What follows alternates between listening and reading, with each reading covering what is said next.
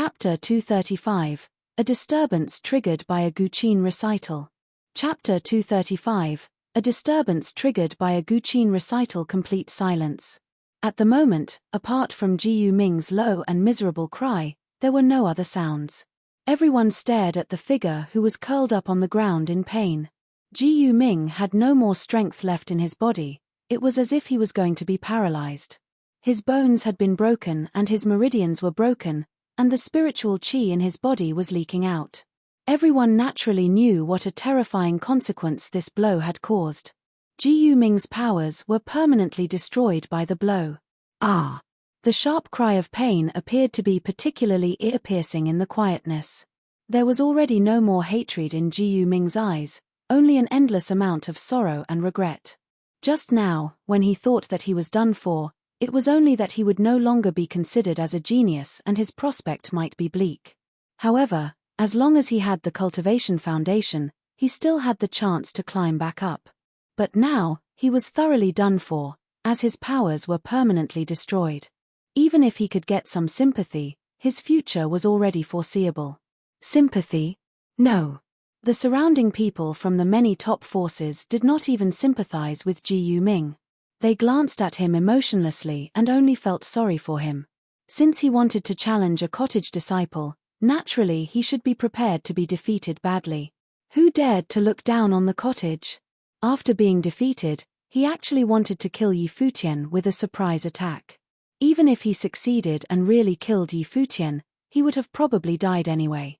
Since he was so impetuous, he certainly had to pay a price for it. Ji Yuming's action was too foolish. It was only that nobody had expected Yu Sheng to be so irritable and decisive. He walked over directly, and without any hesitation, he permanently disabled Ji Yuming with one punch. He did so in front of everyone from the Donghua clan. At the moment, the people from the Donghua clan looked as bitter as possible. The breath spreading from their bodies were extremely cold. Today, they wanted to disgrace the cottage.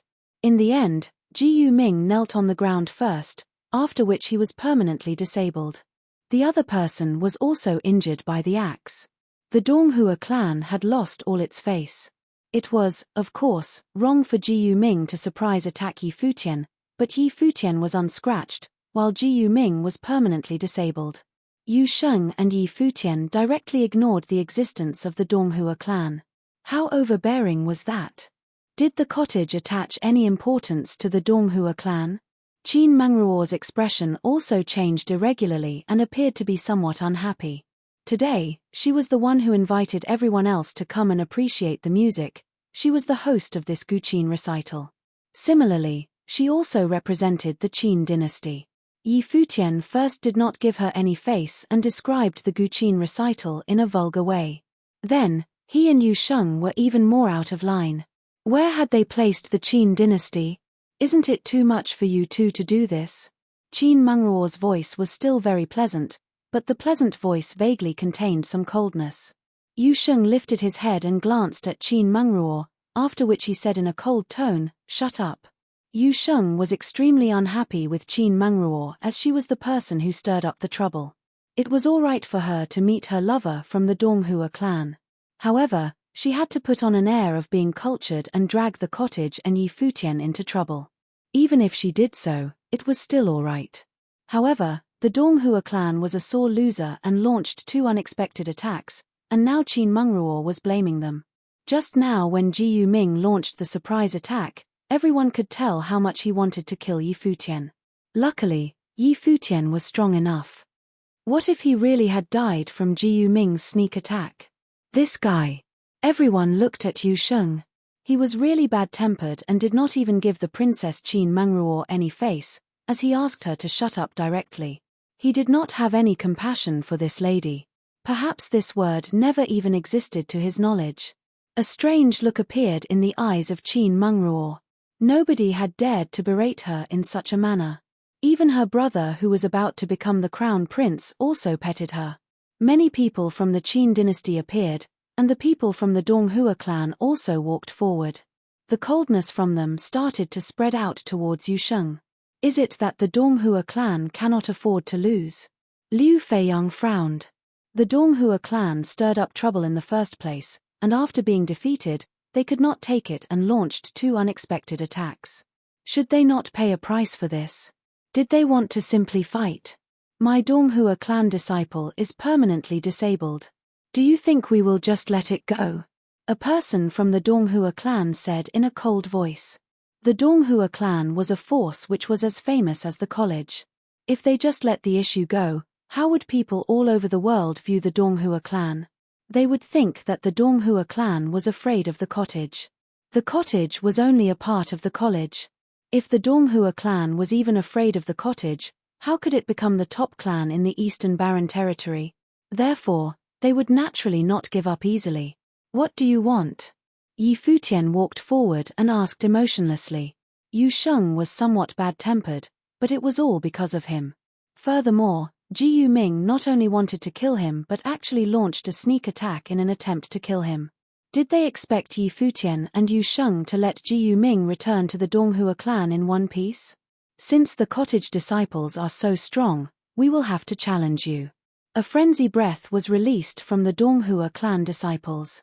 In an instant, the spiritual qi in the entire region went completely wild. A few Donghua clan disciples stepped forward. An odd expression appeared on the faces of the people from the different top forces. At first, it was a simple Guqin recital, but now the event seemed to be getting out of hand. If the Donghua clan disciples really started to attack Yi Futian and Yu Sheng, then since there were only 2 people from the cottage here, they would definitely be at a disadvantage. Take him down. The people from the Donghua clan stared at Yu Sheng coldly. Since he had disabled a Donghua clan disciple, how could they let this go easily? Yu Sheng, the woodcutter of the cottage, would naturally need to provide justification. Wood elemental spells swept towards Yu Sheng. They blotted out the sky and enveloped his body in an instant. Yu Sheng raised his head and looked at the vines which were gushing towards him in the sky. Then, devil-like wings bloomed out again and spiritual qi turned into a huge golden axe. Stomping on the ground, his body ascended into the air directly and the battle axe struck out. His actions were extremely quick and the light from his axe flooded the sky, cutting the vines into pieces continuously. Dong! A loud sound was heard and a large ancient clock appeared in the sky. When Yu Sheng chopped all the vines apart, the enormous ancient clock fell from the sky. It was the realization of Dharma of a cultivator. The astonishing gravity spreading from it pressured Yu Sheng's body and the power released from it was enough to make Yu Sheng collapse. Feeling the might of the ancient clock, Noble Will burst out from Yu Sheng's body and fused into the battle axe in his hand. Then, he hacked towards the ancient clock in the air. Following a loud bang, a crack appeared on the ancient clock as it was blown backward. Almost at the same moment, a golden rope swept towards that area like a thin snake and started to wind around Yu Sheng. Yu Sheng struck out his battle axe continuously onto the rope, but the rope did not seem to have experienced any force. When the battle axe hit, the rope would bounce back directly as if it was very soft. Yu Sheng started to spin gently in the sky, and the battle axe turned into many afterimages as if he was a real woodcutter. When the rope was hit, it snapped immediately and did not have the chance to be bounced off at all. However, the rope seemed to be infinitely long and gushed towards Yu Sheng constantly, blotting out the entire sky. The spells flew towards him endlessly, as if he would never be able to smash them all. The ancient clock vibrated again and pressed down on Yu Sheng. Not only that, other spells were attacking Yu Sheng as well. The people from the Donghua clan stood proudly in the air and surrounded Yu Sheng, wanting to take him down. Below them, Ji Yuming was also brought back by some people from the Donghua clan. Such a strong guy. Everyone gazed at Yu Sheng who was in the sky. Yu Sheng's wild combat abilities were clear to them as he could deal with a few cultivators from the Donghua clan whose levels were higher than him. If he was to fight someone of his level, nobody from the Donghua clan would be able to face him. Indeed, someone who could display 4 nobles on the Mirror Mountain stone wall had to be extraordinary. Yi Futian looked extremely unhappy. The Donghua clan actually jointly attacked Yu Sheng. They wanted to deal with Yu Sheng by using the permanently disabled Ji Yuming as an excuse. Liu Feiyang and Liu Chenyu each took a step forward. Qin Mengruo looked at them and said emotionlessly, This issue is between the Donghua clan and the cottage. Does the Liu kingdom also want to participate? It was not just Qin Mengruo, the top-tier Dharma plane cultivators from the Donghua clan who were not participating in the fight also glanced at Liu Feiyang and his team. Yi Futian stared at Qin Mengruo and his look turned increasingly cold. Previously, he was unhappy with her only because she dragged him into the trouble. But at the moment, he was not merely unhappy. Go and find the fifth brother, Yi Futian said to Liu Feiyang. If the Donghua clan wanted to use this as an excuse and deal with them, he and Yusheng naturally could not resolve the conflict. At the side, there were still many top-tier Dharma plane cultivators holding the line. Furthermore, there was also the best musician among the young generation besides them. Okay. Liu Feiyang nodded, after which his body flashed and he left the place. He knew well what kind of people cottage disciples were like. Since the Donghua clan wanted to do this, the entire matter was already not as simple as the juniors merely fighting and learning from each other. The people from the Sword Saint Mountain looked at each other. They had some relationships with the cottage, but all the people present at the place were juniors, and nobody dared to get involved in the matter easily. Even the college did not step up. The people from the college in this place were led by Su Muge and Tang Yi. However, both of them had always disliked the cottage and were unhappy with Yi Futian as well. Therefore, the college which was supposed to take actions also stood at the side. As for the other forces, they naturally would not care. The conflict involved three major forces: the Qin dynasty, the Donghua clan, and the cottage. Under such a circumstance, who would dare to get involved in this disturbance easily? Seeing that they could not win after a long time, another 7th-level Dharma plane cultivator from the Donghua clan walked out and started to attack Yusheng. Clearly, the Donghua clan was determined to take Yusheng down.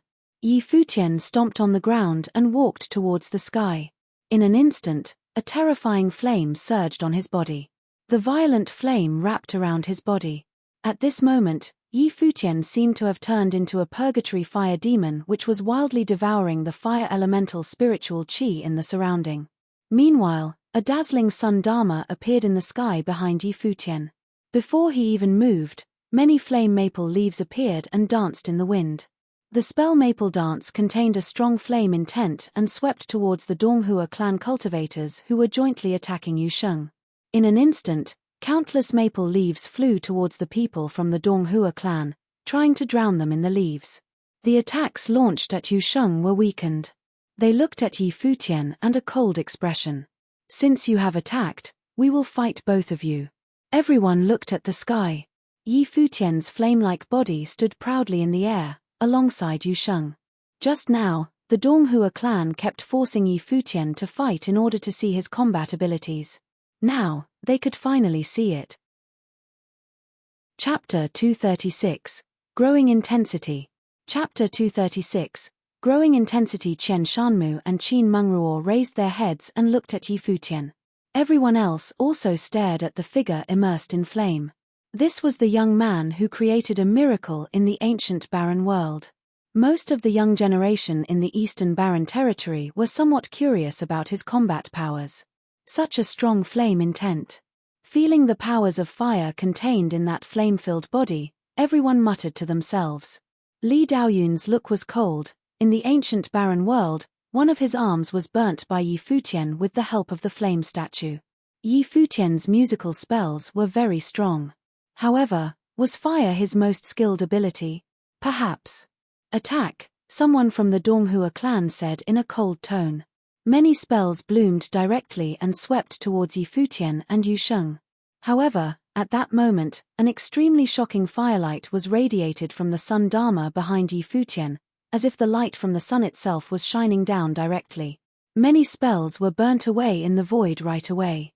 Even more terrifyingly, several ancient characters seemed to bloom in the Dharma. Fire, flare, blaze. In the eyes of some low-level cultivators from the Donghua clan, flame intent seemed to appear and the ancient characters turned into willpower, charging directly into them. They gave out a miserable scream and closed their eyes in pain as blood erupted from their eyes. In the meantime, some people started to burn. The terrifying ancient characters, with the help of the willpower, charged directly into their bodies. Some splashing sounds were heard. A few Donghua clan cultivators skilled in water elemental abilities cast water spells which enveloped everyone's body. Ice fell onto them to extinguish the fire, but a few people were still injured. Everyone's heart trembled. The people who were injured even included one who was in the 6th level Dharma plane. He actually could not even bear the light from Yi Futian's Dharma. Bang! An even more violent flame breath was released. Magma seemed to have appeared in the sky and turned into a sea of fire. Golden divine flames started to burn on Yi Futian's body, which was showering in an endless amount of fire. The light from his Dharma was similarly like divine flames. His Dharma had been fused with the Book of Flames from the ancient Luolan relic in the ancient barren world. All the ice seals in the place were lit with the light from the divine flames. Then, the power of the ice dissipated and turned into a sea of fire. Yi Futian's body flashed and turned into an afterimage. He was skilled at using the noble will of different elements, including wind intent. Since he was able to travel with the wind, he was extremely fast. A cultivator from the Donghua clan felt the threat and backed away quickly. Then, the light of Dharma enveloped his body and the flames seemed to be engulfing him. Yi Futian slapped out with his palm, and the other person raised his hands in an attempt to resist. Following a loud bang, the cultivator was blown backward and a horrifying firelight glittered on his body. As the flaming ancient characters appeared faintly, his body began to burn. Be careful. A cultivator who was skilled in water elemental powers instantly landed before him and used a water spell to seal his body with ice. Otherwise, he would be burnt to death instantly. The 6th level Dharma plane cultivator, who was 2 levels above Yi Futian, could not even withstand a blow from him. Dong! Accompanying a loud bang, the huge clock struck towards Yi Futian and an incredibly heavy power pressured his body. Yu Sheng stepped forward, but other spells started to sweep towards him. There were other people who were attacking him. Yi Futian looked at the ancient clock which was flying over, and a moon appeared behind him. The sun and the moon alternated, while coldness and hotness spread out simultaneously, turning into an appalling yin and yang vortex. The ancient clock which was dashing over was sometimes filled with ice and sometimes with flames. The two different wills flew on the surface of the ancient clock and ancient characters seemed to appear vaguely on it. The expression of the cultivator who had released the ancient clock Dharma changed as he felt an extremely horrifying aura. He controlled his will and wanted to take his Dharma back. The light from the sun and the moon poured down continuously and landed on the ancient clock Dharma. Gradually, the ancient clock froze and stopped. Clear cracking sounds could be heard as cracks started to appear on the clock. No, a 7th level Dharma plane cultivator from the Donghua clan screamed. Just as his voice died away, cracking sounds started to spread out continuously. His Dharma crushed into pieces, and his life spirit which had been fused with the Dharma was also destroyed along with it. The Donghua clan cultivator gave a miserable cry and spat out a mouthful of blood. His face turned completely pale as he fell down from the sky. So strong.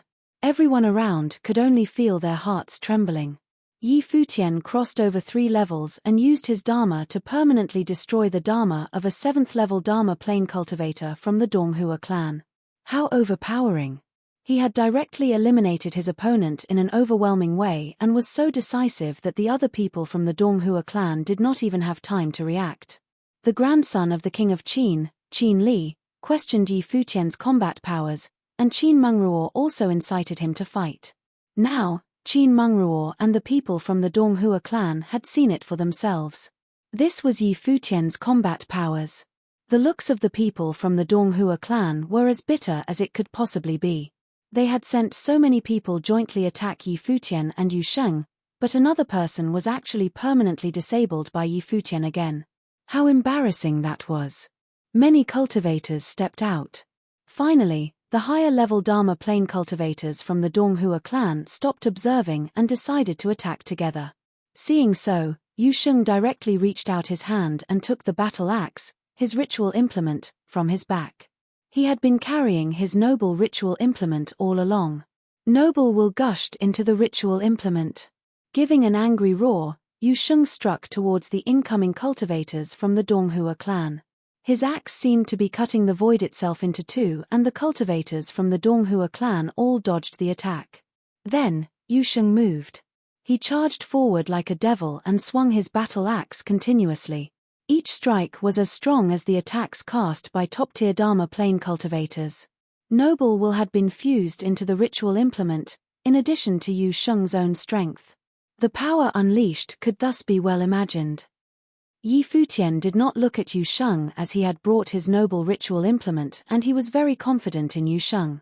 The twin Dharma, the sun and the moon, continued to release terrifying powers and strike at the few Donghua clan cultivators who had previously fought.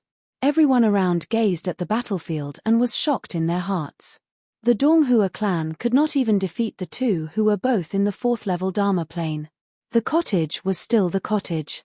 It would probably be very difficult for the Qin dynasty and the Donghua clan to crush the legend of the cottage. Qian Shanmu frowned gently and a tinge of disappointment appeared on his face. Then, he took out the bamboo flute and played it near his lips. The music of the flute spread out and traces of invisible spiritual powers moved towards Yi Futian and Yu Sheng directly. In that instant, Yi Futian only felt traces of sharp noises piercing into his ears, disrupting his spiritual energy directly. He could not even form the spells that he wanted to cast. He frowned tightly and glanced at Qian Shanmu, his look extremely cold. Qian Shanmu was one of the 2 best geniuses in the Donghua clan and was honored as the best musician among the young generation in the Eastern Barren Territory. He actually chose to attack at this moment. An even more violent aura bloomed from Yi Futian's body as his spiritual energy resisted Qian Shanmu's musical attack. Stomping his foot, he did not use any spells but instead slapped his palm out at a cultivator from the Donghua clan. The radiance of the ancient characters flashed on his palm, which seemed to be able to melt everything. His palm collided with the fist of the Donghua clan cultivator, after which the cultivator cried in pain as his arms started to burn. Seeing the scene, the pupils of everyone contracted slightly. Was this his response towards Qian Shanmu's intervention? The flute's music turned rapid. At this instant, Yi Futian felt like many green snakes had appeared and were biting him. His spirit felt a wave of numbness and pain which was extremely uncomfortable, while his head felt like it was going to explode. He used his strong spiritual will to resist the music, but the musical attack was everywhere and undefendable, continuing to enter his ears. Even the flames around Yi Futian were dissipating and he stood stiffly in the air, as if he was suppressed by the musical attack. At the moment, an attack spell from a Donghua clan cultivator flew over. Following a loud bang, Yi Futian gave a muffled humph. Even though his physical body was strong, he still spat out a mouthful of blood uncontrollably as his body was blown backward. Yi Futian was enduring both physical and spiritual attacks. Yu Sheng gave an angry roar. He had similarly felt Qian Shanmu's musical attack. At the moment, an extremely terrifying light appeared around his body, as if it was the light from a devil. A set of barbed armor emerged from his body and slowly wrapped around him, covering his body and turning into real devil's armor. The pair of horrifying devil wings was attached to the armor as if they fit inside perfectly. This is. Everyone looked at Yu Sheng in astonishment. Even his eyes were glittering with gloomy golden light as if they were the monstrous eyes of the devil. An incredibly appalling current flew on his body. At this moment, the noble battle axe in his hand seemed to be totally activated and a shocking power spread from it. Ignoring Qian Shanmu's music, Yu Sheng struck out with his axe. Immediately, a sky-severing beam of light appeared in the space before him. In just an instant, blood bloomed out in the sky. Several cultivators screamed in pain as they backed away hurriedly. Some got their arms cut off, while others had their dharma destroyed. Everyone was shocked by the attack. Even though Yu Sheng had used the noble ritual implement, he was in the 4th level dharma plane after all and actually managed to burst out such an incredible attack. The way he struck his axe out was still like he was cutting a piece of wood, but the cultivators from the Donghua clan seemed to have become his wood and were easily cut apart. Was he mad because Yi Futian was injured? Qian Shanmu's look was finally no longer calm. Although he had participated in the fight, a few people from the Donghua clan were actually still injured. As a top genius in the Donghua clan, this was quite embarrassing for him. At the moment, Many figures were whizzing over from afar. The battle here had only gone on for a short period of time, but its effects were rather devastating. The people who arrived first were from the Qin dynasty and the Donghua clan. Today Qin Mengruo and Qian Shanmu were meeting at the place and they were all paying close attention to it. Therefore, they were the first to reach. However, after they arrived they realized that this was not like a Guqin recital. More than half of the people from the Donghua clan were actually injured, a few were permanently disabled and some lost their arms. Seeing such a scene, the anger of the cultivator from the Donghua clan who had just reached could be easily imagined. His look was extremely cold as he glanced at Yu Sheng, who was in the air holding the noble ritual implement. A terrifying light was still being emitted from the battle axe. He actually dares to act so wildly here. Bang! A noble plain cultivator stepped out. In an instant, a terrifying might enveloped Yu Sheng. Yu Sheng lifted his head and stared at the figure, his look was still very cold. The noble was filled with rage at the moment. Raising his hand, he slapped out directly and the frightening palm print seemed to be crushing everything. Yu Sheng roared in anger and lifted the battle axe in his hand, striking it out. However, how could he block a real noble? The palm print crushed everything and eliminated the light from the axe. Falling down, it hit Yu Sheng. In just an instant, Yu Sheng was blown directly towards the ground and could not resist the attack at all. Chapter 237, Getting Serious. Chapter 237, Getting Serious. Bang! Following a loud bang, Yu Sheng's violent body was slapped down by the palm print, and even the ground cracked directly. It was clear what a powerful attack he had just endured. Spit. He spat out some blood. Everyone noticed that even the armor on Yu Sheng's body had split apart. The noble plain cultivator had attacked in anger. The power of his attack could thus be well imagined. When a noble plain cultivator fights a Dharma plain cultivator, there is no suspense at all. The fact that Yu Sheng could take a hit without dying already showed that his defense was outstanding. Yu Sheng. Yi Futian dashed out and appeared in front of Yu Sheng. At the moment, Yu Sheng was lying on the ground. He stood up with some difficulty and said in a low tone, "I'm all right." Just as he finished speaking, he spat out another mouthful of blood uncontrollably and his body fell onto the ground. He took a hit from a noble. It was already fortunate that he did not die. Even Yi Futian's body was trembling gently as he used his shaking hands to support Yu Sheng. Lifting his head, he stared at the noble who was in the air. His eyes were extremely icy. In the sky, the noble looked at Yi Futian's eyes and actually could not help but have a strange feeling. From those eyes, he saw a coldness that would disregard everything. He felt that if the young man was to grow up, the young man would definitely try to kill him at all costs. A cold killing intent spread out from him. He also seemed to have realized what he had done. He had almost killed someone from the cottage. However, he did not regret this. When he reached the place, he saw the people from the cottage showing off their powers, while many disciples from the Donghua clan were either crippled or permanently disabled. Even if they were cottage disciples, how could they dare to act so arrogantly? The Donghua clan was similarly one of the top 3 forces in the Eastern Barren Territory. On the other hand, the cottage was only part of the college, and the people from it actually dared to be so savage. Feeling the killing intent spreading out from the noble in the air, everyone from the various forces realized that this Guqin recital disturbance seemed to be getting out of hand. Several people from the Donghua clan were permanently disabled, and several were severely injured. However, it was the Donghua clan which kept forcing the cottage to fight. Yu Sheng and Yi Futian were merely counterattacking. Now, not only did the Donghua clan cultivators jointly attack the cottage disciples, but even a noble had attacked. He suppressed Yu Sheng with one palm and almost killed him with the slap. At the moment, he even displayed his intent to kill them. How could the cottage let this go easily?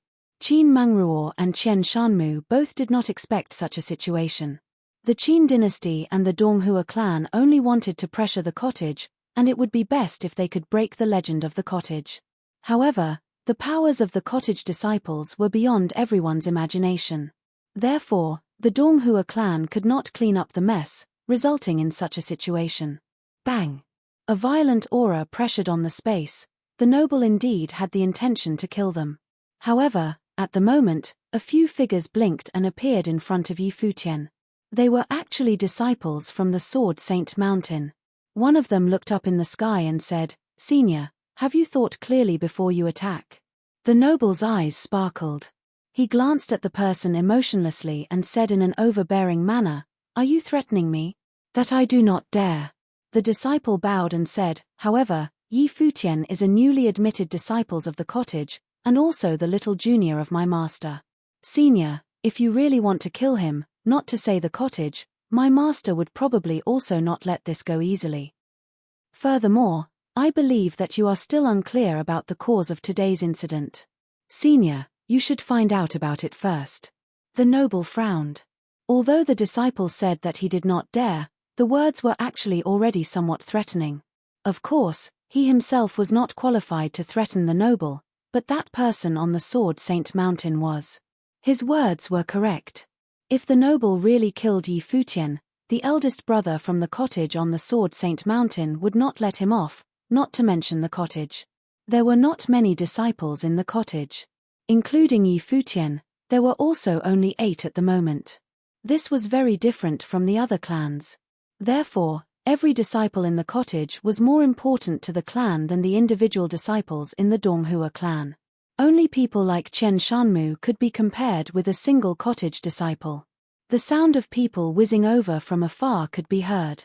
The battle here had attracted the seniors from various forces. When they saw the situation at the place, a weird expression appeared on their faces. Was there a conflict between the Donghua clan and the cottage? Another few people flew towards the place. The looks of everyone on the spot became more serious. The people from the college had arrived. The 5th disciple of the cottage, Luo Fan, had also come. The college senior, Sichu Wu, went beside Su Muge and Tang Yi, while Luo Fan appeared beside Futian and Yu Sheng. Behind them, Liu Feiyang and Liu Chenyu had also come. They explained to Luo Fan what happened in the simplest way. Luo Fan and Sichu Wu both saw the injured Yu Sheng. Futian had also suffered minor injuries which were not obvious, but Yu Sheng was severely injured, and his injuries could be noticed in just one look. "You have been watching here all the time?" Sichu Wu glanced at the college disciples including Su Muge and Tang Yi. All the people from the college looked rather awkward. Although the cottage was kind of isolated, it was part of the college after all. There was a conflict between the cottage and the Donghua clan, but the college disciples did not intervene. It was indeed disgraceful. "You did it." At the other side, Luo Fan saw Futian staring coldly at the noble in the sky and vaguely knew what had happened. Did a noble from the Donghua clan attack Yu Sheng? "Your cottage disciples are too unbridled," the noble in the sky said coldly. Luo Fan's look was very calm, but from the calmness, he could faintly feel that a terrifying storm was brewing, as if it could erupt at any moment. "Look after them," Luo Fan turned back and said to Sichu Wu. "Okay." Sichu Wu nodded and Luo Fan stepped forward. Bang! An incredibly violent flame intent instantly swept across the vast space. In an instant, everyone present felt an increasing temperature, as if the entire world was turning extremely hot. They actually started to sweat. Everyone saw that on Luo Fan's body, an illusory flaming radiance was flowing. It did not look like real flames, but it seemed even more terrifying than real flames. The illusory flames soared into the sky, and even the space around it seemed to have merged with them. Fire elemental spiritual chi turned into the illusory flames which burned in the sky. Hot. At this moment, everyone could only feel extremely hot and somewhat manic, as if they were placed on a stove. At the moment, a noble stepped out. He was from the Qin dynasty, and he said, "Today, both parties have been injured. How about we stop for now and discuss?" "There is no room for discussion." A cold voice spread from Luo Fan's mouth. If the cottage disciples lost in a fair fight, they would accept it as they were less skilled than their opponents.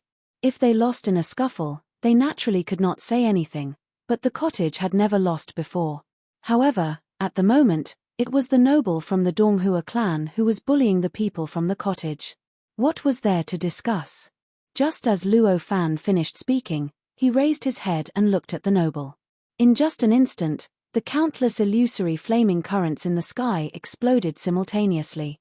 Immediately, a wave of catastrophic flames enveloped the space directly, centered at the noble in the sky. The endless power of fire seemed to have turned into a stove. The noble in the sky seemed to be burning.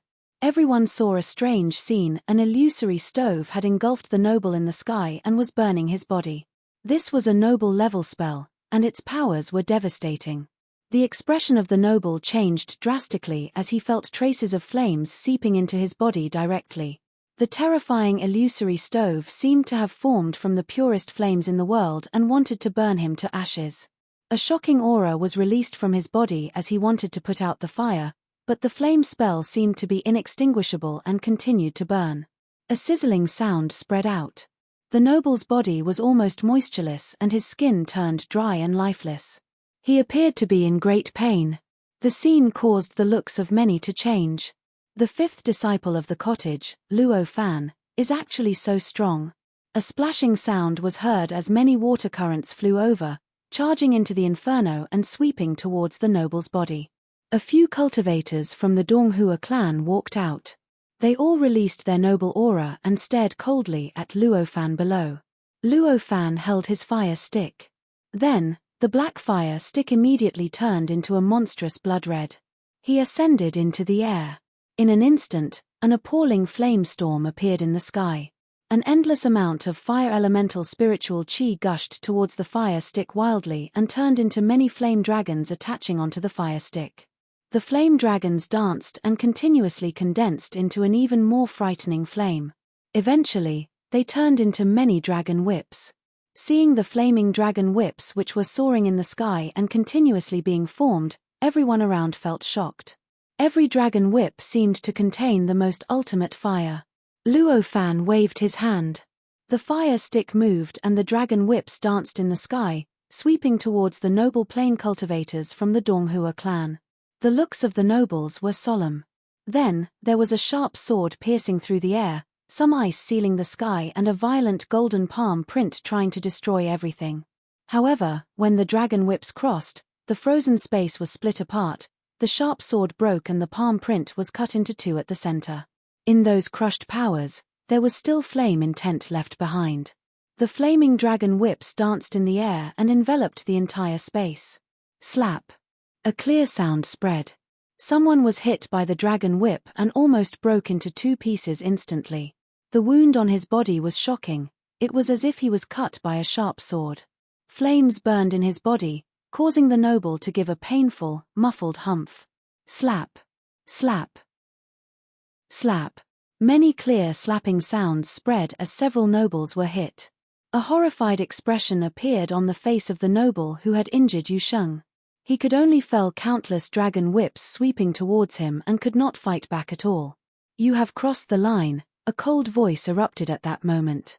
An extremely terrifying aura bloomed and a shocking trace of sword intent burst out behind the noble. Then, everyone saw the flaming dragon whips being cut apart and turning into countless flames which danced in the sky. An elderly figure held a sword and stood proudly in the air. He looked at Luo Fan and said, "Luo Fan, this is the Qin Imperial Palace." This person was a strong noble from the Qin dynasty. At the moment, the stronger nobles from the Donghua clan also walked over and stared coldly at Luo Fan. Everyone knew that even though Luo Fan was extremely strong, there was also not much that he could do. The Qin Imperial Palace, right? Luo Fan glanced at the many nobles in the sky and said, "Today, this issue is really serious." Chapter 238, Attending the Ceremony. Chapter 238, Attending the ceremony. The Qin dynasty and the Donghua clan were two top forces. They had sent a noble plain cultivator and many Dharma plain cultivators to deal with Yi Futian and Yu Sheng, both of whom were in the 4th level Dharma plane. The cottage had never been bullied in such a way. The issue was serious. Hearing Luo Fan's words, the people around also realized that the matter was really going to get out of hand. The fight between juniors could perhaps still be controlled, but a noble overpowered the people from the cottage directly and almost killed Yu Sheng with a slap. How could the cottage let this go? A fight between juniors had turned into a fight between nobles. After that, it would probably be a fight between the two forces. The many nobles in the sky looked at Luo Fan and their looks turned serious. The elderly person said, "Today, I think that both of the parties have made mistakes. How about you give the Qin dynasty a face, sit down and let us mediate the issue?" Today, nobody gave the cottage any face. Luo Fan sneered, then looked at the people in the sky. He pointed at the noble who had attacked Yu Sheng and said, "I only ask this, are you going to give him to us?" The elder from the Qin dynasty frowned. Luo Fan was somewhat supercilious. The people from the cottage indeed have the same character, supercilious and arrogant. "I have not asked you yet. So many of my Donghua clan disciples are injured. How do you pay for this?" A strong noble from the Donghua clan stepped forward. He glanced at the horrible sight of the Donghua clan disciples and asked in a cold tone. They were bullied by two fourth-level Dharma Plane juniors to such an extent. "You actually still have the face to ask?" Luo Fan smiled and said, "You really deserve the name of the top clan in the Eastern Barren Territory. Terrific." His words were somewhat grating. A group of Dharma Plane cultivators from the top clan in the Eastern Barren Territory lost so badly to two fourth-level Dharma Plane cultivators. If this news spread out, it would be embarrassing. Moreover, it was the people of the Donghua clan who started this fight. Our Qin dynasty invited everyone to come and observe the ceremony. Tomorrow is the day when the crown prince will be conferred. Does the cottage really want to cause trouble at this point? The elder from the Qin dynasty looked at Luo Fan and said, "It would be impossible for the Donghua clan to hand over their member just because of Luo Fan's words, especially when the person was a noble." "Oh, so I am the one causing trouble." Luo Fan smiled and turned around.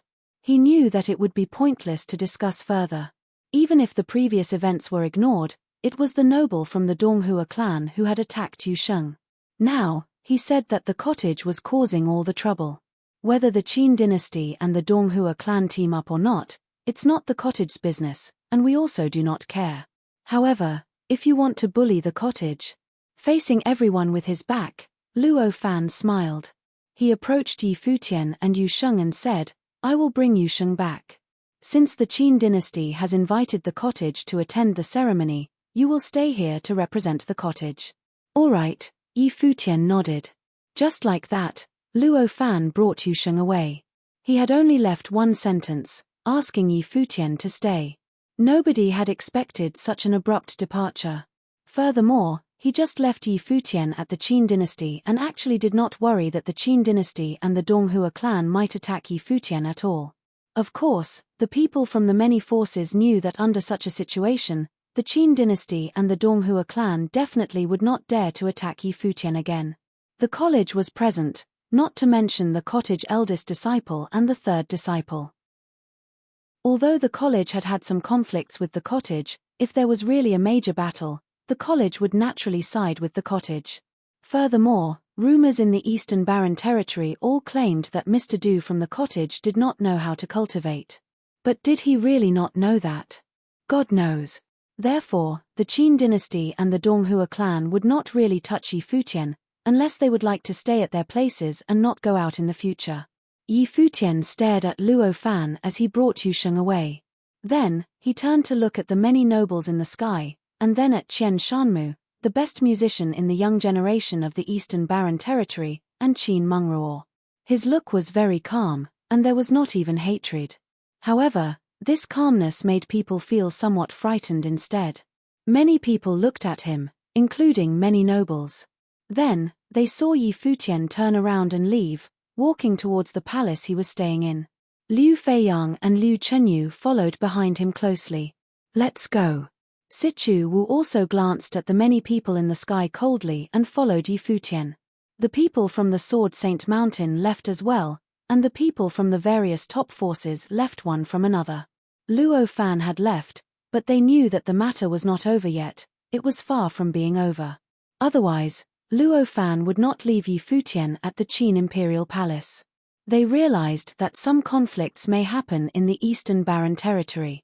As to what extent the conflict would reach, nobody could predict it at the moment. However, Judging from the situation when the cottage eldest disciple and third disciples went down the mountain, it was definitely going to be serious. Of course, it would certainly not be like the two disturbances during that time.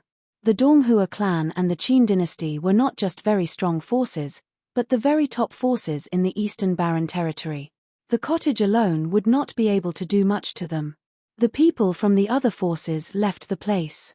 Only people from the Qin dynasty and the Donghua clan remained at the area. The atmosphere at the moment was somewhat tense. A noble from the Donghua clan looked at everyone below and asked, "What actually happened today?"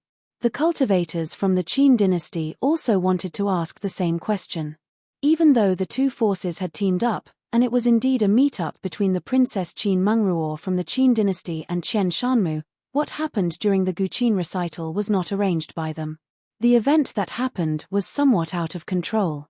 Below, a strange look flashed in Qin Mengruo's eyes. The incident on that day was caused by her. It's meaningless to look into this now. At the moment, a figure walked over. It was the grandson of the king of Qin, Qin Li. He looked at the nobles in the sky and said, "Today, the people from the Donghua clan are defeated so miserably, but you are instead threatened by the cottage. This does not look like the top clan in the Eastern Barren Territory." The people from the Donghua clan all felt very embarrassed. Just like what the king's grandson had said, the Donghua clan was even more tragic than the cottage today. A few of their nobles were overpoweringly injured by Luo Fan, not to mention their Dharma plane cultivators. Under such a circumstance, their momentum seemed to be totally suppressed, and they had been threatened by Luo Fan. "I want to see, what can the cottage do?" a noble from the Donghua clan said coldly. They did not continue to investigate the cause, because that was no longer important. "I believe that the Donghua clan will show the imposing manner which the top clan in the Eastern Barren Territory should," the king's grandson smiled and said. Then, the people from both parties also started to leave separately. The people from Donghua nodded and left the place. Qin Li looked at Qin Mengruo and said, "Little aunt, how is Qian Shanmu?" Although Qin Mengruo was one generation older than Qin Li, their ages were actually quite similar. Qin Mengruo was the princess, while Qin Li was the son of Qin Yu, the elder brother of Qin Mengruo. Qin Mengruo's eyes sparkled as she thought of Qian Shanmu. She nodded lightly and said, "Not bad. That's great." Qin Li smiled gently. Qian Shanmu is one of the two most gifted geniuses in the Donghua clan. Now, the other person is already a towering figure in the Eastern Barren Territory, and Qian Shanmu is the only key training target of the Donghua clan. In the future, he will definitely become one of the most accomplished people in the Eastern Barren Territory. "Little aunt, you will not suffer because of this." Qin Mengruo nodded lightly. In fact, because of her identity, she did not have many choices when selecting her partner. She could only choose among the brightest people in the various forces.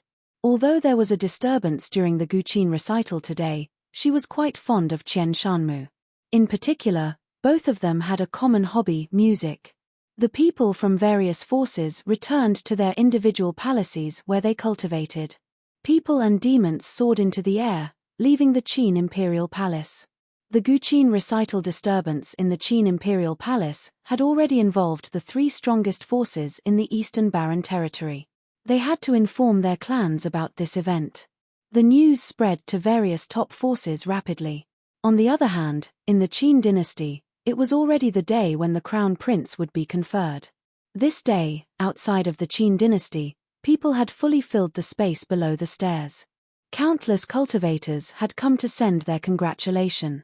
However, apart from the various top forces in the Eastern Barren Territory which were invited and could enter the Qin Imperial Palace, only the very strong forces in the Qin dynasty were entitled to enter the palace and observe the ceremony. In addition, only the leaders of the forces could enter. The gates of the Qin Imperial Palace were open. Many cultivators with outstanding temperaments stepped in one after another. They followed the path in the palace and walked towards a hall in the deeper part of the palace. Here, many people had already arrived. The people from the various top forces were sitting on the viewing platforms on the two sides. In the middle, many dignified and burly armored warriors were standing in a neat row, looking frightening. Behind them were the lords and nobles of the Qin dynasty who had come to observe the ceremony. Moving further forward, there was a throne. The Prince Qin Yu had already arrived. He stood in front of all the lords and nobles below the throne, waiting to be conferred. Many people looked at Qin Yu. This former genius had already grown up to become one of the strongest cultivators in the Eastern Barren Territory. He was one of the best in his generation and was as famous as the genius from the Donghua clan and the third disciple from the cottage. Today, he would be conferred as the crown prince of the Qin dynasty. In the future, he would control the Qin dynasty and become the most powerful person in the Eastern Barren Territory. The people from the various top forces had all reached and they sat on the viewing platforms. Futian had also arrived. He was with the college, and he represented the cottage.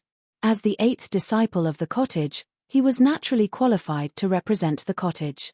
The cultivators from the Liu Kingdom and the Sword Saint Mountain were sitting beside him to observe the ceremony. At the moment, the thoughts of the people from the various forces were different. If the event on the previous day did not happen, the ceremony today would surely be a ceremony. There would be no twists and turns. However, because of the disturbance on the previous day, a shadow had been cast over the conferment of the Qin dynasty crown prince today. Nobody knew what Luo Fan would do after going back, and nobody knew what the cottage would do either. According to the style of the cottage, they would surely do something. The Donghua clan was closest to the seats in front and was very close to the Qin dynasty. From their positions, their relationship with the Qin dynasty could vaguely be felt. The king's grandson, Qin Li, and the Princess Qin Mengruo were naturally here as well. They both stood behind Qin Yu, who was the first person in front. Qin Mengruo looked at the crowd and then Qian Shanmu, and both of them glanced at each other. Then, Qin Mengruo nodded gently and Qian Shanmu similarly smiled in return. They withdrew their stares very quickly. It was not rude and appeared to be just nice. Qin Mengruo glanced at the college and the cottage again and her eyes were uncontrollably locked onto Futian, who had left a deep impression in her mind during the battle on the previous day. She saw that at the moment, Futian was extremely quiet and just sat there in silence, as if he was really just an ordinary guest who had come to observe the ceremony. Chapter 239. Coming for Someone. Chapter 239. Coming for Someone. Sunlight bathed the Qin palace, filling the sacred ancient palace with majesty. In the main hall, a figure walked to the throne step by step. He was an old but majestic man wearing the royal robe. His eyes were full of stateliness too. He went to the throne and looked to the crowd. People didn't dare to look into his eyes. He was the king of the Qin dynasty. As soon as the king sat in the throne, the armored soldiers and nobles all knelt on one knee before him. Your Majesty. The people in the seats all stood up and slightly bowed to show their respect to the king. The king of the Qin dynasty was one of the most powerful men of the Eastern Barren Territory. Therefore even the other top forces needed to salute him. Welcome you all, said the king. Please take a seat. Everybody looked up and saw his smiling face. The king continued, It is my honor to have you coming here from afar. Your Majesty. A strong cultivator of the Donghua clan smiled and bowed politely. It is our honor to witness this grand ceremony. No need for polite small talk. The king laughed. Declare my words. A strong cultivator beside walked out with the edict in his hands. He declared loudly, as per the king of the Qin dynasty's orders, it shall be known to all that Qin Yu is now the crown prince of the Qin dynasty. His voice transformed into powerful sound waves that echoed throughout the whole palace. As per the king of the Qin dynasty's orders, it shall be known to all that Qin Yu is now the crown prince of the Qin dynasty. The voice could even be heard outside the palace. The people under the steps all looked up, their eyes brightened. Qin Yu was declared to be the crown prince. They knew this was a transition. In the future, the Qin dynasty would belong to Qin Yu. The most dazzling genius of the Eastern Barren Territory, Qin Yu, was finally at the forefront of the Qin dynasty. He was going to dominate the future of the Eastern Barren Territory. Those armored soldiers and nobles knelt again, together with countless people in the palace complex, faced towards the king. Crown Prince Qin Yu climbed the steps and accepted the edict. He stood beside the king and looked at the crowd, bathing in the attention and worship of the entire world. "Congratulations to your Majesty and your Highness," everyone said. Similar voices rang out throughout the palace. For a time, the words sounded everywhere as if the whole majestic Qin palace was shaking. Even people outside the palace were enthusiastic and felt their blood boiling. The sound lasted for a very long while. Standing in the front of everyone in the hall, the king smiled while Qin Yu looked very calm. On the other hand, the eyes of Qin Li, the king's grandson, flashed. He smiled proudly. From now on, his father would go down in history. The father and the son would fulfill their ambitions and bring the past glory back to the dynasty.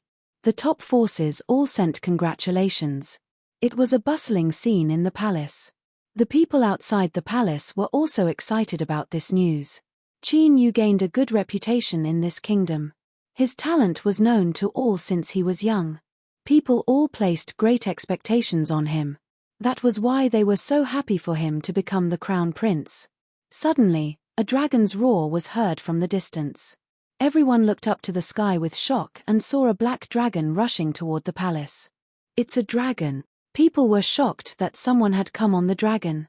The dragon was huge and had a horrible aura.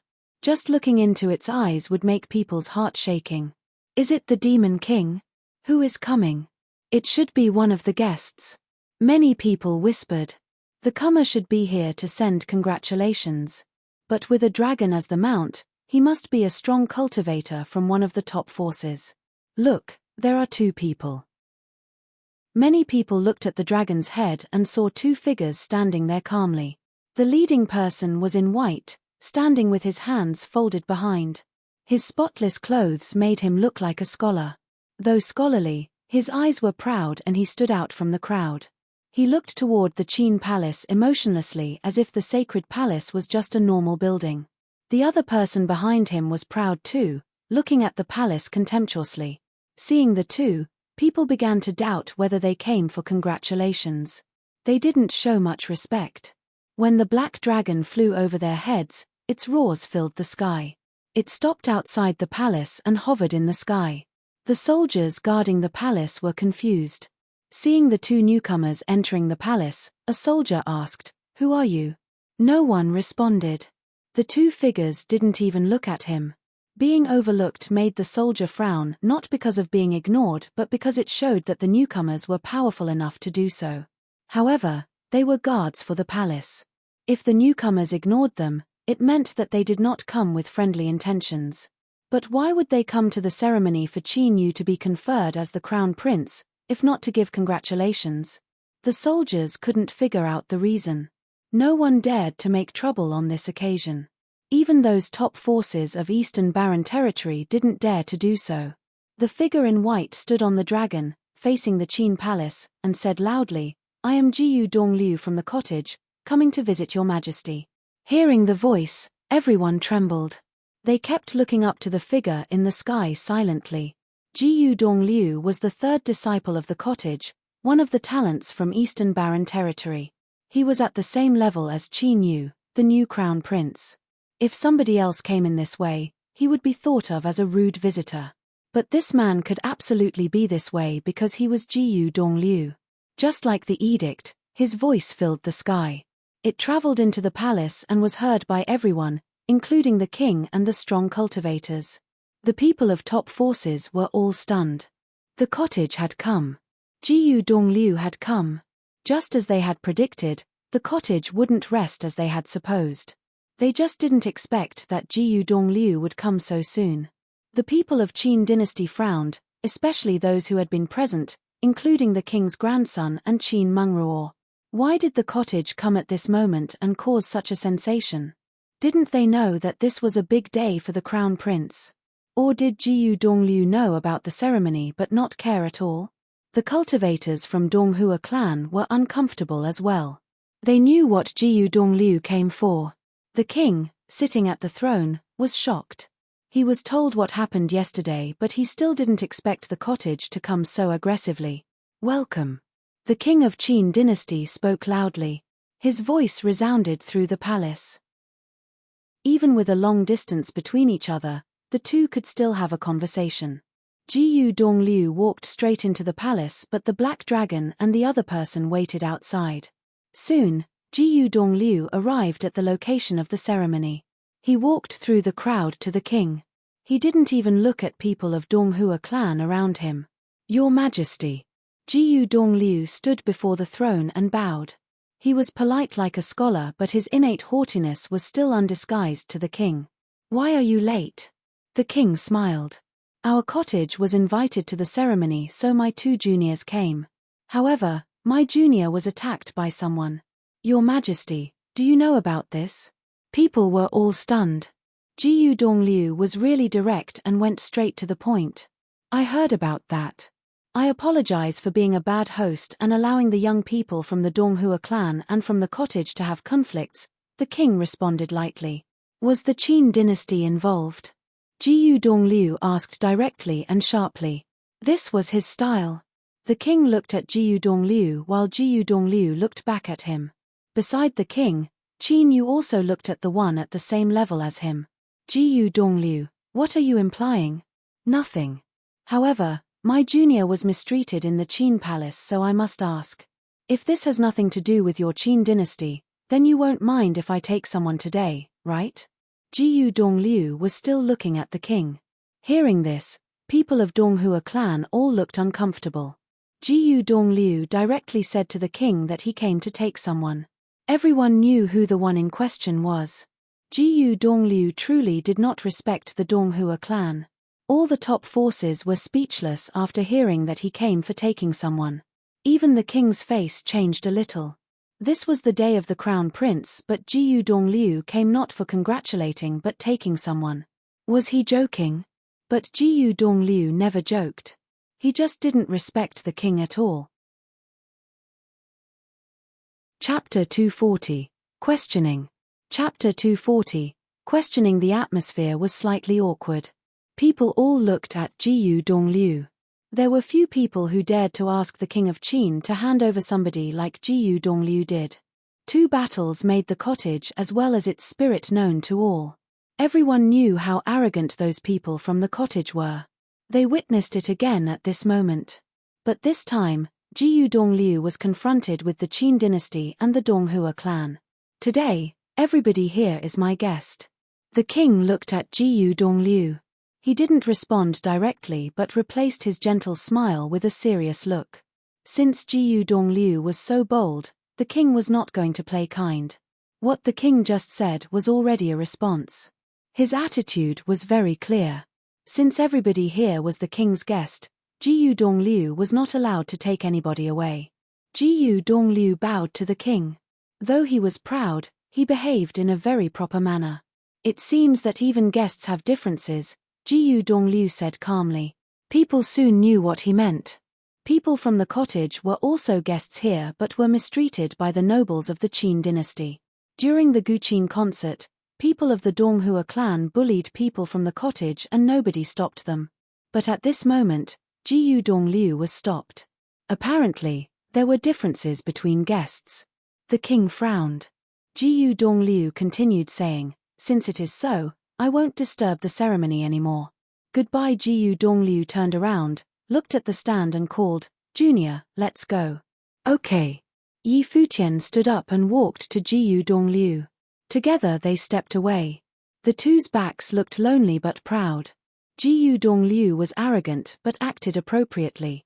No matter how tough he was, he couldn't disrespect the king. However, would the cottage call it an end? The king's grandson, Qin Li, sneered. The Qin dynasty was not the top power of Eastern Baron territory but was even stronger than the Futian sword clan. If the cottage could take anything they wanted, it would be a joke. People from the Donghua clan looked indifferent but were actually very indignant. Jiyu Dongliu was so outstanding.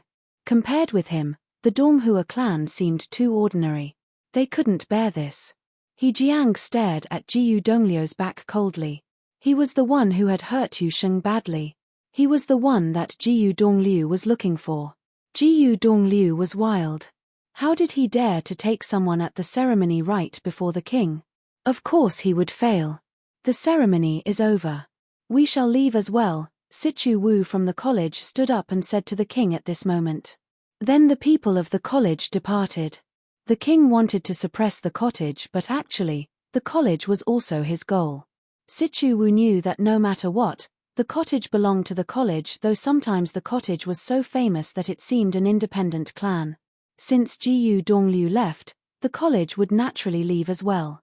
We shall also leave, people from the Sword Saint Mountain also said, bowing. The Sword Saint was a god for the people of the Sword Saint Mountain. He established this clan and turned it into a top power. It wasn't easy, but he succeeded. He was also the first disciple of the cottage. Therefore, the cottage was also a sacred place for them. Their god came from the cottage and became known to all. People from the Sword Saint Mountain knew few disciples from the cottage, but they knew Jiyu Dongliu very well. Jiyu Dongliu had been to the Sword Saint Mountain a few times and had good talks with the Sword Saint. The two were very close. Jiyu Dongliu made his stance clear. The Sword Saint Mountain would naturally support him. The king frowned. Just then, the people from the Liu Kingdom also rose to depart and the king's eyes turned cold. The Liu Kingdom was also on his side. As the three top powers all left, the atmosphere became a little weird. But the king recovered quickly and commented, "Young people are really proud."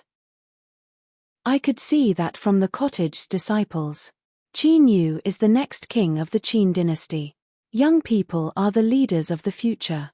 People smiled and nodded. They had their own thoughts, but no one else left. It was unnecessary to offend the king on this occasion. After a while, someone came and bowed, "Your Majesty." "What's the matter?" The king glanced at the comer. Jiyu Dongliu didn't leave, the man reported while bowing. The king's expression changed and the others were confused. "Where is he?" he asked. "He is standing outside the palace, looking in this direction." The king's grandson, Qin Li's smile disappeared. He looked uncomfortable. Qin Yu frowned and looked outside with sharp eyes. Was Jiyu Dongliu challenging the Qin dynasty? Everyone's eyes flashed. This was what the cottage disciples should be like, resorting to force after peaceful means. He had tried peaceful means and made his stance clear that he was not going to disturb the ceremony, so he waited outside of the Qin palace. He wasn't breaking any rule. At this time, a black dragon flew outside the palace with two people on its back. They were Yi Futian and Shui Yi. There were two disciples from the cottage, Jiyu Dongliu and Shui Yi. Luo Fan didn't come this time. Because Yu Sheng was badly wounded, he needed to cook for Yu Sheng and help him recover. Before the black dragon was a figure in white standing in the air. It was Jiyu Dongliu. Outside the palace, people downstairs were looking up to Jiyu Dongliu with a strange look. Not long ago, when Jiyu Dongliu stepped into the palace, people thought he was invited here to the ceremony. But soon he left and took a person with. This person was very handsome and young. He seemed to be just 18 years old. People seemed to have guessed who he was. He was Yi Futian, who became famous in the barren ancient world and then was enrolled into the cottage. Recently, he was in the spotlight. Everyone was talking about him, especially after Qin Li made that comment about him. But they didn't know what had happened in the palace last night. Only those top powers knew. Even so, they still guessed something from the present scene. Instead of attending this ceremony, the cottage's people were coming here for other reasons. Following behind the cottage, the college, Sword Saint Mountain, and Liu Kingdom all walked out. The disciples of the Sword Saint Mountain bowed to Jiyu Dongliu and said, "We have informed the mountain, but before getting the response, we can do nothing right now." "I understand. Just watch," Jiyu Dongliu said. The people of Sword Saint Mountain nodded and stood to the side. The college and Liu Kingdom also stood to the side. The Liu Kingdom's prince and princess were close to Yi Futian, but they couldn't intervene either. Their departure was already enough to make their attitude clear. After another while, a line of strong cultivators came out from the Qin palace led by, not the king, but Qin Yu.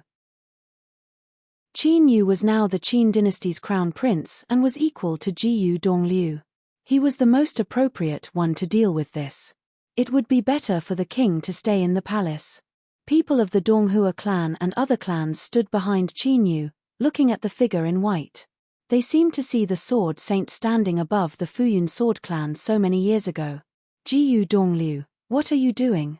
Qin Yu asked coldly, raising his head and looking at the other.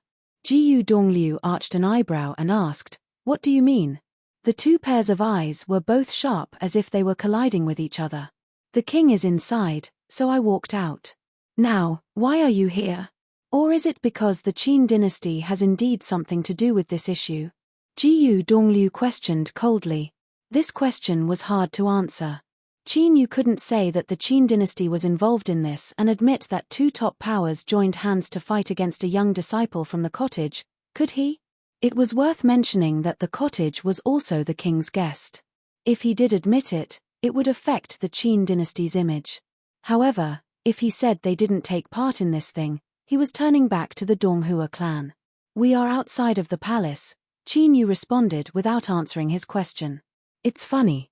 Our cottage's disciple was bullied by the Donghua clan's noble, but nobody stood out to stop it. My fifth brother told me that your people even stopped him from fighting back. Jiyu Dongliu's tone grew sharper. He continued his accusation. Now, I am just waiting outside the palace and you are going to protect the Donghua clan? Your Highness, please explain.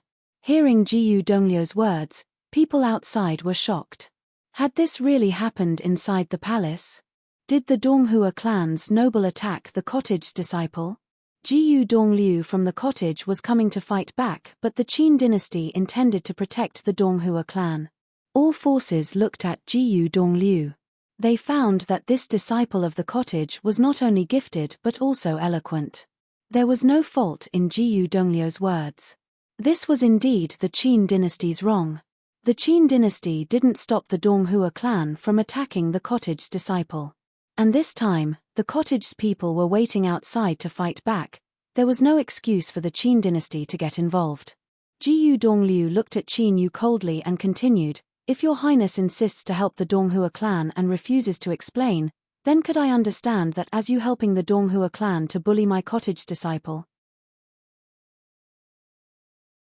Chapter 241. The fourth disciple of the cottage. Chapter 241. The fourth disciple of the cottage. Jiyu Dongliu's words froze the atmosphere. Everybody looked up at that figure in white. Even knowing it was the Donghua clan and Qin dynasty who bullied the disciple of the cottage, Jiyu Dongliu still came for revenge. If the Qin dynasty intercepted to protect the Donghua clan, it would mean that the Qin dynasty admitted to being involved. Jiyu Dongliu was pressing the Qin dynasty to make choice. People were curious about what Jiyu Dongliu would do if the Qin dynasty admitted it. Both the Qin dynasty and Donghua clan were among the top 3 powers in the Eastern Barren Territory. If they joined hands, even the cottage could resist them. Therefore, would the cottage directly declare the war?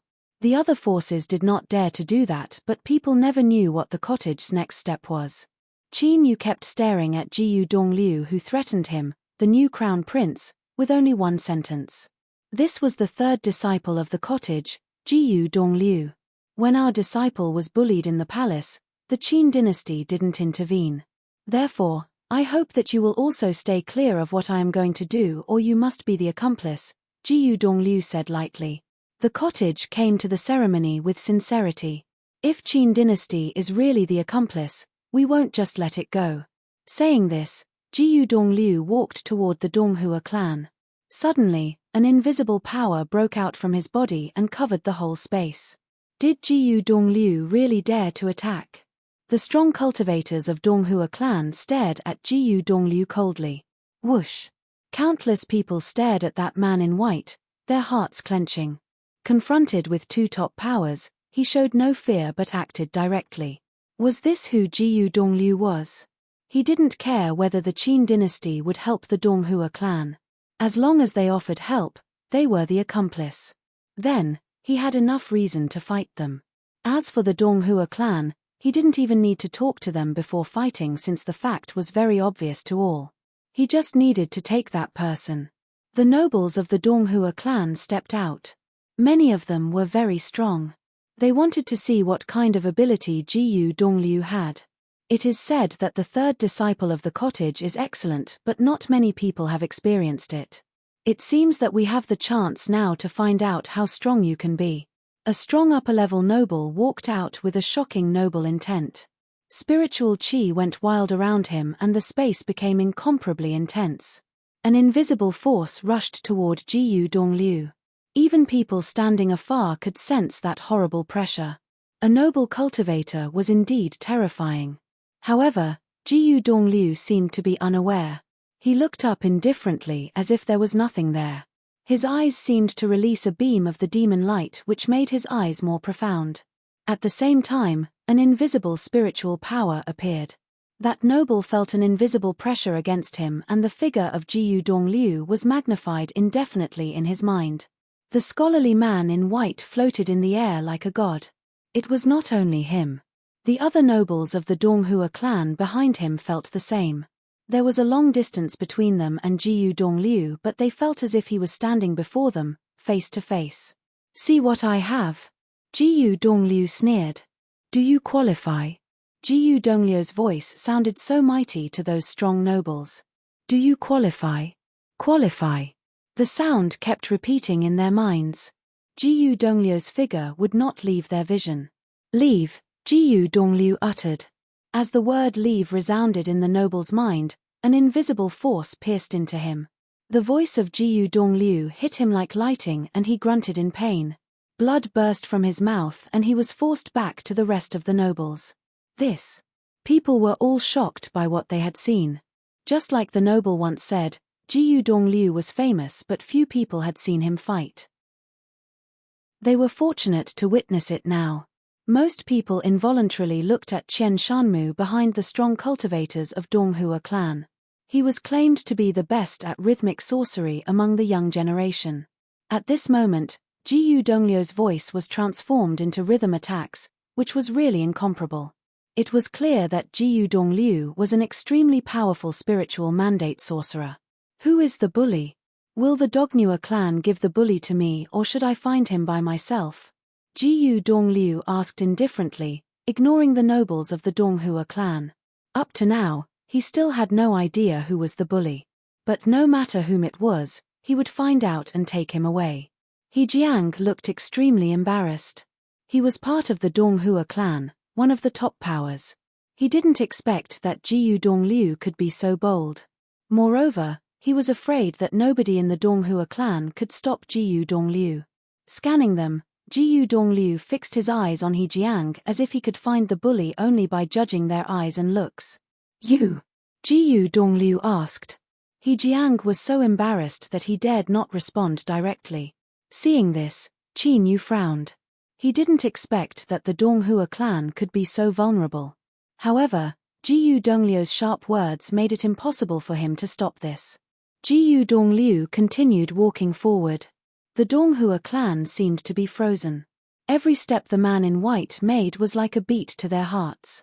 At this moment, a line of figures appeared the sky and looked downward. "Jiyu Dongliu." A cold voice was heard. Jiyu Dongliu looked up to the sky behind him. "How dare you?" an old noble said. His voice resounded through the air like thunder. An invisible pressure rushed to Jiyu Dongliu like a hand pushing down. Seeing this, Jiyu Dongliu shot into that hand like lightning. Accompanied by a loud bang, that handprint was shattered and destroyed. Jiyu Dongliu rushed directly towards the strong cultivators of the Donghua clan in the sky. The members of the Donghua clan here were all strong nobles. All kinds of horrible attacks were issued at once, blocking the sun. Seeing this scene, Qin Yu was relieved. Before this day, Qin Yu had warned the Donghua clan that since they should have the mightiness the top power of the Eastern Barren Territory should have. The people here at this time were indeed very strong. He Jiang was relieved too. That old man was his master uncle who had monstrous strength. Moreover, many people here were top nobles in the Eastern Barren Territory. They should be strong enough to deal with Jiyu Dongliu. However, facing such strong attacks, Jiyu Dongliu didn't escape. Instead, he moved straight forward. Every attack heading toward that white figure was dispelled and transformed into violent spiritual chi. People were all shocked by this scene. The strong cultivators of the Donghua clan attacked again while Jiyu Dongliu still made no resistance. He continued walking in the sky as if his figure was transformed into an illusory shadow. Boom! When he took another step forward, those figures in the sky stopped.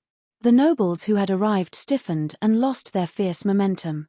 Their faces were purple as if they were suffering from very strong pressure. Seeing this, the strong cultivators of the Donghua clan below stepped out, wanting to join hands with people in the sky to fight against Jiyu Dongliu. He was too strong. "Stop," someone called coolly. The strong cultivators of the Donghua clan looked up to the sky and saw a proud figure walk out above the black dragon. Shuiyi also looked like a scholar. Looking at the Donghua clan, his expression turned strange and he asked, "Is this how you bullied my brother yesterday?" An ancient book appeared behind Shuiyi as soon as he spoke. Brilliant light radiated from the book. Like a treasured scroll, it was dazzling. This could be his Dharma. The book opened automatically and pages rushed out one by one. For a moment, the pages flew around Shuiyi, surrounding him like a sea of paper. "Thousands of books to read," Shuiyi said slowly. The pages of the ancient book flew directly toward the strong cultivators of the Donghua clan. Suddenly, one of the pages was set aflame. It turned into a fire dragon, soaring toward the enemy. Another page turned into a mountain, crushing down to the enemy. Yet another page turned to ice and froze everything. In an instant, all kinds of images and attacks rushed to the people of the Donghua clan. Countless people were frozen in shock, their hearts trembling. 2 battles made the cottage known to all. One was First Disciple Sword Saint's battle with the Futian Sword clan. The second was Third Disciple Jiyu Dongliu's defeat of one of the top powers in the Eastern Barren Territory. The 2 disciples of the cottage were very famous in the Eastern Barren Territory. Everyone knew them. However, people knew that the 4th disciple of the cottage was called Shuiyi but had never seen him fight. This seemed to be Shuiyi's first battle down the mountain. At that moment, everyone seemed to see the birth of another man who would shake the world.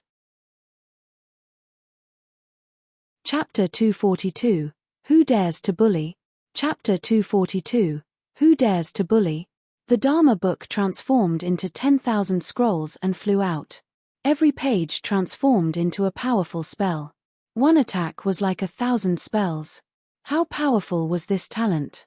How exactly did the disciples of the cottage cultivate? Even Yi Futian, standing on the black dragon, was shocked by his 4th senior brother and his eyes flashed. 2nd senior sister had told 4th senior brother to transcribe the books and Yi Futian had laughed that he would never finish. But now he wondered if he'd really only been transcribing. He thought of Yu Sheng's words. 3rd senior brother had said that transcribing, cooking, and chopping firewood was all cultivation. Thinking of how 5th senior brother's power was fire, Yi Futian felt speechless. Who said that the cottage didn't teach their disciples how to cultivate? They were taught according to their needs. They seemed to have started cultivating as soon as they entered the cottage. Even eating was a type of cultivation. There were 10,000 spells in the scrolls. Countless spells came to life at once, many of them were powerful. They all swept towards the Donghua clan. Some of them were like spell scrolls where each page was a different one. Though there were many people from the Donghua clan and fought at once, they were still surrounded by spells. The thing the cottage is least afraid of is facing a large enemy, Shuiyi said nonchalantly. He still stood in place. All the spiritual qi seemed to have turned into a windstorm. The book pages were like a vortex, violently swallowing spiritual qi to turn into spells. Everyone was speechless. There were only 8 disciples from the cottage, but each showed that they were the best of the best.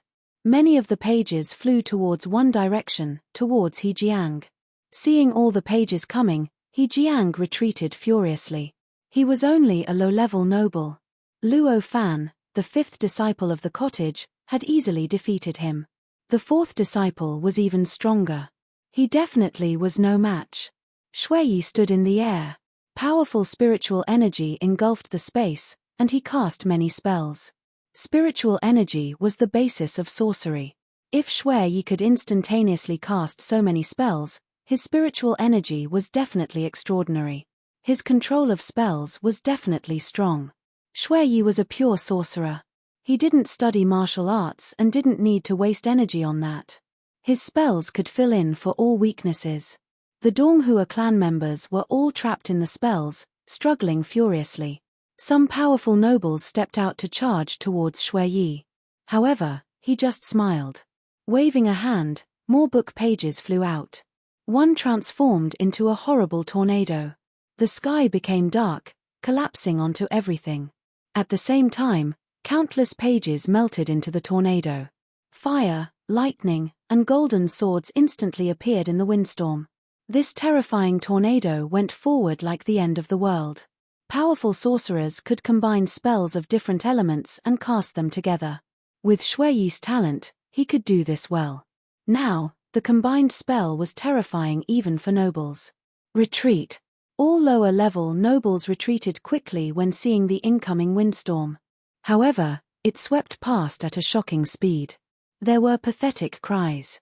One noble was stabbed in the gut by a golden sword released by the windstorm. Blood flowed out. Some people were struck by lightning, their entire body turning black and their hair standing up. They felt numb all over. He Jiang hid at the back of the crowd and tried to escape. However, the pages followed him directly. They transformed into a weight that made the sky and earth sink down. He Jiang's speed slowed too. At the same time, golden ropes swept towards him, circling in the air. It sealed off all escape routes. "You still want to escape?" Shui Yi asked indifferently. He was enveloped in the spell made from the pages. He stepped out and appeared inside the windstorm he'd cast. He walked with the storm through the crowd of Donghua clan nobles. Everyone retreated, no one dared to block him. In only a moment, Shui Yi was before He Jiang. The golden rope wrapped around He Jiang tightly. His face paled considerably. Let go of him. The Donghua clan's cultivators grouped again. Their auras were furious as they surrounded Shui Yi. "Are you kidding?" Shui Yi scanned them and mockery filled his eyes. "Mistreating my juniors when you're only in the noble plane. Did you forget the cottage exists?" The people in the distance were shaken. The fourth disciple of the cottage had come and he was another powerful figure. His personality was different from Jiyu Dongliu. While Jiyu Dongliu was sharp, Shui Yi was indifferent but arrogant. He didn't seem to care about anyone. Though they were different, they had the same proudness. It seemed to be the cottage's temperament. "Jiyu Dongliu, is the cottage trying to make a scene?" a Donghua clan cultivator in the air said to him. Jiyu Dongliu didn't attack them. Merely standing there was able to put terror in everyone. No one dared to act recklessly. There was no need for fighting. Just him standing there was enough. Jiyu Dongliu gazed at him coolly, not feeling the need to reply. His arrogant eyes were filled with disdain. Did the Donghua clan expect this would happen when they bullied Yu Sheng and Yi Futian? Since they hurt the two, they would have to pay. Since they already committed the crime, there was no more need for small talk. Shui Yi had He Jiang's body tied and he walked forward casually. The book remained in the air. Thousands of pages danced with the wind, releasing shocking spells at any time. His steps were as light as him. He didn't care about the strong cultivators of the Donghua clan around him at all. He Jiang's expression was as horrible as it could be. As a noble in the Donghua clan, he obviously had his own pride. Who in the Eastern Barren Territory, other than the Qin dynasty and college, would dare to look down on him? He was high up wherever he went. But now, he was tied up by the cottage's disciple like a criminal. There were so many people from the Donghua clan here but no one could save him. It was depressing. "Third brother, how should we punish him?" Shui Yi asked, looking up at the white-clad figure in the air. Countless eyes looked up at once. Punish? Was the cottage prepared to punish a Donghua clan noble here? "Jiyu Dongliu, do not destroy the harmony too much," Qin Yu looked up and said. "Crown Prince, you should say that to the Donghua clan," Jiyu Dongliu said indifferently. Then he uttered coldly, "Disable him."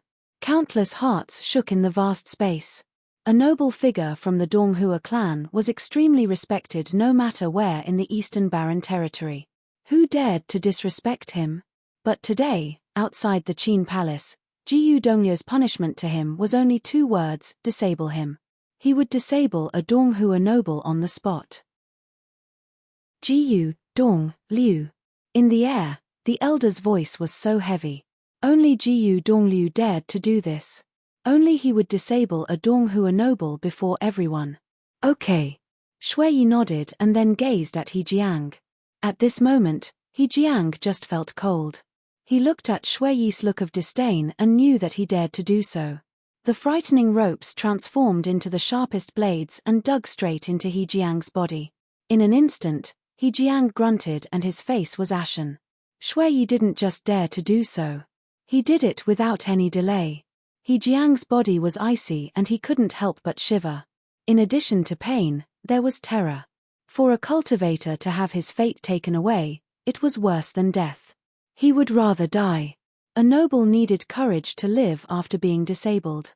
The horrible power went wild inside his body, destroying all his veins. No. He Jiang roared. He was a noble of the Donghua clan. He was high and mighty, looking down on countless people.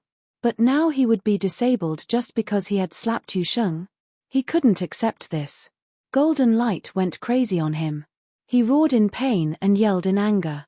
Everyone watched him with pounding hearts.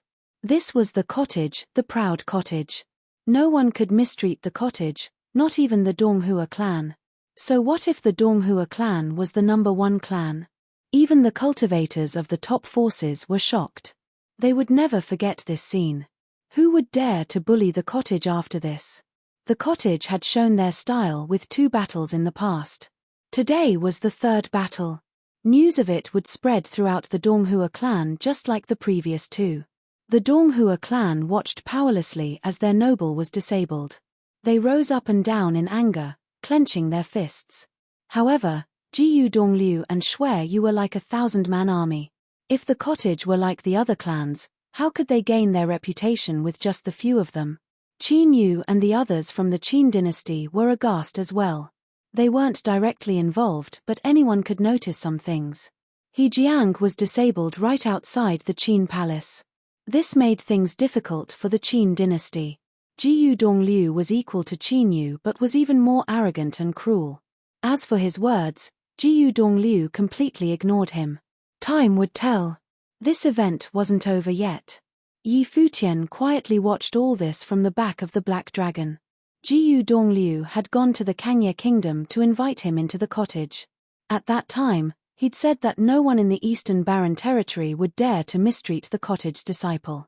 He had been very proud. Now, Jiyu Dongliu and Shuiyi had used their actions to prove these words. No one dared to bully the cottage, not even the top clan, the Donghua clan, or the Qin dynasty. Chapter 243. The junior is more thoughtful. Chapter 243. The junior is more thoughtful. He Jiang fell to the ground. With his cultivation gone, his expression was like dead ashes. He knew what this meant for him. The people of the Donghua clan looked at Jiyu Dongliu and Shuiyi. Someone said coldly, "Jiyu Dongliu, have you thought of the consequences?" Jiyu Dongliu walked out and returned to the dragon.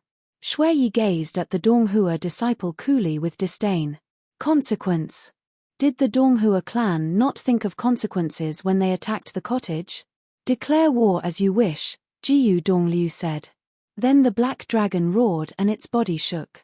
It turned and shot into the clouds, flying towards the distance. Countless eyes stared at the figure in white. As it disappeared, they still couldn't calm down. Only the cottage could act like this in the Eastern Barren Territory. Only they could disrespect the Qin dynasty and Donghua clan like this. Declare war as you wish. They didn't fear war even if they were alone. The people from the college glanced at the Donghua clan. Sichu Wu said, "Let's go." Then they left immediately. The Sword Saint Mountain and Liu Kingdom departed as well. The people of the Qin dynasty and Donghua clan remained in their spots. Many of the members of top forces had odd expressions. Was this really the titling ceremony for the Qin dynasty's crown prince? Qin Yu's name should be the one spreading throughout on a day like this. However, people will only remember that the cottage had come from afar and disabled a Donghua noble. They would only remember Jiyu Dongliu, the 3rd disciple of the cottage, and the arrogant scholar Shuiyi. Someone would be remembered today. However, it was not Qin Yu who had become crown prince. The Qin dynasty and Donghua clan were only the supporting characters. Qian Shanmu stared at the figures that had long disappeared. The things that had happened made him feel many things. It had started because of him and Qin Mengruo. The gradually evolving clash between two large forces ended with the Donghua clan's temporary defeat. Of course, what really moved him wasn't the Donghua clan's humiliation. Rather, it was the cottage's disciples. No matter if it was Jiyu Dongliu, Shuiyu, or even Yi Futian and Yu Sheng, they were also extraordinary. Was this what the cottage was, the sacred and inextinguishable legend of the Eastern Barren Territory? He had seen Jiyu Dongliu's arrogance today. Compared to his senior brother, Jiyu Dongliu's aura was sharper.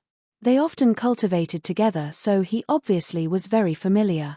Now, he wanted to know if the legendary senior brother or Jiyu Dongliu was stronger. The Donghua clan's noble was disabled today and planted the seed for the future. He had a feeling that the two would definitely have a battle. Jiyu Dongliu and Yi Futian obviously didn't know what he was thinking. Even if they did, they wouldn't care.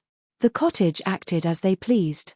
On the dragon's back, Jiyu Dongliu stood beside Yi Futian and said, "This isn't over." Yi Futian was surprised and looked at him. Jiyu Dongliu faced forward with his hands behind his back and said nonchalantly, "The Qin dynasty won't admit it, but they were definitely involved. Luo Fan told me that they must have allied with the Donghua clan to repress the cottage, which is why they started with you. However, I am not strong enough to defeat the Qin dynasty and Donghua clan.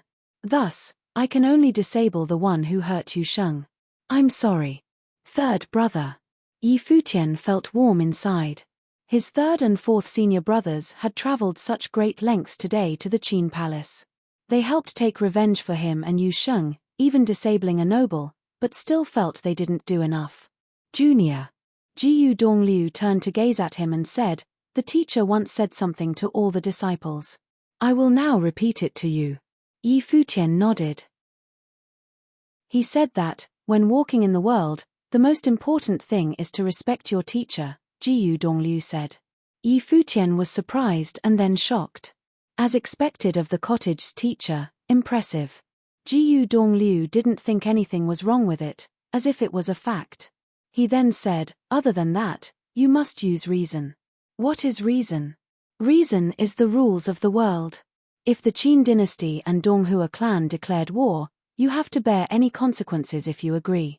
The cottage will not take revenge for you. That is the way. However, they didn't follow the rules, so reason is on the side of the cottage. Thus, the cottage has nothing to fear. If there is anything more powerful than reason, then it is your fist. If your fist isn't strong enough, you have no right to talk about reason. Therefore, the most basic thing of life is cultivation." Yi Futian was utterly impressed. They were simple phrases but sounded like truths of the universe. He grew even more curious about his teacher. The cottage had fought many times, showing their demeanor, and this demeanor must have been created by the teacher he had not yet met. But thinking of the first sentence, he felt awkward. What kind of person was the teacher? "I'll keep it in mind." Yi Futian nodded. "There's something else," Jiyu Dongliu said. "Before coming, I'd wanted Yu Sheng to become the 9th disciple of the cottage." Yi Futian was shocked but quickly smiled. The moment Yu Sheng entered the cottage, he understood that Yu Sheng would become a true disciple there as well. Of course, his feelings towards the cottage weren't the same as now. At that time, the cottage was mysterious and powerful to him. Now, it was warm, like a home. He was definitely happy if Yu Sheng could be part of it. "But Yu Sheng rejected me," Jiyu Dongliu continued. Yi Futian's smile froze and stared at the other in shock. "He said that if you're here, he's here," Jiyu Dongliu said slowly. Yi Futian muttered, "That idiot." "Indeed." Jiyu Dongliu chuckled. "However, I like him. Even if he's not the 9th disciple, he's still a part of us." "Thank you, third senior brother." Yi Futian chuckled too. "Why don't you thank me?" Shuiyi asked sadly, moving closer to them. "Fourth senior brother, I think that you should transcribe more books when you get back," Yi Futian said with a smile. These words were genuine. To fourth senior brother, transcribing books must be very useful. "We're done," Shui Yi said in mock anger. Then he looked to Jiyu Dongliu and grinned. Third senior brother, I kind of miss our teacher. I want to go find him. Looking at him, Jiyu Dongliu smiled and patted Shui Yi's shoulder. Junior, he must be very touched, but there's no need to go look for him. If he doesn't want to come back, no one can find him. Then I want to go into the society to experience the love and hate of the world, Shui Yi continued. What about me is not enough for you? Jiyu Dongliu asked with his hands behind his back. Shui Yi froze. He quickly smiled and said, No, senior, you're so talented and wise. Okay. Jiyu Dongliu nodded. Then what about second senior sister isn't enough for you? Shui Yi flinched and quickly said, Senior, I'll go back to the cottage. I still need to get advice from second senior sister. You still know your manners. Jiyu Dongliu nodded, but Shui Yi felt dispirited. Yi Futian gaped at this, his expression a bit dramatic. This was too impressive. Shui Yi seemed to sense something. He glanced at Yi Futian and glared. Yi Futian looked away as if he saw nothing. When they returned to the cottage, Yu Sheng's injury was much better. Fifth senior brother must have given him many nutrients. Second senior sister glanced at them. She didn't ask what had happened. Since Jiyu Dongliu had gone personally, they wouldn't have returned if the crisis wasn't solved. Therefore, she didn't need to ask. Her pretty eyes falling on Yi Futian, she said, Junior, come over. Oh. Yi Futian nodded and walked before her. Senior sister, he greeted. Did you get hurt? Zhuge Hui studied him. No, I'm great, Yi Futian replied with a smile. That's good. Did your fifth senior brother not take good care of you this time? Zhuge Hui asked. Hearing this, Luo Fan looked up from his cooking and shook his head furiously. Ah! Yi Futian saw Luo Fan's movements and quickly chuckled. He took care of me well. What happened was pure accident. Luo Fan let out a relieved sigh but quickly looked jealous and hurt. Senior sister, he said pitifully. Why are you so biased? Life was so hard on the mountain. I finally have a junior brother to take care of, the second senior sister said, grinning. Beside her, Yi Xiaoshe made a face, feeling extremely frustrated. He had been the youngest before Yi Futian came, but he didn't get this treatment. Why was the difference so obvious? Yi Futian shook his head. Of the 8 disciples in the cottage, only second and sixth senior sister are girls. You two are like fairies. I should be the one protecting you and lessening your worries. Luo Fan and Yi Xiaoshe gaped at Yi Futian. They finally knew why there was a difference. As expected, second senior sister smiled brilliantly. Junior, you're more thoughtful than the others. Depressed, Luo Fan lowered his head and continued feeding the fire. He missed the days off the mountain. He didn't know when he could go out again. Many days later, the Qin Palace event spread through the Eastern Barren territory. It caused a huge splash and countless people discussed it. They didn't really know what had happened previously inside the palace. Only those top forces knew the details.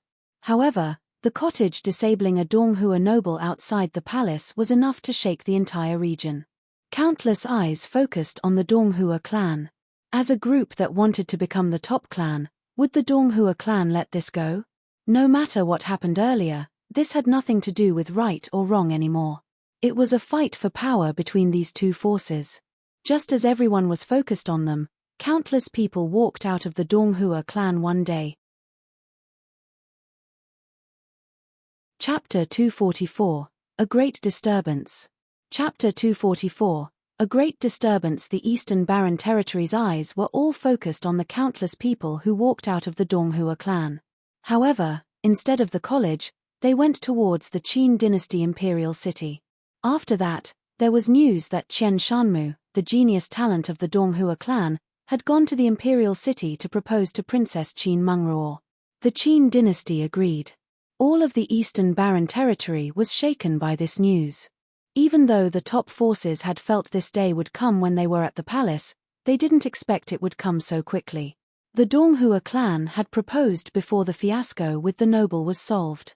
Everyone obviously knew what this meant. An even more powerful force was about to be born.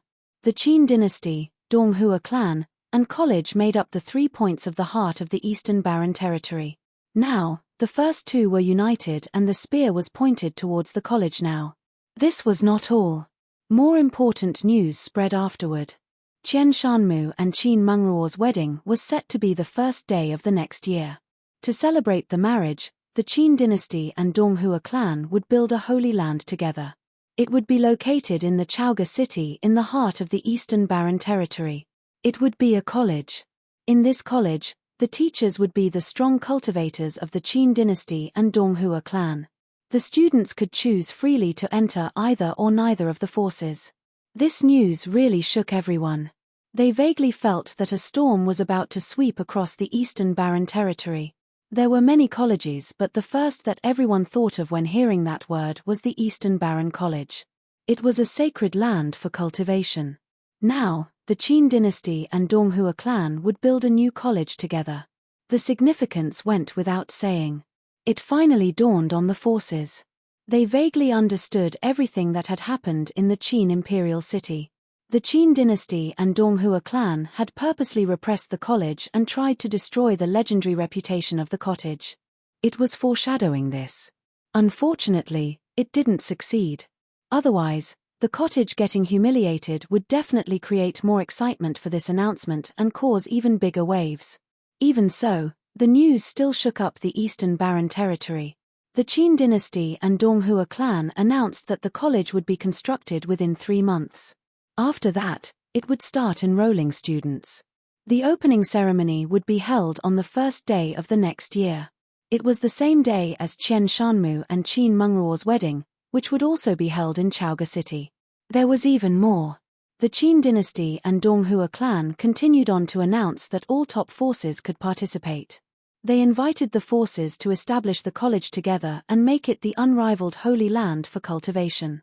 Their disciples could also study in the college and have friendly competitions. This stirred up the various top forces. They all wondered if they should join. If the Qin dynasty and Donghua clan were successful, they may truly threaten the Eastern Barren College's status. They may even replace it. All the headlines threw the Eastern Barren Territory into a frenzy. For so many years, all the top talents would choose the college as their first choice. Furthermore, something like the cottage existed. Last year, many great geniuses had appeared in the ancient barren world: Futian, Yu Sheng, and Xiao Wuji. The first two joined the cottage while Xiao Wuji joined the college. The cottage was part of the college. The three of them had all become disciples of the college. Clearly, the Qin dynasty and Donghua clan didn't like this. If this trend continued and the college had the ambition to take over, they could call up all their disciples and it would be terrifying. The only reason why the college hadn't instilled any such fear now was because it wasn't like a clan. However, the Sword Saint and the Sword Saint Mountain existed. It acted like a warning bell. If something happened to the cottage, the Sword Saint would definitely get involved. If more people like him existed and were called upon by the college, they could possibly take over the entire Eastern Barren Territory. Many disciples of the Qin dynasty and Donghua clan walked towards all directions, seemingly headed to the various top forces. Not long ago, a similar scene had happened when at the ceremony for the Qin dynasty's crown prince. What was it for now? Many people already had premonitions. While the world was being shaken up, the cottage was like in another world. It didn't care about the mundane matters. Inside the small hut in the bamboo forest, a group sat on the ground. There was a clean piece of cloth on the ground. A fragrant odor came from it, making one drool. Cultivators didn't need to eat every day. Meals were unimportant. However, it was important in the cottage. Eating was also cultivation. "I'm so hungry," Yi Xiaosha muttered. "Second sister, can we eat now?" "Xiaosha, you're so fat. Don't eat that much," second senior sister advised. Yi Xiaosha nodded. It seemed that she still cared about him and didn't want him to get fat. "Junior, eat more." Second senior sister moved her chopsticks first and got meat for Yi Futian. Yi Xiaosha blinked. He'd been happy for nothing. "Thank you, senior sister. You should eat more too," Yi Futian said, his eyes bright. "No, I'm fat and can't eat too much." Second senior sister smiled. No way. Your figure is flawless. If you go down the mountain, so many girls will be jealous, Futian said. During the trip, I heard that the top 3 beauties of the Eastern Barren Territory are Qin Mengruo, Chu Yaro Yaro, and Hua Qingqing. I saw 2 of them, but they're not as pretty as you. If you go down the mountain, you'll definitely steal their spotlight. Shui Yi, Luo Fan, and Yi Xiaoshe were dumbfounded at these words. They looked side to side and then started eating quietly. You had to be born with this talent. They could only worship him. Zhuge Hui's smile grew even more brilliant. At this time, Jiyu Dongliu got some food for her. You like eating this, so stop talking. Zhuge Hui glanced at him, her smile still there, but she ignored him. The other disciples were used to this. Senior sister Xing'e, you eat more too. Yi Futian got some food for Beitang Xing'e. Beitang Xing'e smiled sweetly. Thank you, Junior. Shui Yi and the others had a feeling that their status would get even lower, completely destroyed by their junior. Second senior sister, third senior brother, did you hear what happened down there? Yi Xiaoshe asked. What? Jiyu Dongliu asked. The marriage between the Qin dynasty and Donghua clan, Yi Xiaoshe replied. They'll also build a college in Chaoga City. I know. Jiyu Dongliu nodded lightly and didn't continue. Yi Xiaoshe was speechless. Perhaps to Jiyu Dongliu, only Zhuge Hui was important. Apparently, this news had stirred up waves in the outside world. It caused a commotion even in the other mountains of the college. Only the cottage was like in their own world. Earlier, Qin Yu said some things to me, basically wanting to ally with the cottage or college, Luo Fan said. I rejected him. They'd probably been planning this already. Big ambitions but small scale, Jiyu Dongliu commented. Yes. After all, not everyone is as idealistic as our teacher. Luo Fan chuckled. Yi Futian glanced at him. Luo Fan had mentioned the teacher's ideal. What ideal could he have? Third senior brother had said that the other's scale was too small. Then what was the teacher's like? As they were chatting, a group arrived below Book Mountain. They looked up the steps that led to the mountain. The college and cottage were situated there. One of the people walked up to the steps and called, "The Qin dynasty and Donghua clan are here to visit the college." The voice traveled up the steps and landed on the Book Mountain, inside the college. All the students were shaken. The Qin dynasty and Donghua clan had come to visit. The alliance between these 2 top forces had caused such an uproar, and now, they'd come to visit personally. No one on the Book Mountain replied. The group waited quietly below the steps. They could vaguely see many students on the other end of the steps, looking down. Then a voice said, "Welcome. We are here for 2 things and will leave as soon as we finish. We won't go up to disturb you all," the strong cultivator said. His voice resounded in the air and echoed through the mountain. First, the man began, Princess Qin Mengruo of the Qin dynasty will hold her wedding in Chaoga City on the first day of year 10002. On that day, the Dongqin College will also hold its opening ceremony. We will invite all top forces to attend that day and witness the start of a glorious era. We are here now to invite the Eastern Barren College.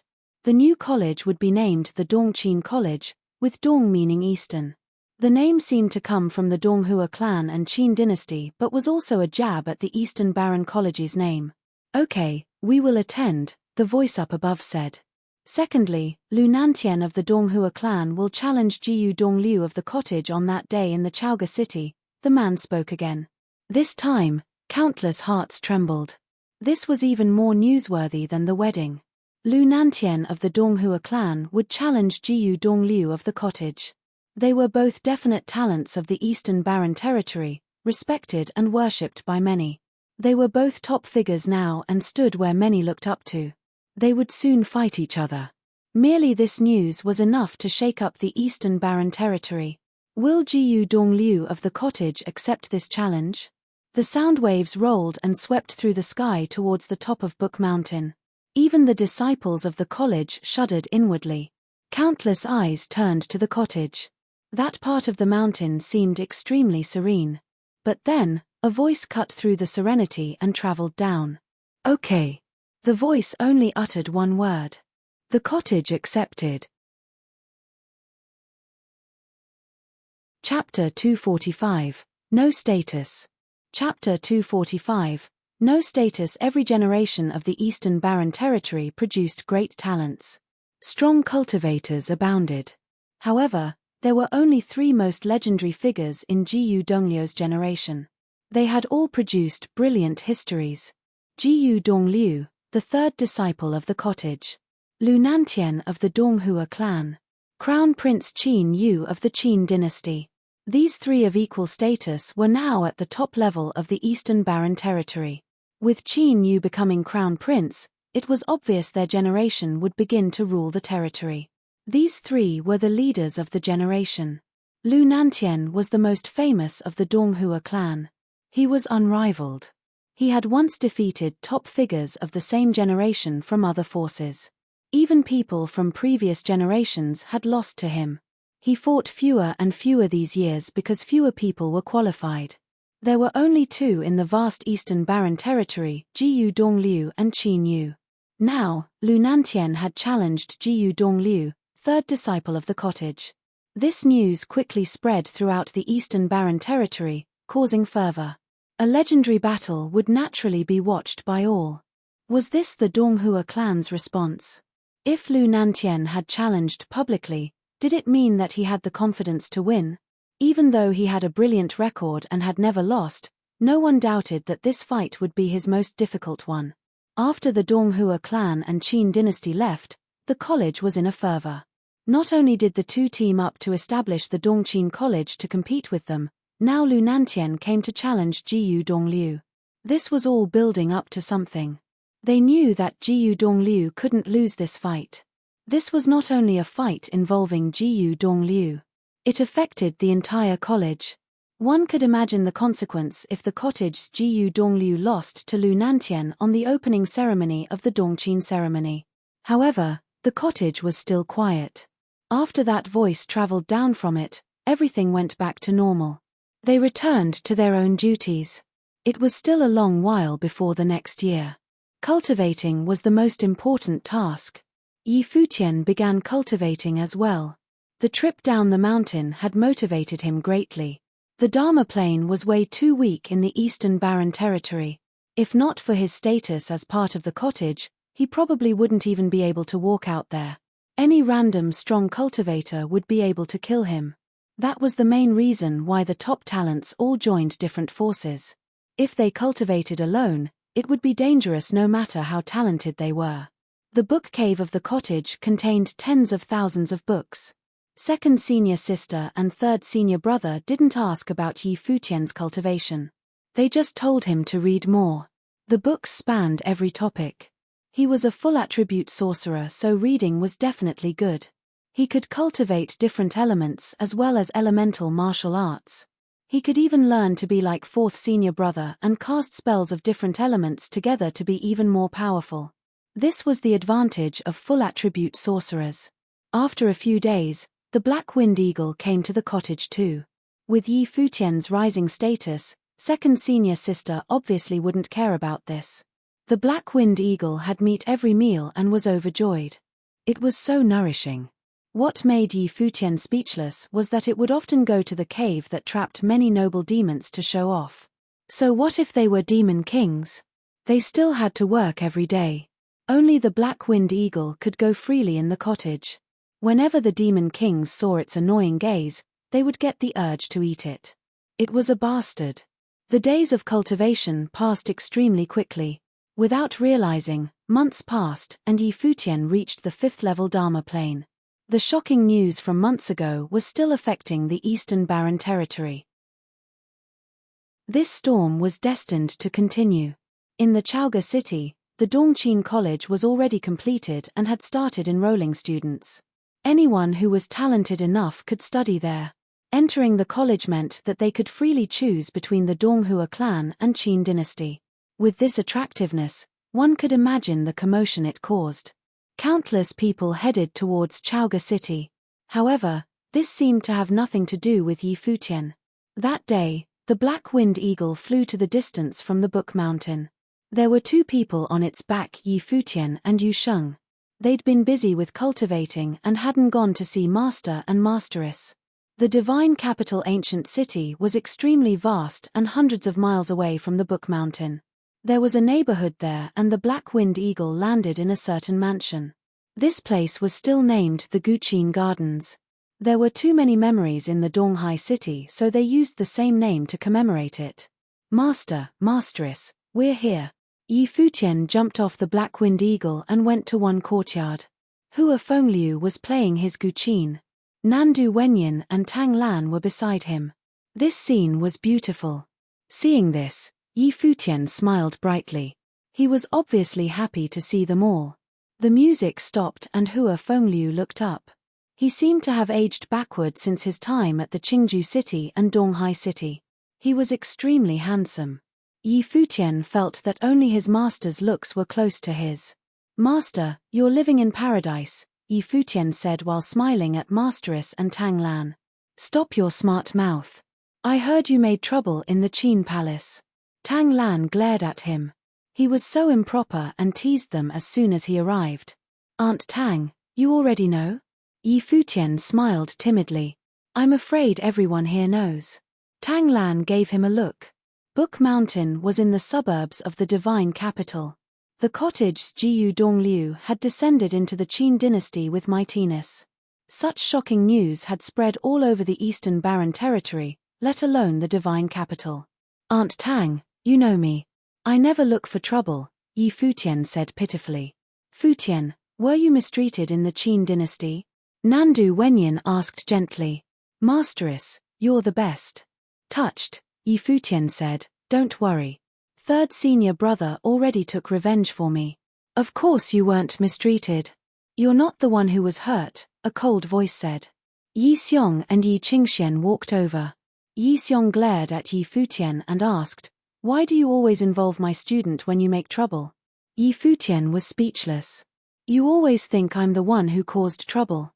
The old man was too biased. Yu Sheng is an honest man. Of course it's you, Yi Xiong said. Teacher, it has nothing to do with Futian, Yu Sheng said. Yi Xiong gave his student a look. He felt helpless. This kid always sided with Yu Sheng and Yi Xiong couldn't do anything about it. Yi Qingxian walked to Yu Sheng and looked up lovingly. Were you hurt badly? Yu Sheng smiled broadly. Don't worry. The food at the cottage is great. Not only am I okay, I'm stronger than before. That's good. Yi Qingxian smiled sweetly and took Yu Sheng's hand. Ah, I miss my fox, Yi Futian muttered as he watched their public displays of affection. He wondered how Jiyu was doing at the Moon Clan and if she was mistreated. However, Jiyu was so clever. She was definitely doing fine. All you think about is your fox, Tang Lan said. Now that you and Yu Sheng are so famous in the college, you're probably settled. When will you help get my student in too? Behind her, Tang Wan's eyes flashed. Her gentle eyes fell upon Yi Futian. She still vaguely remembered bringing Yi Futian into the Donghai Academy back then. Yi Futian had fought all the way in. It was not even 2 years later, but Yi Futian's name was known all over the Eastern Barren Territory. He developed so quickly that she felt powerless. Yi Futian gaped at Tang Lan. The guys at the college didn't like him that much. It was no easy task to bring Tang Wan in. As for the cottage, how could he even bring it up? He'd witnessed the talents of those at the cottage. They didn't even invite someone like Xiao Wuji. Aunt Tang, that's... Yi Futian didn't know how to respond. Look at your student. He's not reliable at all, Tang Lan said to Hua Fengliu. Yi Futian felt wronged. It's hard for me to come down. Why do you keep bullying me? Why did the other disciples all want to go down the mountain but he liked being up there more? His status was too low in this family. Second senior sister loved him more. Brother Yi, Brother Fengliu, a bright voice suddenly said. Yi Xiong and Hua Fengliu looked outside and saw two figures walk in. They strode over directly. Yi Futian glanced at them. One was middle-aged and the other was a young man around 20 years old. The younger was quite handsome and had a nice temperament. When his gaze fell on Yi Futian and Yu Sheng, his eyebrow arched. His eyes contained slight animosity. Though it was just a flash, Yi Futian was sensitive and caught it. It was their first meeting. Why did he treat them like enemies? Brother Nangong, how come you came over? Yi Xiong asked. It's embarrassing, but this kid missed a beautiful girl. I came over with him. The newcomer chuckled. The young man beside him glanced at Yi Qingxian beside Yu Sheng. Then his eyes fell on Tang Wan. Wanna, there's a gathering tomorrow. I want to invite you, he said to Tang Wan. Tang Wan glanced at him and shook her head immediately. I won't go. It's a gathering within my family. Many people will go. It's the birthday of an elder, so a lot of people will go. Nangong Jiao has returned from the college too, and they'll attend tomorrow. At that time, there'll be many talented people from our generation. You can go take a look. The young man spoke with a smile as if flirting with Tang Wan. Yi Futian blinked. Someone was pursuing Tang Wan. Chapter 246, Letter. Chapter 246, Letter. Tang Wan was warm and gentle like water. It was very normal for her to have pursuers. If she could find someone suitable, Yi Futian would naturally be happy for him. As for the Nangong Jiao that the young man had mentioned, he seemed to have heard of her before. The girl he'd climbed Book Mountain with was named Nangong Jiao, right? She hadn't left a strong impression. Yi Futian just remembered that she was a bit proud. No, it's not suitable for me to go to a family gathering, Tang Wan said gently. She smiled and shook her head. She seemed to be uninterested in this young man. No worries. Qingxian can go too, the young man continued. We're all in the same clan, and Nangong Jiao had also brought her fellow disciples from the college to celebrate together. This is a very rare chance. Not only will you see geniuses, you'll also see some nobles. I'm not going, Yi Qingxian said and leaned into Yu Sheng. What did this have to do with her? Same clan? Yi Futian was confused and glanced at Hua Fengliu and Tang Lan. Tang Lan glared at him. She hadn't given him a nice look yet, which frustrated Yi Futian. Why did she hate him? What did he do wrong? There are many academies in the divine capital. We are now teaching at the Zhenwu Academy. Tang Wan and Qingxian are also studying there, Tang Lan said to Yi Futian. Brother Nangong is also a teacher there. I see. Yi Futian nodded. His master obviously wouldn't stay at home all the time. The divine capital was one of the 3 major cities in the Eastern Barren Territory. It was very busy and naturally had many academies. Though they couldn't be compared with the top forces, they were still skilled. His master could teach there without any problems. While teaching, he could learn as well. Brother Fengliu, why have I never seen these two before? Nangong Cheng asked. This is my student. That is Yi Xiong's student, Hua Fengliu answered with a smile. Since Wanna doesn't want to go, then she won't go. Thank you for your invitation. The young man's eyes flashed. He scanned Yi Futian, the animosity growing. Yi Qingxian and Yu Sheng's relationship was already clear. Yi Xiong's student was with his daughter. Then if Tang Wan was Tang Lan's student and Yi Futian was Hua Fengliu's student, perhaps. Yi Futian was also extremely attractive. I see. Nangong Cheng smiled and nodded. He didn't mind. Hua Fengliu's cultivation was extraordinary while those who studied in the Zhenwu Academy were mostly lower. His student wouldn't be that important either, though his outer appearance was nice. He looked like a ladies' man, just like Hua Fengliu. The 2 beauties besides Hua Fengliu were very pretty, especially Nandu Wenyin. Brother Fengliu, you don't have to reject me so quickly, Nangong Cheng said cheerily. You can bring your family to the Nangong family's gathering and gain some experiences. You can see what our family is like and the younger ones can learn some things. Nangong Cheng's tone was calm, but there was an undertone of superiority. After all, he was from the Nangong family. Even if he wasn't from the heir's line, he was still better than Hua Fengliu. If not for the fact that he seemed to have a treasure, Nangong Cheng wouldn't try so hard. It's rare for my student to come back, so we want to spend more time together. We won't go disturb the Nangong family. Hua Fengliu shook his head. His student didn't need to go to the Nangong family to learn. This guy had made a mess in the Qin dynasty earlier.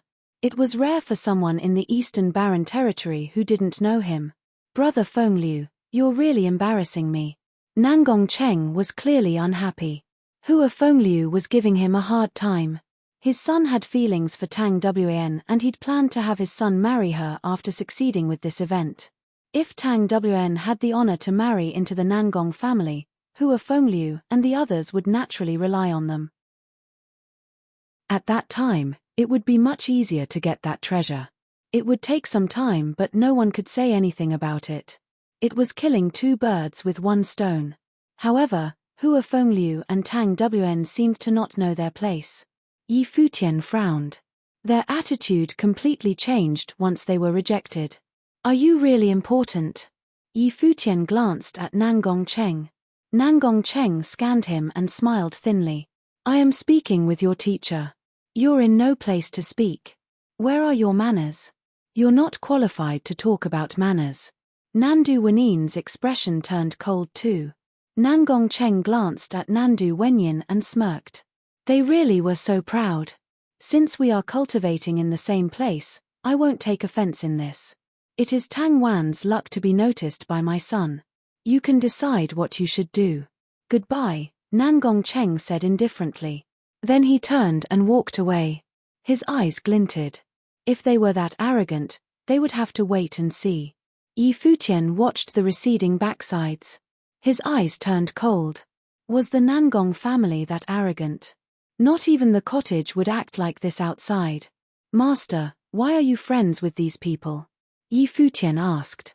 You think everyone's like you, cultivating happily in the cottage and not needing to care about anything in the outside world? Tang Lan said. The Nangong family is a noble family in the divine capital. They're very powerful. Even if we don't want to be friends, we can't offend them either. Aunt Tang, you can tell them I'm master's student. Then they won't bother you all, Yi Futian said. Don't you know that your master likes his dignity? Tang Lan glanced at Hua Fengliu and Yi Futian was embarrassed. He obviously knew his master's personality. It was normal to brag about your teacher. However, bragging about your student. Hua Fengliu probably felt it was humiliating. Furthermore, Yi Futian was now a famous person in the Eastern Barren Territory. If his master bragged about him outside, it could cause negativity. Thinking of this, Yi Futian felt bad. It seemed that he wasn't being a very good student. We must solve this, Yi Xiong said now. Nangong Cheng keeps bothering us because he discovered accidentally that your master has a cultivating treasure. It's the stone statue you gave him. Nangong Cheng had asked about it curiously and acted really close to us. He also had his son pursue Tang Wan for this. You saw earlier. He'll try other tactics. Yi Futian's eyes flashed. He saw that the other didn't have good intentions, but this was easy to solve. How about I go back and ask if you all can cultivate in the mountain, he said to Hua Fengliu. Nonsense, Hua Fengliu uttered. Looking at him, he said, you only have one teacher in the cottage. What will we do up there? What was the cottage? It was a holy land for cultivation. There weren't even 10 people in it now, but Yi Futian wanted them all to go. What was that for? He wouldn't go even if the cottage agreed. Even though you have a bad temper, you're still my master. No matter how many people teach me, your status won't go down. Seeing Hua Fengliu look at him, Yi Futian chuckled. Are you touched? There's nothing to be touched about, Hua Fengliu said. Even if I'm not your master, I'm still your father-in-law. With that, Hua Fengliu gave Yi Futian a look. Status? A father-in-law's status was quite high, right? Yi Futian stared at Hua Fengliu. He had to admit defeat. However, he smiled brightly and went to massage Hua Fengliu's shoulders. Father-in-law, you're right. When can I get married to Jiyu?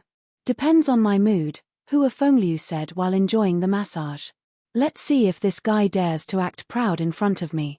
Then how do you feel now? Not that great, Hua Fengliu answered lazily.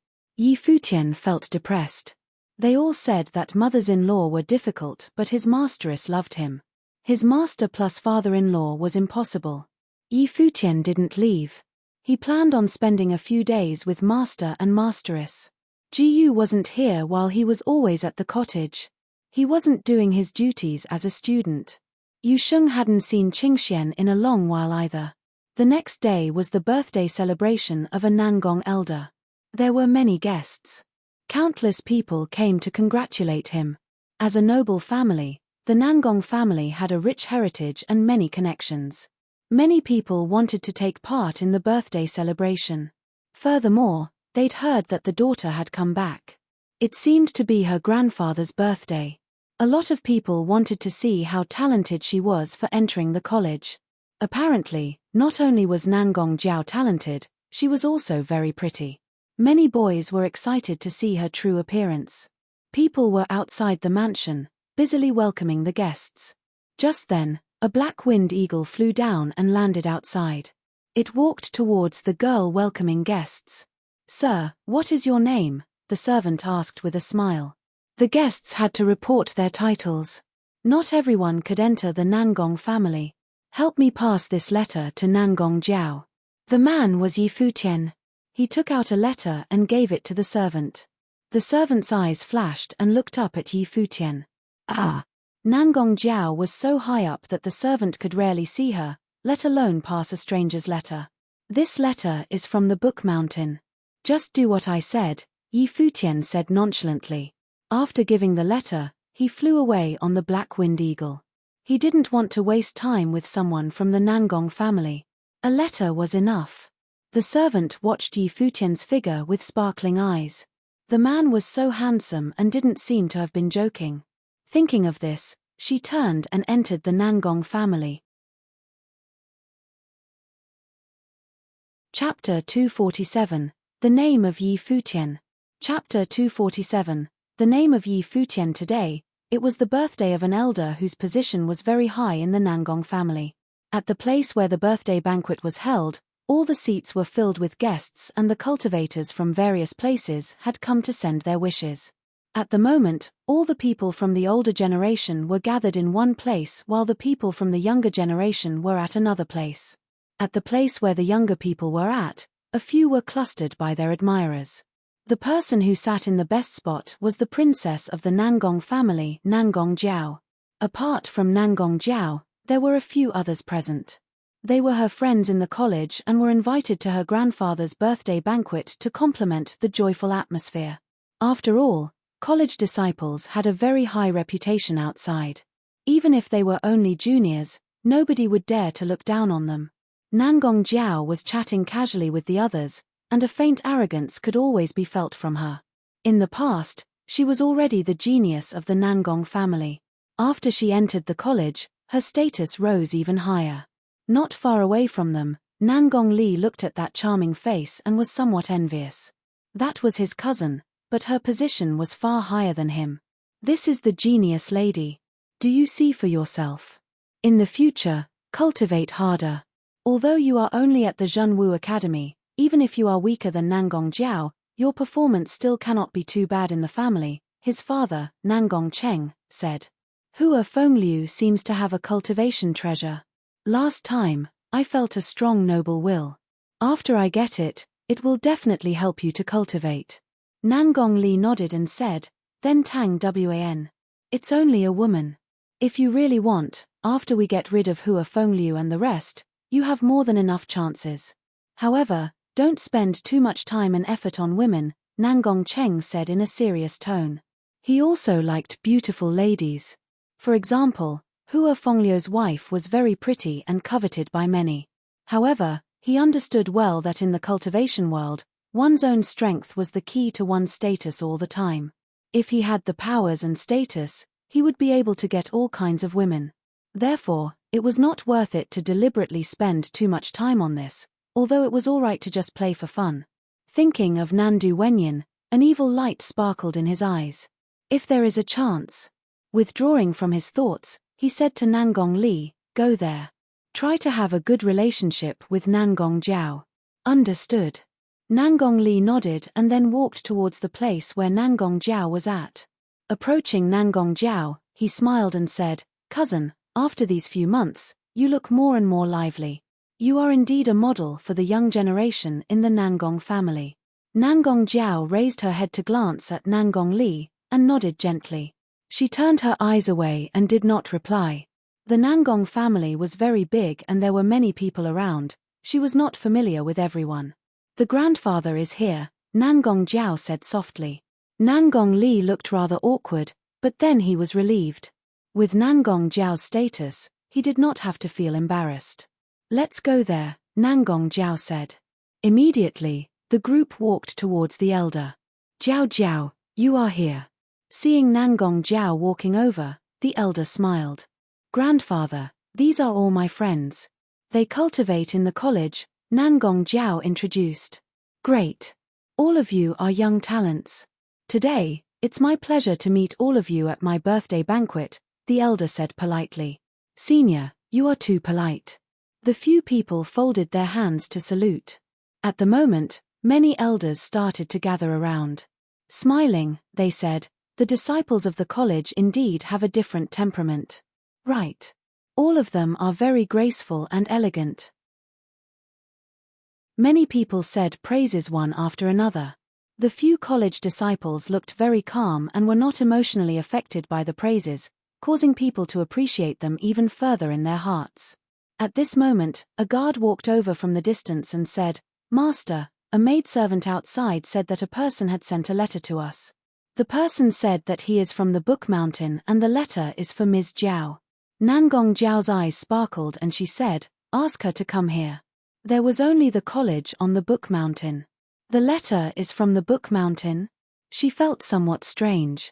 After a while, a maidservant walked over and handed her the letter. Nangong Jiao asked, who sent the letter here? A young man who is about 18 years old. His temperament seems unusual, the maidservant said.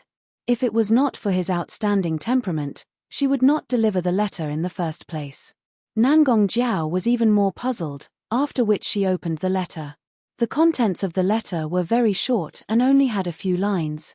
When she saw the name of the sender, a strange look instantly flashed across her eyes. Raising her head, she looked at the maidservant and asked, what does the person look like?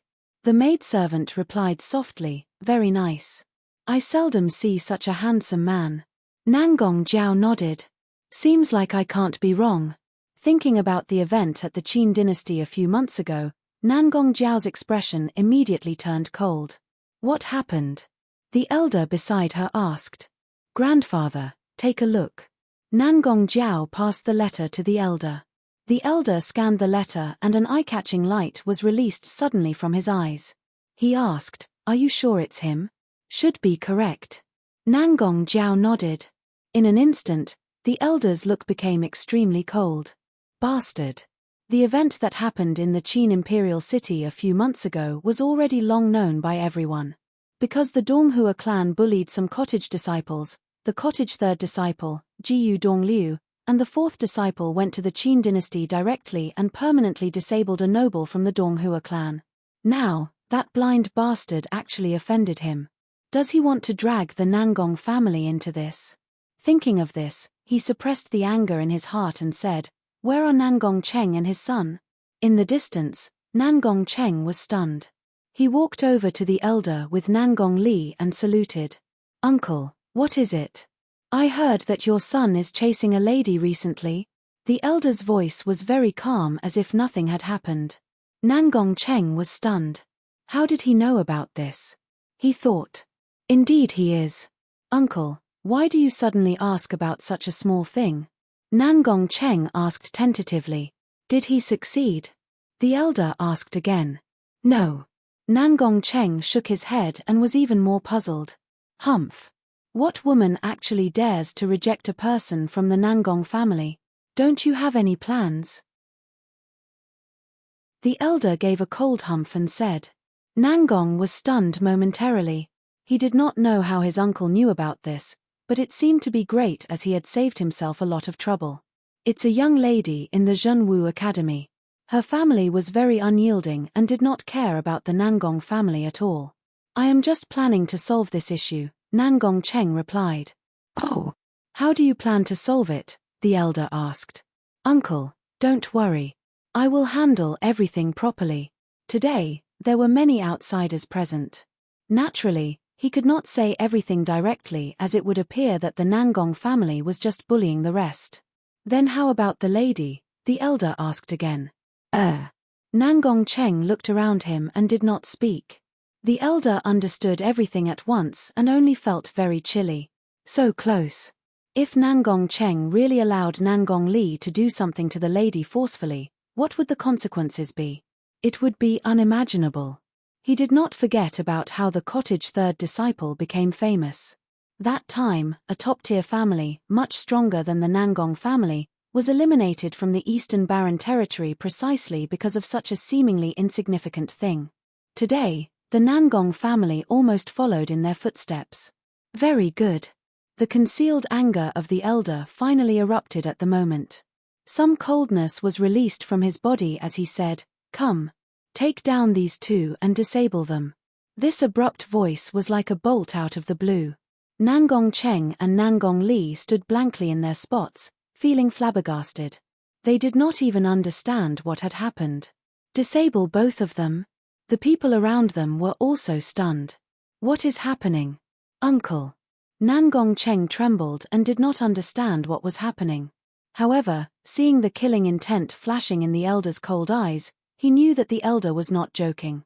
"Didn't you hear me?" the elder roared. Not long ago, even the noble from the Donghua clan was disabled. If he did not do something actively, he would be waiting for the cottage disciples to come themselves. The letter only explained briefly the situation, and was already very polite. However, he did not dare to hesitate at all and had to handle the situation properly. Cancel today's birthday banquet, the elder continued with a fierce anger. A few cultivators from the Nangong family walked towards Nangong Cheng and Nangong Li. At the moment, the two still did not understand what had happened. However, they did not dare to resist and were taken down very quickly. "Uncle, why?" Nangong Cheng shouted. "No." Nangong Li was caught and could not move. Seeming to have realized what was about to happen, his face turned totally pale. The guests gathered around them one after another and did not know what had exactly happened. The host of the birthday banquet actually burst into anger suddenly, and furthermore, the banquet was also cancelled. Very soon, miserable screams erupted. Nangong Cheng and Nangong Li were lying weakly on the ground as they were permanently disabled. Even at that moment, they still had no clue why they were disabled. "Bring them and follow me. Jiao Jiao, you come as well," the elder said. Nangong Jiao nodded. She was a disciple of the college. Since Yi Futian had sent the letter to her, it would be better for her to show up and try to remove the dissatisfaction he had towards the Nangong family. Just now, her grandfather deliberately suppressed his anger and asked the questions in order to sound out the precise attitude of Nangong Cheng and Nangong Li.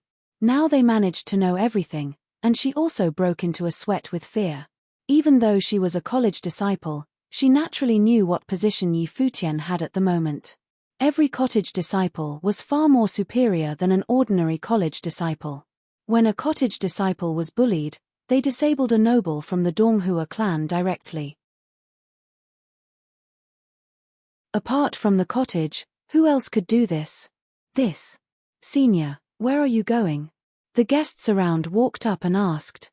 The elder had suddenly become angry and cancelled the birthday banquet. Obviously, it was because the two who had been disabled had brought a disaster to the family by offending someone. Many people from the Nangong family also came forward to ask. "These two bastards want to deal with Yi Futian from the cottage," the elder said in anger. All the people around him were shocked. Deal with the cottage disciple Yi Futian? A similar event had happened in the Qin dynasty not long ago. Everyone in the world had seen the outcome. In addition, that time it was the Qin dynasty and the Donghua clan. Now, it was only the Nangong family. Yi Futian. Nangong Cheng, who had been disabled, still could not understand. Then, he thought of one person, the disciple of Hua Fengliu. In this instant, his face turned completely pale.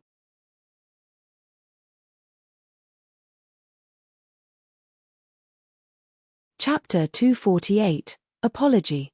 Chapter 248, Apology. In the Guqin Gardens, a group of cultivators landed mightily. They were the people from the Nangong family. Today, the Nangong family was supposed to hold a birthday banquet. However, because of a letter, the banquet was cancelled directly. Many cultivators from the Nangong family forced Nangong Cheng and his son to come to the Guqin Gardens to apologize. However, they did not see Yi Futian and the rest. There were only 2 maidservants cleaning the courtyard of the Guqin Gardens. According to the maidservants, the people from the Guqin Gardens had gone to the academy. The people from the Nangong family could only change their route and head to the Zhenwu Academy. The Zhenwu Academy was in the divine capital ancient city. Although it was inferior to the college, as a cultivation organization in the divine capital, it was naturally very powerful as well. The academy was expansive and majestic. Strolling in the academy, Yi Futian and his team seemed very leisurely. Although I have grown up, I still feel somewhat familiar with this place. I miss the past, Yi Futian smiled and said. There were many schools and academies in the divine prefectures of the East, and almost all the larger cities would have them. He had once cultivated in the academies in the city of Qingju and the city of Donghai. Therefore, the scene caused him to recall his memories, as if he had returned to the past. Do you miss your sister Qin Yi or Feng Qingxue? Hua Fengliu smiled and said. He clearly knew what Yi Futian did in the Qingju Academy. Hearing Hua Fengliu's words, Yi Futian looked speechless, then said, Master, I am only purely a good friend with sister Qin Yi and Feng Qingxue. The thing that I miss the most in the Qingju Academy is, of course, getting to know Jiyu and you. Otherwise, I wouldn't have the achievements I have now. Everyone glanced at Yi Futian as if they were already used to it and did not feel strange. Makes sense. Hua Fengliu smiled and nodded. Trainer Hua. Occasionally on their way, young people would pass by and greet Hua Fengliu and the rest. They were the trainers in the academy and naturally many disciples knew them. It was only that in the Zhenwu Academy, there was not much respect in the eyes of the disciples. After all, Hua Fengliu and the rest were not very famous. In the Zhenwu Academy, only the very strong trainers were highly respected. Even Yi Xiong, who was previously the head of the school of the finance star in Donghai Academy, was only an ordinary trainer here. Instead, Nandu Wenyin and Tang Lan were more popular. The group strolled casually in the academy, and Hua Fengliu brought Yi Futian to the academy grounds. There was a large gymnasium where one could cultivate and carry out friendly fights. After that, they went to the lecture zone. The lecture halls in the Zhenwu Academy were very huge. Some lecture halls were filled with disciples, while others were mostly empty. It depended on whether the trainer was powerful and famous. In the Zhenwu Academy, apart from opening lectures which academy disciples can attend freely, trainers may also take on some personal disciples to teach. Of course, there are also disciples who want to actively follow the good trainers, Hua Fengliu said. Master, don't you plan to take on a few more disciples? Yi Futian asked. Hua Fengliu shook his head gently. At the moment, he no longer had such a thought. In the first place, those outstanding geniuses would not look up to him and worship him as a master. Even if they were willing to, he also did not have such a thought. Although he would bicker with Yi Futian frequently, he had taken this particular disciple as his son-in-law. Trainer Hua. At the moment, a teenage girl ran over and looked at Hua Fengliu nervously. Yes? Hua Fengliu asked. Clenching her fist anxiously and looking at Hua Fengliu, she said, Trainer Hua, I want to worship you as my master.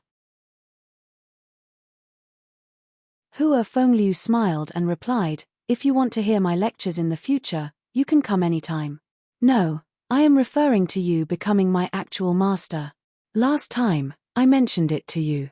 You should know, the girl said again. I don't take on disciples. Hua Fengliu smiled and shook his head. A tinge of disappointed appeared on the face of the girl.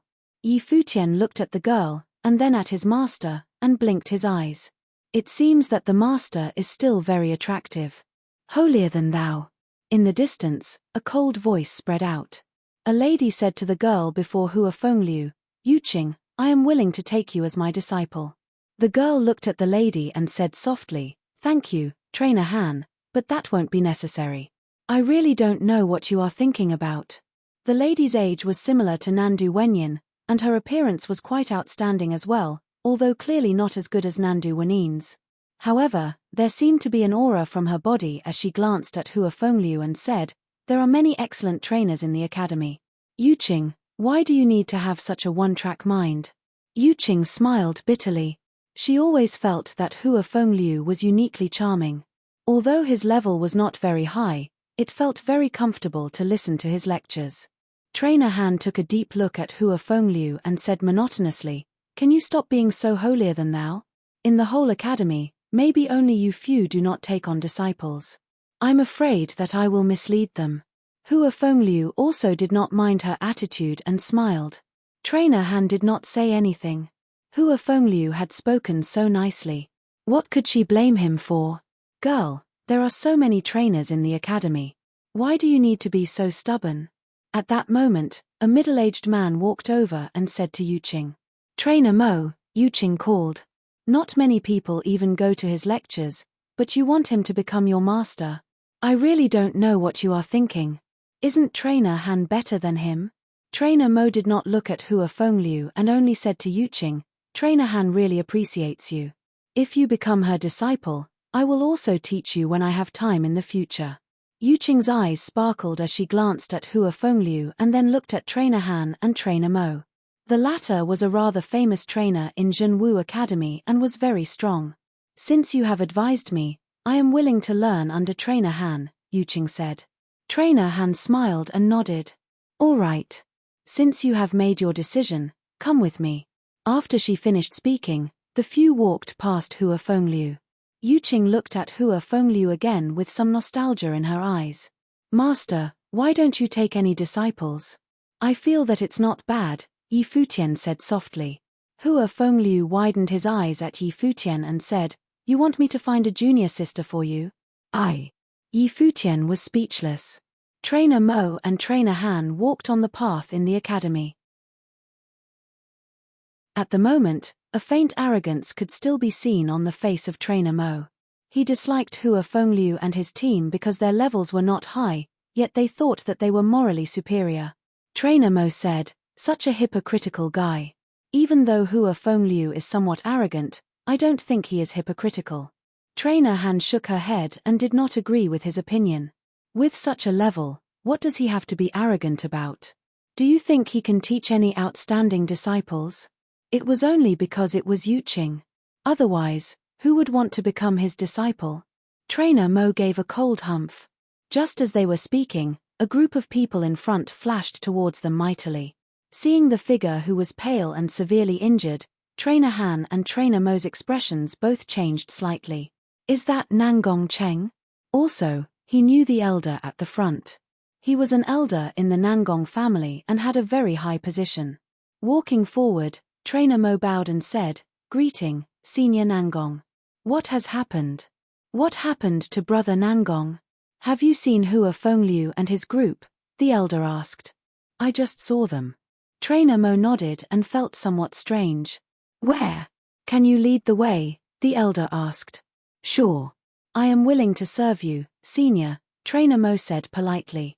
The Nangong family was a noble family nearby and had a very huge influence on the academy.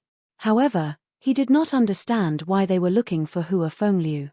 Could it be that Hua Fengliu broke into a conflict with Nangong Cheng and injured him? Trainer Han was also puzzled. The three turned around and walked back towards the place where Hua Fengliu was at. At the moment, many people from the Zhenwu Academy gathered and followed them. Many cultivators from the Nangong family had come mightily and were looking for Hua Fengliu. Why? Yi Futian, Hua Fengliu, and the rest were still strolling around casually and chatting. It was quite rare that they could be so comfortable, apart from the small episode that occurred a while ago which they did not really mind. There. At the moment, a group of strong cultivators was talking at them from the back. Seemed to have felt something. Yi Futian and the rest turned around and saw the people from the Nangong family walking over. What's happening? Seeing Nangong Cheng's miserable status, Hua Fengliu was somewhat stunned. Just now, Yi Futian had gone out and he did not know what Yi Futian had done. Very quickly, the people from the Nangong family approached them and stopped a short distance away. The elder in front glanced at everyone and then looked at Yi Futian. At the moment, another cultivator came over. It was a senior in the academy who heard that the Nangong family had come and hurried to the place. Seeing Nangong Cheng, the person from the academy frowned and walked forward to take a look at Nangong Cheng, after which he said, "Who did this?" "Me," the elder said. "Brother Nangong." The senior from the academy was stunned. The elder walked forward and said, "Make them kneel." "Yes." The people from the Nangong family forced Nangong Cheng and his son to walk forward and kneel down on the ground. The two looked at Yi Futian and their faces were as pale as ash. They could not stop feeling regret. How could Hua Fengliu actually have such a disciple? If they had known earlier, they would not have dared to plan and think about such ideas. The people around were all shocked by the actions of the Nangong family. The elder from the Nangong family had forced Nangong Cheng and his son to kneel down before Hua Fengliu. What was happening? Hua Fengliu and the rest were merely ordinary trainers. Trainer Han and Trainer Mo also looked at the scene, dumbfounded. They felt very confused. At the moment, the elder from the Nangong family walked in front of Yi Futian. He folded his hands and said, "I am Nangong Teng. The people in my family are not well disciplined, and these two have been doing much evil outside. Now, their powers have already been permanently destroyed. Mr. Yi, you can punish them as you wish." Nangong Ting. Some younger people felt astonished. The second most powerful person from the Nangong family, Nangong Teng, a strong noble, was actually apologizing to an 18-year-old teenager. Moreover, he was allowing Yi Futian to punish Nangong Cheng freely. Who is this young man? Trainer Han and Trainer Mo froze as they stared at Yi Futian. Does this young man beside Hua Fengliu have any identity? Mr. Yi. There should be no families with the surname of Yi in the divine capital. Yi Futian had sent the letter and naturally knew that the Nangong family would help him settle the issue. However, the fact that the Nangong family paid such close attention was also unexpected. "You can just ask my master." Yi Futian took a step back and stood behind Hua Fengliu. Nangong Teng's eyes sparkled and he looked at Hua Fengliu. He had just heard from Nangong Cheng that Yi Futian, whose name had shocked the Eastern Barren Territory, actually had a master who was a trainer in the Zhenwu Academy. Nangong Ting folded his hands at Hua Fengliu to salute and said, "I already know what this bastard wanted to do. He really cannot be forgiven. Mister, how do you want to handle him? I will surely give you a satisfactory answer." The people in the academy all looked at Hua Fengliu in shock. Even if Nangong Ting from the Nangong family was to face the head of the academy, he would also not need to salute him like this. Hua Fengliu is. Hua Fengliu and Nandu Wenyin glanced at Yi Futian. Did this guy do this on purpose? Now, everyone in the Zhenwu Academy will probably know about this. Nangong Cheng, I know that you had evil intentions and wanted to take something from me. Now, you suffer because of yourself. Why? Hua Fengliu looked at Nangong Cheng and shook his head. Nangong Cheng's heart was filled with hatred at the moment. Since he's your disciple, why didn't you say it? Nangong Cheng stared at Hua Fengliu in anger. Hearing his words, Hua Fengliu shook his head. Nangong Cheng meant that if Yi Futian was not his disciple, he would be able to do whatever he wished. Although this kind of person was miserable, he did not deserve sympathy. Bring him away, Hua Fengliu waved his hand and said. Chase the both of them out of the Nangong family. Bring them away. Nangong Teng glanced at Nangong Cheng coldly. This bastard actually still does not feel regret. Does he want to drag the family into this? Someone walked forward and dragged Nangong Cheng and his son away. Everyone was shocked. Who exactly is Hua Fengliu's disciple? Trainer Han and Trainer Mo were both not calm. It turned out that Hua Fengliu did have a personal disciple. Furthermore, it was a person whom even the Nangong family did not dare to offend. The girl Yuqing looked at Hua Fengliu and then at Yi Futian, feeling very disappointed. Actually, is it because I am too weak? At the moment, Nangong Jiao walked out from the group and said to Yi Futian, I am Nangong Jiao. Since you have asked someone to pass the letter to me, you should remember me, right? She was the star of the Nangong family, the genius who had entered the college, Nangong Jiao. She had also come. Yeah. I do have some impression. Yi Futian nodded gently. After I received the letter, grandfather started to handle this issue immediately. This had indeed been caused by Nangong Cheng and his son, and the Nangong family absolutely did not even think about dealing with your master and your sister Tang Wan. I hope that you will believe me, Nangong Jiao said. Tang Wan glanced at Yi Futian. Since when did I become his sister? As for the people around, they were absolutely shocked. Not only did the second most powerful person from the Nangong family come to apologize, but Nangong Jiao, a college disciple, came here personally and apologized for the issue as well. This matter will end here, Yi Futian said to Nangong Jiao. Hearing Yi Futian's words, a smile appeared on the face of Nangong Jiao. Her cold and arrogant demeanor was actually very nice when she smiled. Then, she said, "Thank you. Mr. Yi, I am really grateful that you can understand this. If you have any requests, please tell us. The Nangong family will surely fulfill it." Nangong Ting folded his hands and said, "That won't be necessary. I said that the matter is already over," Yi Futian said. Only then did the people from the Nangong family heave a sigh of relief. Nangong Ting saluted at Yi Futian again and said, "Today, I am really fortunate to be able to see the young genius who shocked the entire Eastern Barren Territory. I believe that in the future, Mr. Yi, you will also become reputed in the entire world just like the eldest and third disciples from the cottage. I will leave first." After he finished speaking, he backed away slowly. He turned around, and the people from the Nangong family left. However, everyone's heart trembled as they looked at Yi Futian in astonishment. The person had shocked the Eastern Barren Territory, was a cottage disciple, and his surname was Yi. Did they even need to guess who the person was? Yi Futian from the cottage.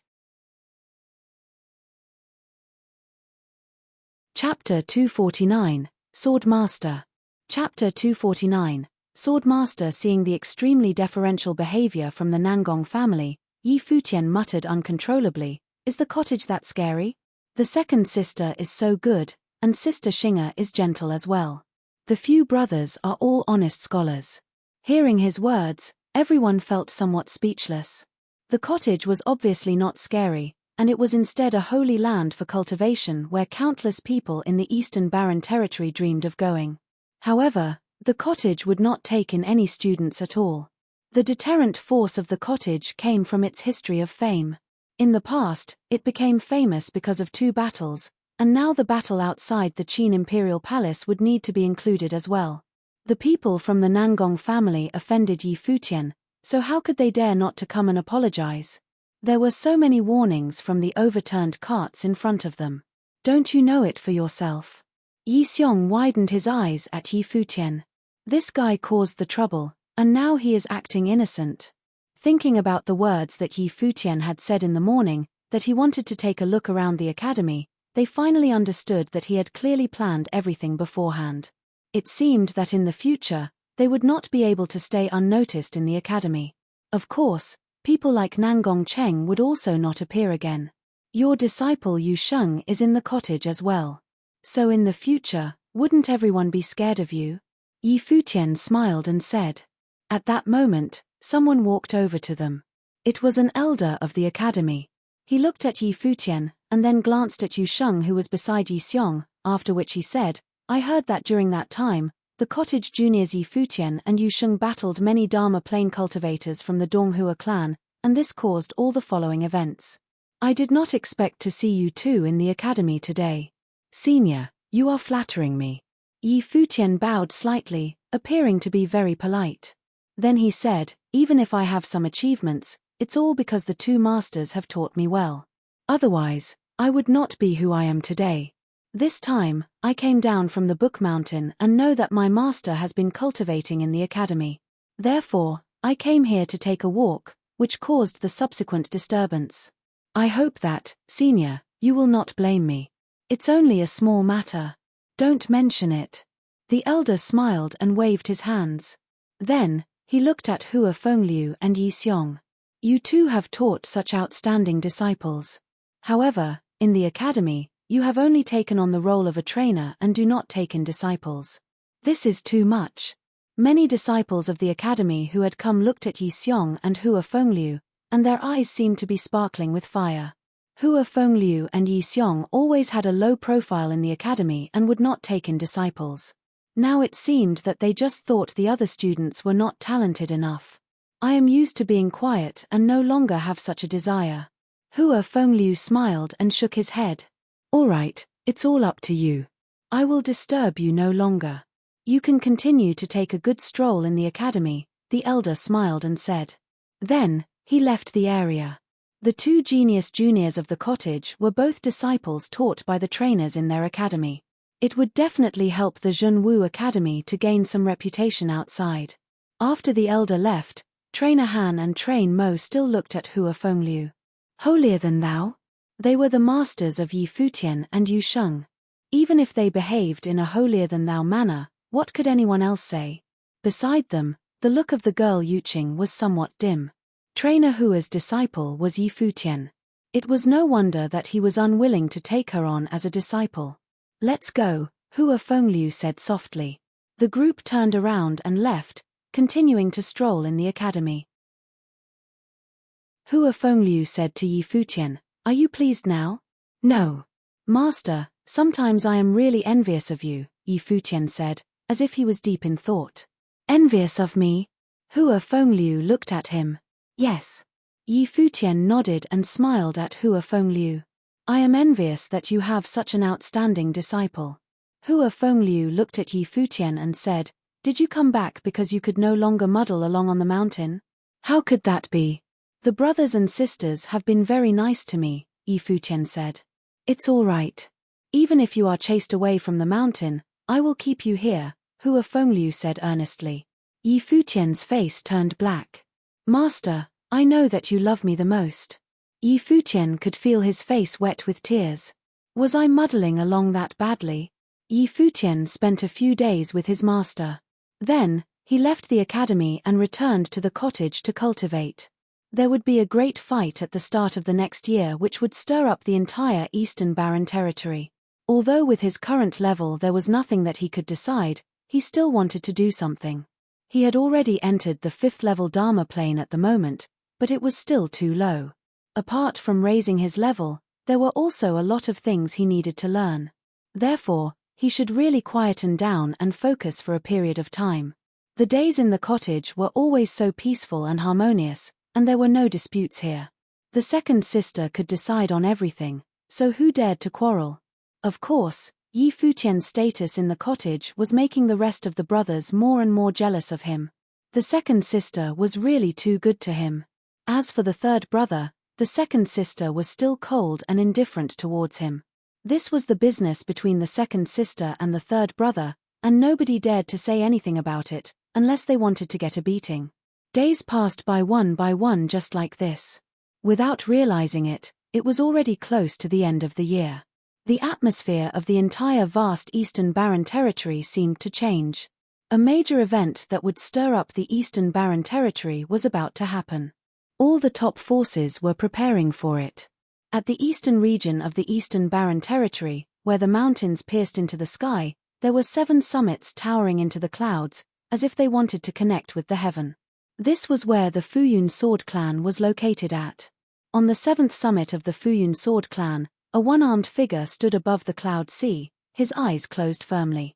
On top of the cloud sea, 9 powerful cultivators were standing in various directions, each holding a sword. Sword wills flew all over the place and even the cloud sea seemed to be splitting apart as ear-piercing noises spread continuously. Before a cliff, an elder stood quietly and looked at the many figures above the cloud sea in front of him. An eagle seemed to whiz over in the sky and give a long twitch. At the same moment, sword wills erupted suddenly and fiercely. In just an instant, the terrifying sword wills flooded everything. It was as if countless beams of sword light struck towards the figure who was standing quietly above the cloud sea. The 9 figures moved simultaneously and cast various sword techniques from 9 different directions. The afterimages of sword filled the sky, as if they had turned into a frightening sword matrix. There were no loopholes and no way out. It seemed that just this one strike would kill the person in the middle. They struck out their swords at an incredible speed, and their sword wills were extremely fierce. Clearly, they showed no mercy at all. Even though the one-armed swordsman was a personal disciple of the Summit Lord, since he had chosen to challenge the 9 execution sword matrix, he would still die if he lost. This was the cruelest challenge on the 7th summit. In the past, many exceptionally talented swordsmen had died in the 9 execution sword matrix. Therefore, the 7th summit always had the least disciples in the Futian sword clan. The 9 execution sword matrix was undefeatable. The one-armed figure finally moved. He raised his head slightly and opened his eyes, glancing at everyone. At the same time, the sword held by his only arm also moved. In an instant, the 9 people seemed to notice 9 beams of sword light striking towards all of them. The 9 people changed their moves immediately in one go, sealing the 9 beams of light directly. The 9 execution sword matrix was the strongest battle sword matrix of the 7th summit. It could attack and defend, and there was no way out. However, just as they changed their actions, the 9 beams of light that they had seen seemed to disappear at once, as if they never existed in the first place. At the same moment, an extremely appalling sword appeared in their minds. Meanwhile, at weak points of their sword techniques, 9 beams of light seemed to strike out right beside their swords. Thud, thud, thud. 9 noises were heard. Streams of blood bloomed out one after another, and the swords slipped out of the 9 cultivators' hands directly. A blood mark appeared on the sword-yielding hand of each of them. The blood marks on the 9 people's hands were exactly the same, as if they were injured by the same beam of sword chi. The strongest sword matrix of the 7th summit was destroyed, but no frustration could be seen on their faces at all. Instead, their eyes sparkled as they said to the one-armed young man, "Congratulations, Junior. Your sword eyes have already opened." Apart from the Summit Lord of our 7th summit, finally another person managed to successfully cultivate the Heavenly Eyes sword technique. Someone folded his hand and congratulated. Yi Wuchen had only been a part of the Futian sword clan for less than a year. It was a miracle that he could cultivate the sword eyes. However, according to the Summit Lord, Wuchen's talents were actually not that good. There were even people on the 7th summit itself who were more talented swordsmen than Yi Wuchen. Still, the person who managed to cultivate the Heavenly Eyes sword technique was Yi Wuchen. They knew that apart from cultivation talent, there was another kind of talent called faith and determination. In order to learn the technique, Yi Wuchen had almost become blind, but in the end, he succeeded. Just like what the Summit Lord had said, he was not the most talented swordsman, but he was the kind of person who was most suited to yield a sword. He was a swordsman at birth. "Thank you." Yi Wuchen nodded and then turned, walking towards the cliff. The elder stared at Yi Wuchen and said, "I have nothing else to teach you. From today onwards, you can do anything you want. Whatever you do will represent the will of the 7th summit." The hearts of the 9 people above the cloud sea trembled. They knew what the elder meant by that. From that day on, Yi Wuchen would become the sword master of the 7th summit of the Futian sword clan. The position of the sword master, which countless people dreamed of obtaining, was given to Yi Wuchen, who had only entered the 7th summit for less than a year just like this. "Yes, master," Yi Wuchen responded directly without being modest at all. Then, he said, "Send a sword post to the 1st summit. Yi Wuchen from the 7th summit of the Futian sword clan, in the name of sword, invites Li Daoyun for a fight." The looks of the 9 people froze as they were somewhat shocked. Then, they glanced at the elder standing near the cliff. However, at that moment, the elder turned around directly and left, as if he did not hear what Yi Wuchen had said. This scene caused the eyes of the 9 people to flash. They had truly realized the meaning of the elder's words previously. From that day on, Yi Wuchen could do anything he wanted to. His will would be the will of the 7th summit of the Futian sword clan. This was the sword master. Chapter 250, Slayed. Chapter 250, Slayed. Yi Wuchen, a disciple of the 7th summit of the Futian sword clan, sent a sword post to the 1st summit, inviting Li Daoyun for a fight. The news immediately shocked the entire Futian sword clan. 1 year ago, several extremely talented people appeared in the ancient barren world. 4 people, in the name of Kangye, each displayed at least 3 nobles on the Mirror Mountain stone wall. The various top forces of the ancient barren world went to the Kangye kingdom in an attempt to take them in as disciples. Yi Futian and Yu Sheng entered the cottage, Hua Jiyu entered the Moon Clan, while Yi Wuchen entered the 7th summit of the Fuyun Sword Clan. Over the year, Yi Wuchen seldom appeared before the disciples from the other summits of the Fuyun Sword Clan. There were only rumors claiming that he was exceptionally talented in sword skills and highly regarded by the Summit Lord of the 7th summit. Therefore, he had been cultivating with the Summit Lord all the time. The Summit Lord of the 7th summit had even brought him to many places in the year. Now, he announced something in the Fuyun Sword Clan for the first time, which was to challenge Li Daoyun. Li Daoyun had already entered the Arcana plane a few months ago. That time in the ancient barren world, one of his arms was burnt away. Due to this bitter experience, Li Daoyun cultivated even harder, and his left-hand sword was still extremely strong. Moreover, he had already entered the Arcana plane. How could Yi Wuchen fight him? At the center of the 7 summits of the Fuyun Sword Clan, there was a lower summit. At the top of it, there was a huge battle platform around which there were 7 swords, each symbolizing one of the 7 sword summits.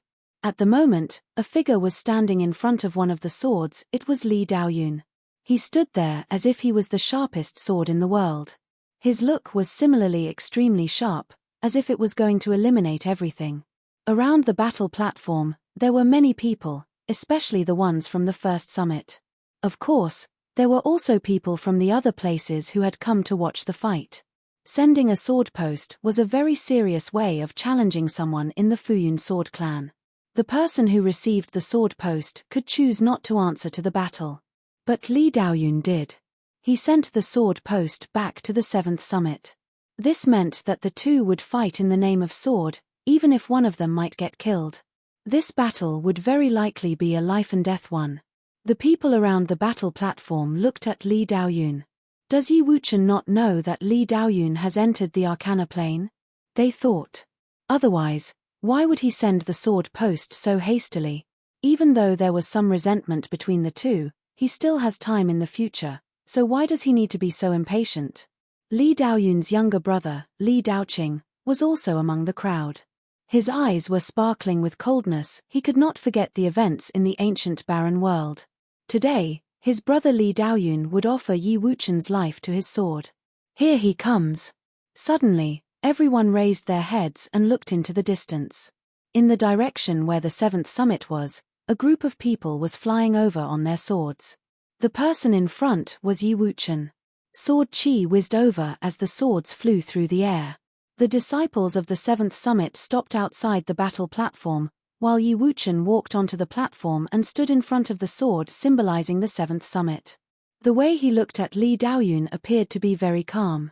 There were no anger, no killing intent, and it was not even fierce. It was as if he was looking at a mere stranger. I don't understand why you would send this sword post. Li Daoyun looked at Yi Wuchen and said. Are you so impatient to take your revenge? Yi Wuchen similarly stared at Li Daoyun. His look was still very calm. What a pity, Li Daoyun suddenly smiled and said. From the moment you sent the sword post, your fate has already been decided. That day in the old Luolan kingdom, I cut off your arm and you escaped by luck. Today, where can you escape to? Just as he finished speaking, a terrifying sword will erupted from his body. In this instant, sword chi whizzed in the sky and turned into a current which flew like the clouds. However, a frightening might could be felt from it.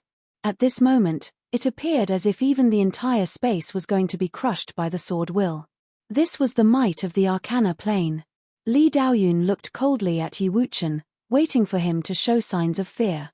However, he did not see it. Yi Wuchen was calm as always, but being calm did not mean that he did not want to kill his opponent. That day in the old Luolan kingdom, Li Daoyun cut off one of his arms. He did not reveal any emotions, not because there was no hatred, but because he knew that no matter what he did at that time, it would be totally useless. Li Daoyun shouted at them that he was Li Daoyun from the Fuyun Sword Clan. His tone was extremely arrogant, as if he looked down on everything. That time, there was indeed nothing they could do against Li Daoyun. However, not talking about it did not mean that he had forgotten about it. The first thing that Yi Wuchen did after becoming the sword master of the 7th summit was sending a sword post and challenging Li Daoyun. A gust of sword will abruptly bloomed from Yi Wuchen's body and ascended into the sky. In just an instant, Yi Wuchen seemed to have turned into a sword himself. At the moment he released his aura, Li Daoyun moved. The sword will flowing in the sky turned into many sword rivers. In the void, many afterimages of Li Daoyun appeared, each merging into a sword river. The place where Yi Wuchen was at was the destination of all the sword rivers. Yi Wuchen glanced at the area before him. Immediately, an appalling sword will appeared in the eyes of all the afterimages. Accompanied by multiple popping sounds, the afterimages were all destroyed directly and only the real Li Daoyun was left, stepping in the air. He gave a cold roar and instantly, the sword will flowing wildly in the sky started to strike towards Yi Wuchen. Its powers seemed to be far beyond what a Dharma plane cultivator could resist. Yi Wuchen was enveloped in sword will. In this instant, he stepped towards the sword will flowing before him, as if he was a real sword himself. Immediately, he burst through the flowing sword rivers directly like a beam of light and struck towards the incoming Li Daoyun.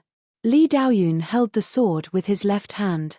The endless sword will in the world surged wildly on his body, as if his sword had merged with the heaven and earth to form a single body. This was a qualitative change. The attack from an Arcana plane cultivator was way stronger than one from a Dharma plane cultivator. Swish. Yi Wuchen struck out his sword before Li Daoyun did. He could naturally feel the difference between the levels of the two. There was a qualitative difference between the Dharma plane and the Arcana plane. Therefore, it would be difficult for him to win should he choose to fight Li Daoyun head-on. However, it did not mean that a person with a higher level and attack power would certainly beat his opponent. At the moment when Yi Wuchen struck his sword out, a sword appeared in the pupils of Li Daoyun. The sword was so sharp and direct. Heavenly Eyes sword technique. Suddenly, Li Daoyun felt his body tighten. Previously, he was already somewhat puzzled when his afterimages were destroyed immediately. However, when the sword appeared in his pupils, he knew that Yi Wuchen had cultivated the sword eyes. Although Li Daoyun could recognize the Heavenly Eyes sword technique, he had never really fought with someone who had the sword eyes. This was his first time. Before Li Daoyun had any time to think, he struck out his sword towards the sword skill that had appeared in his pupils. Since he could recognize the Heavenly Eyes sword technique, he knew that it was a real fatal blow and not an illusory one. Not good. Li Daoyun's body tightened. The fatal blow from the Heavenly Eyes sword technique may be completely different from the one he could see, it could come from a totally different direction. Thinking about this, Li Daoyun gathered all the sword will and swung his sword in all directions around his body without hesitation. The sword finally came. Li Daoyun appeared and blocked Yi Wuchen's sword. However, at the same moment, a beam of sword light flashed out from Yi Wuchen's forehead and charged directly towards Li Daoyun's forehead at an incredible speed. The scene looked exactly the same as the fight in the old Luolan kingdom. During that time, Li Daoyun was injured by Yi Wuchen in this way, which therefore allowed Yi Wuchen to escape. Did Yi Wuchen think that he would lose to this again? The frightening sword will condensed into a sword and emerged from Li Daoyun's forehead, blocking the incoming small sword. However, the dazzling small sword was not even going for his forehead in the first place. At the same moment, it passed by Li Daoyun's sword and made a turn. Then, it penetrated Li Daoyun, charging into his temple above one of his ears and coming out the other side in the next moment. In this instant, the whole space seemed to turn quiet. The sword will was still there, but it was no longer violent. Instead, it suddenly turned silent and peaceful, and then gradually dissipated. Li Daoyun and Yi Wuchen stood face to face, they were so close to each other. Li Daoyun widened his eyes, as if he wanted to see the world clearly again. He indeed did not fail twice at the same spot. However, he seemed to forget that this time, Yi Wuchen had cultivated the Heavenly Eyes sword technique. The seemingly familiar attack was now more refined and unstoppable. From now on, Li Daoyun will no longer exist in the world, Yi Wuchen said. He turned around and left. Blood flew out from the two sides of Li Daoyun's head down his ears. He stood in the spot like a statue and stared at Yi Wuchen's back. Back then, he shouted arrogantly at the ancient Luolan palace that he was Li Daoyun from the Fuyun sword clan. Today, Yi Wuchen returned a sentence back to him, that from then on, Li Daoyun would no longer exist in the world. Accompanied by a soft noise, Li Daoyun's body fell onto the battle platform. The genius from the first summit of the Fuyun sword clan was instantly killed by a lower-level disciple from the 7th summit just like this. The winner is Yi Wuchen, the sword master of the 7th summit of the Fuyun sword clan. A voice spread out. Many people around the battle platform trembled because of this. Yi Wuchen was already the sword master of the 7th summit. He had cultivated the sword eyes and slayed the arcana plane Li Daoyun.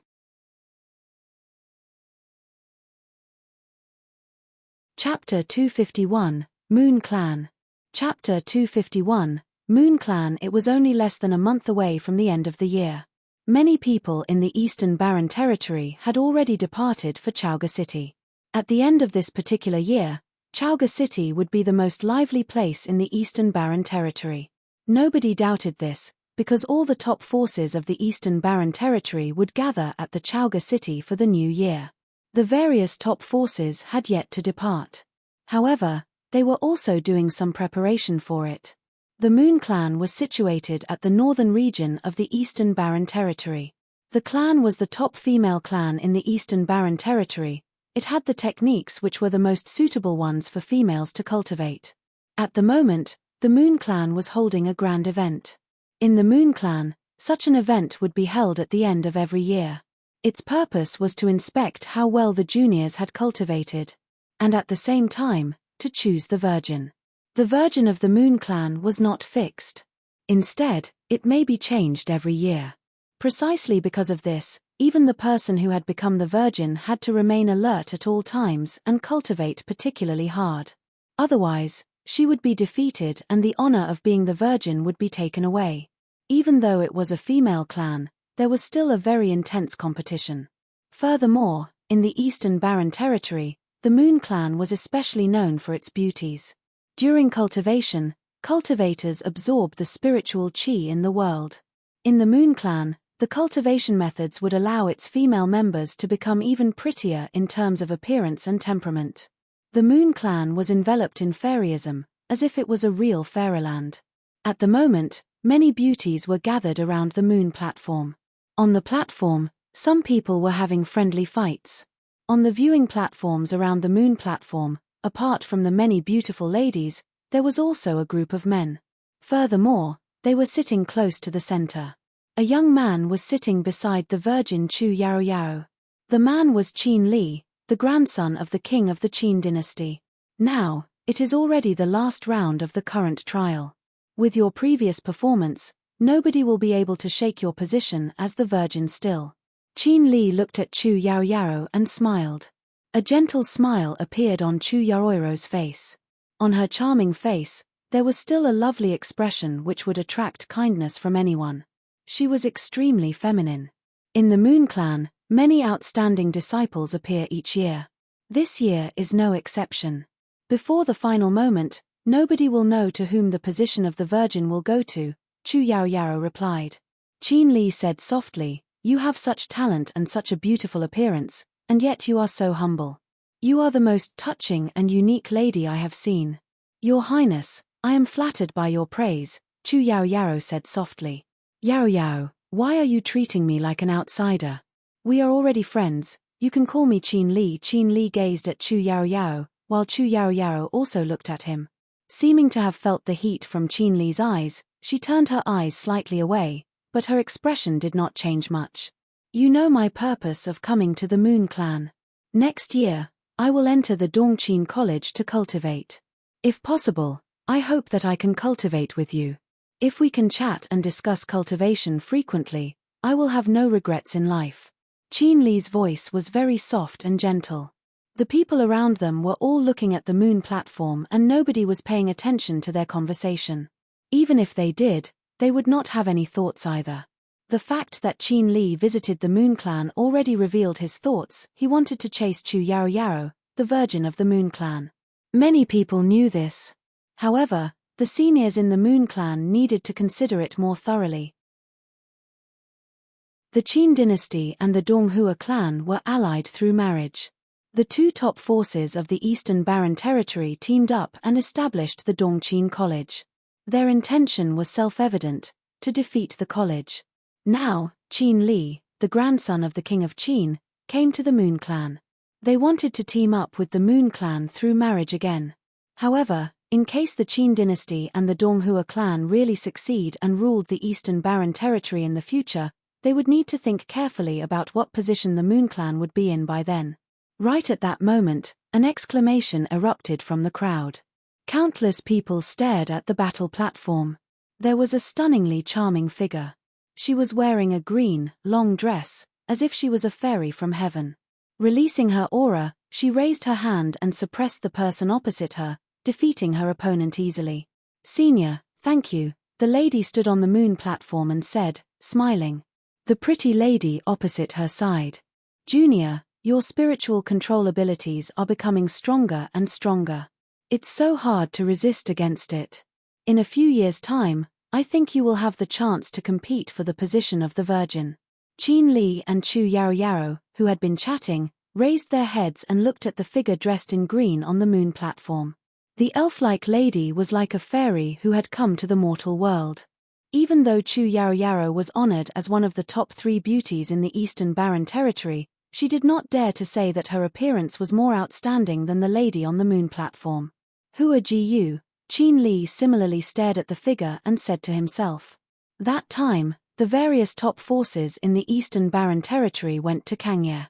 Yi Futian entered the cottage, and there were rumors that his girlfriend, Hua Jiyu, entered the Moon Clan. She was the shockingly beautiful lady in front. Hua Jiyu stood at her spot. Having cultivated in the Moon Clan for nearly a year, her temperament had changed slightly and was now more outstanding.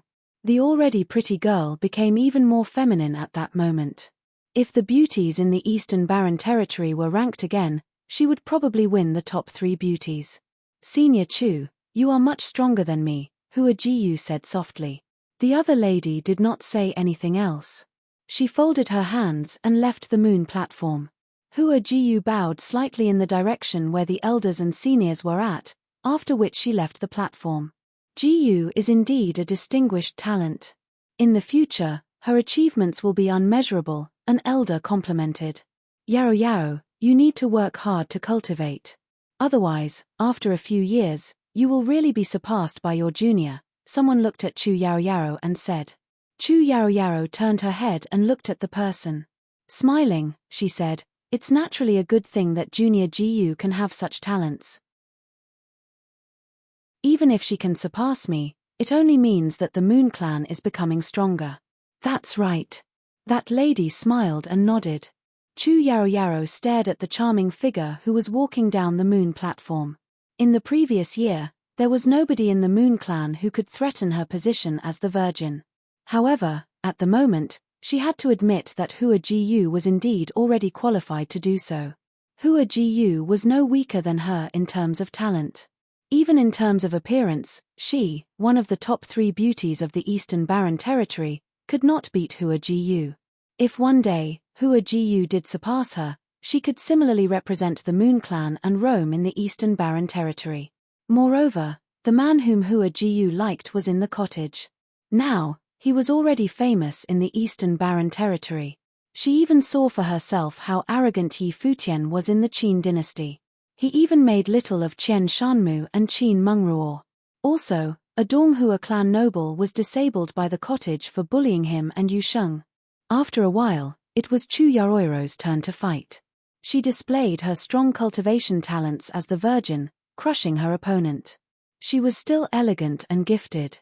Many people had the vague feeling that Hua Jiyu and Chu Yarou, the 2 absolute beauties, would definitely have a real battle in the future, the battle for the position of the Virgin. The event of the Moon Clan was over. With her particularly outstanding performance, Chu Yarou was still the Virgin of the Moon Clan. Nobody was able to shake her position. After this was announced, Qin Li walked up and folded his hands at the elders of the Moon Clan, after which he said, "The Dongqing College will be holding its open house soon. I have come to the Moon Clan just to send my invitation again. I hope that the people of the Moon Clan will join the event. You are too polite. Last time you have already invited us. Even if you do not come today, we will also go there," a pretty lady said. "However, since you have come here personally, I will ask the disciples of the Moon Clan to go together." "Thank you, Senior." Qin Li folded his hands and smiled, not forgetting to glance in Chu Yaoiro's direction. He did not do so secretly, as if it was deliberate. "Who is willing to go?" The lady looked at the many disciples of the Moon Clan. Immediately, many people walked forward and bowed slightly. "I am willing to go." This event had stirred up the Eastern Barren Territory, and all the top forces would gather at the Chaoga city. Who would not want to go there and watch it? "Do all of you want the entire Moon Clan to go there?" The lady smiled and said. "Yao Yao, among the Dharma Plane disciples who are willing to go there, choose some to go with you." "All right." Chu Yao smiled and nodded. Then, she chose a group of people whose talents and levels were rather high to go with her. Hua Jiyu was also in the crowd, but Chu Yao did not choose her. She walked forward gently and said softly, "Senior, I would like to go to the Chaoga city as well." Chu Yao turned and looked at Hua Jiyu. Smiling, she said, "Junior, you are very talented, but your level is still too low. You should spend more time to cultivate and should not waste time because of this. I am still waiting for you to challenge me for the position of the Virgin in the future. I have no intention to compete with you for the position of the Virgin. However, I hope that you can agree to me going to Chaoga City this time," Hua Jiyu said. A strange look flashed across Chu Yaoiro's eyes. No intention to compete for the position of the Virgin? Then why is she going against my decision now? "Junior, you have only been in the Moon Clan for a short period of time. Cultivation is the most important thing to you. You should not get distracted." Chu Yaoiro's voice was still soft and gentle. Hua Jiyu stared at Chu Yao and was somewhat puzzled. She did not understand why Chu Yao did not allow her to go. However, she had not seen Yi Futian for nearly a year already. The Donghua clan challenged Jiyu Dongliu from the cottage, so Yi Futian would surely head for Chaoga City. Furthermore, they would cross into the new year in Chaoga City. Of course she had to go. In addition, Yi Futian would certainly know her thoughts and would want to meet her in Chaoga City. Thinking about this, Hua Jiyu turned and walked towards the elders of the Moon Clan. She bowed and said, "Seniors, I would like to go to Chaoga City." This scene caused a strange expression to appear on the faces of all the disciples around her. Even the eyes of the elders sparkled with a weird look. Just not long ago, both Chu Yao and Hua Jiyu had been speaking very appropriately and politely. However, in the blink of an eye, they disagreed with each other because of such a minor issue. The two both seemed to be very stubborn about their decisions. Such a scene caused many to have some additional thoughts. Chu Yao was the Virgin. Since the elders asked her to choose the people, she was naturally entitled to do so. However, Hua Jiyu requested to go, and it would only be reasonable for Chu Yao to agree to her request, but she rejected it twice. Therefore, Hua Jiyu bypassed her and requested the elders directly. Chapter 252. Chapter 252, Set Off. Chapter 252. Chapter 252, Set Off. The elder of the Moon Clan was quiet too. Chu Yao and Hua Jiyu were both rare geniuses of the clan. Chu Yao was the Virgin while Hua Jiyu was the one who could possibly challenge her position in the future. Having a conflict over something small like this, it was hard to say who was in the wrong. Perhaps they both had their own reason. But no matter who she sided with, the other would be upset. Besides Chu Yao, Qin Li watched this, eyes falling onto Hua Jiyu. "Yao," he said softly. "How about you give in to your junior sister? Don't make it hard for the elders." As soon as he spoke, many of the Moon Clan looked to him. He seemed to be speaking up for Hua Jiyu, but there was another meaning. It was as if Hua Jiyu wasn't following the rules, making it hard for the elders, so he wanted Chu Yao to take a step back.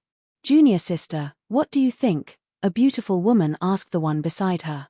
It was Hua Jiyu's teacher. Hua Jiyu's teacher gazed at Hua Jiyu and smiled. Jiyu, your senior sister is right too. Right now, cultivation is the most important for you and Yaro Yaro is thinking for you too. You won't go this time. Hua Jiyu looked to her teacher. Her teacher was extremely nice to her, so she naturally said this for a reason. Hua Jiyu felt down but still nodded. Okay. With that, the atmosphere recovered. Chu Yaro Yaro smiled and said, I wanted you to stay because I wish you will cultivate well but didn't consider your feelings.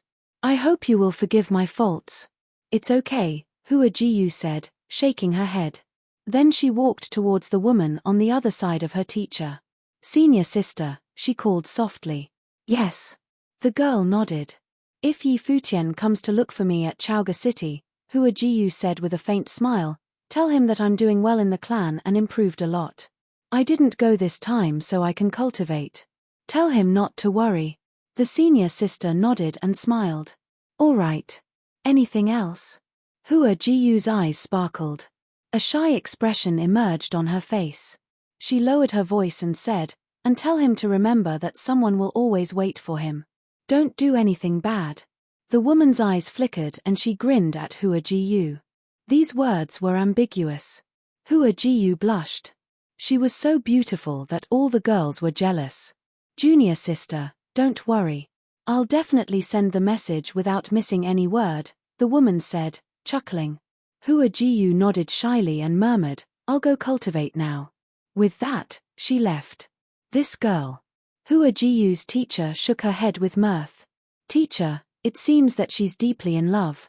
Why won't you let her go? The woman asked quietly. Give her some motivation to cultivate, Hua Jiyu's teacher said. The woman was thoughtful. She looked to Chu Yaro Yaro and vaguely understood the teacher, her junior sister, had a very chill personality. Other than working hard in cultivation, she didn't bother with anything else. She was really like a fairy from heaven who didn't have any wishes. She didn't even seem interested in the virgin's position. This kind of personality was likable, of course, but sometimes, not competing for anything was bad too.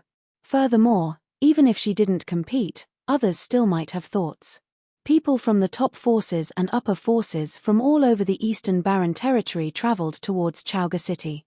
It had been a long time since the Eastern Barren Territory had such a grand occasion. Whether it was the opening of the Dongqin College or the wedding between the Qin dynasty and Donghua clan, they were both big events. More importantly, the top talents would challenge each other in the Chaoga City. How could anyone miss this? On the Book Mountain, the college had already chosen who would attend. The opening of the Dongqin College and Lu Nanshan's challenge towards Jiyu Dongliu were all targeted at the college. The other forces might not care, but the college had to place higher importance on this than the others. This time, the college sent the best of the best from the strong cultivators of the noble plane to the younger ones in the Dharma plane.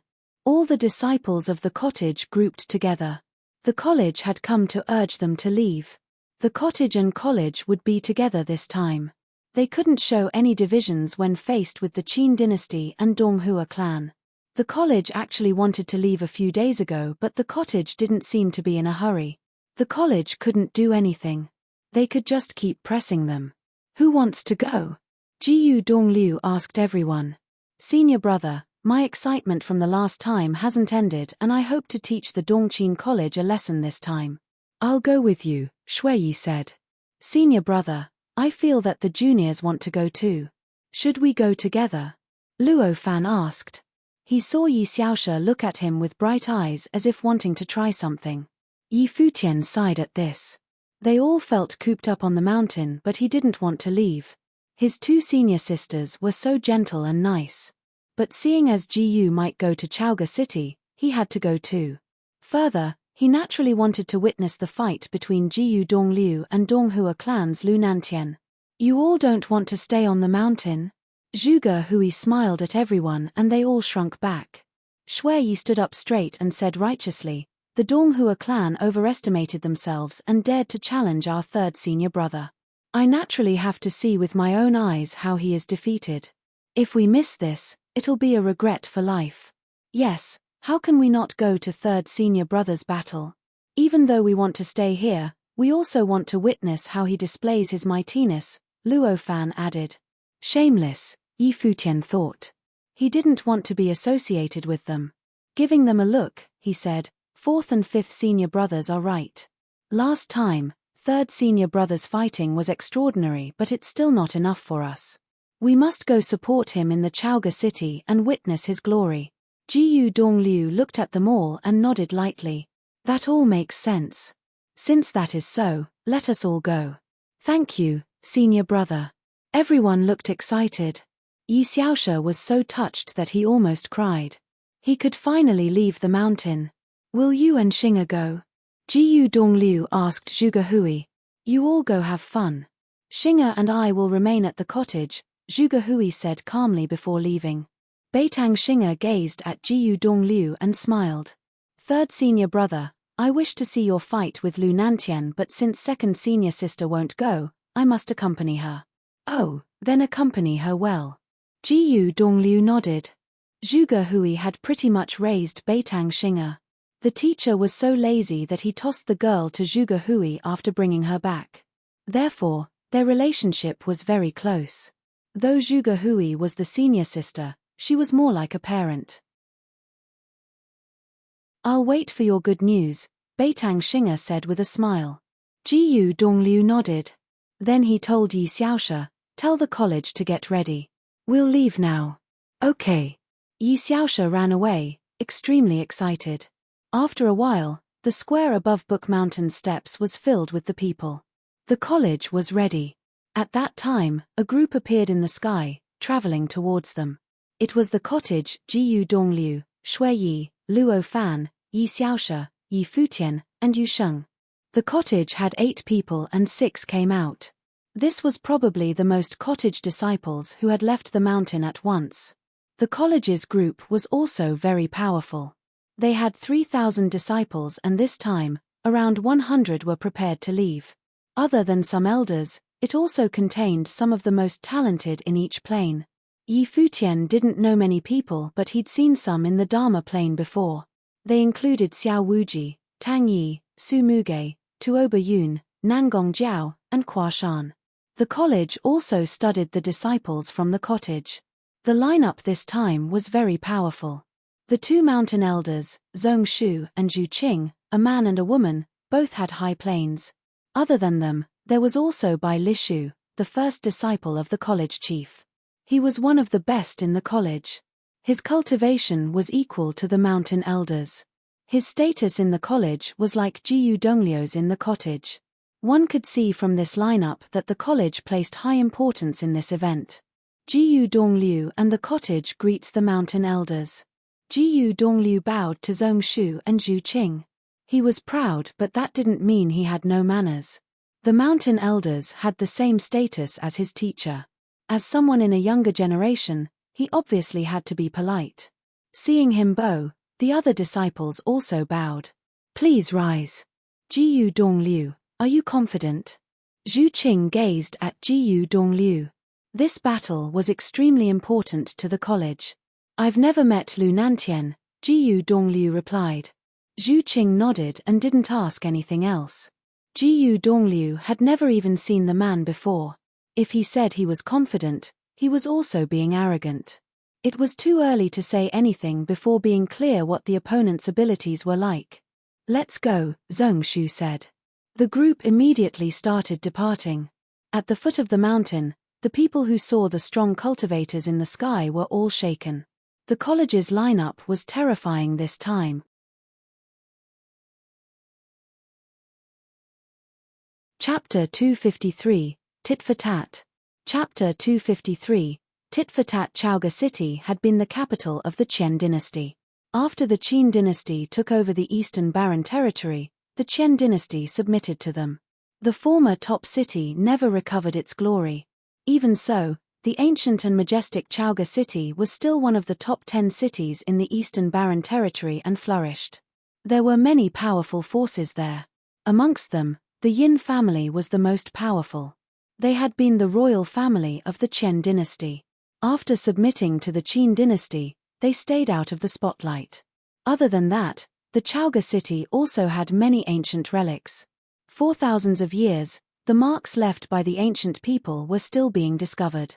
Chaoga city was situated in the center of the Eastern Barren Territory, between the Qin dynasty and Donghua clan. It still belonged to the Qin dynasty. It was a very good choice for the Dongqin College to be located there. Today, this ancient city was filled with strong cultivators. Even noble figures were everywhere. It had been years since the city was this busy. It seemed to have recovered its past glory where everyone came to visit.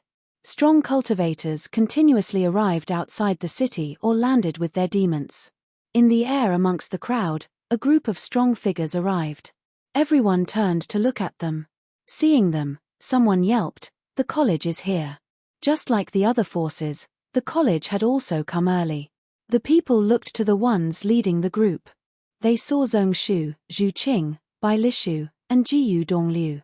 They had extraordinary temperaments and were top figures of the noble plane. They had unique auras. Yi Futian stood behind Jiyu Dongliu. He studied the surrounding crowd and the ancient city below him. Chaoga was the place for talents now. He didn't know what would happen in this ancient city. He also wondered if the Moon Clan had arrived.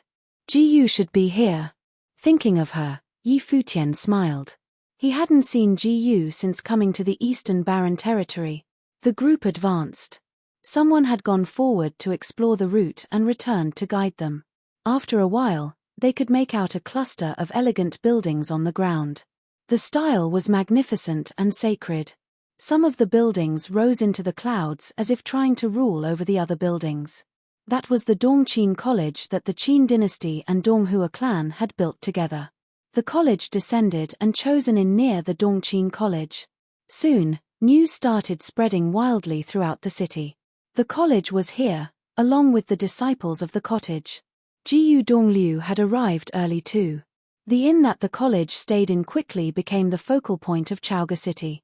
Everyone knew that the event of the first day of the next year was mainly targeted towards the college.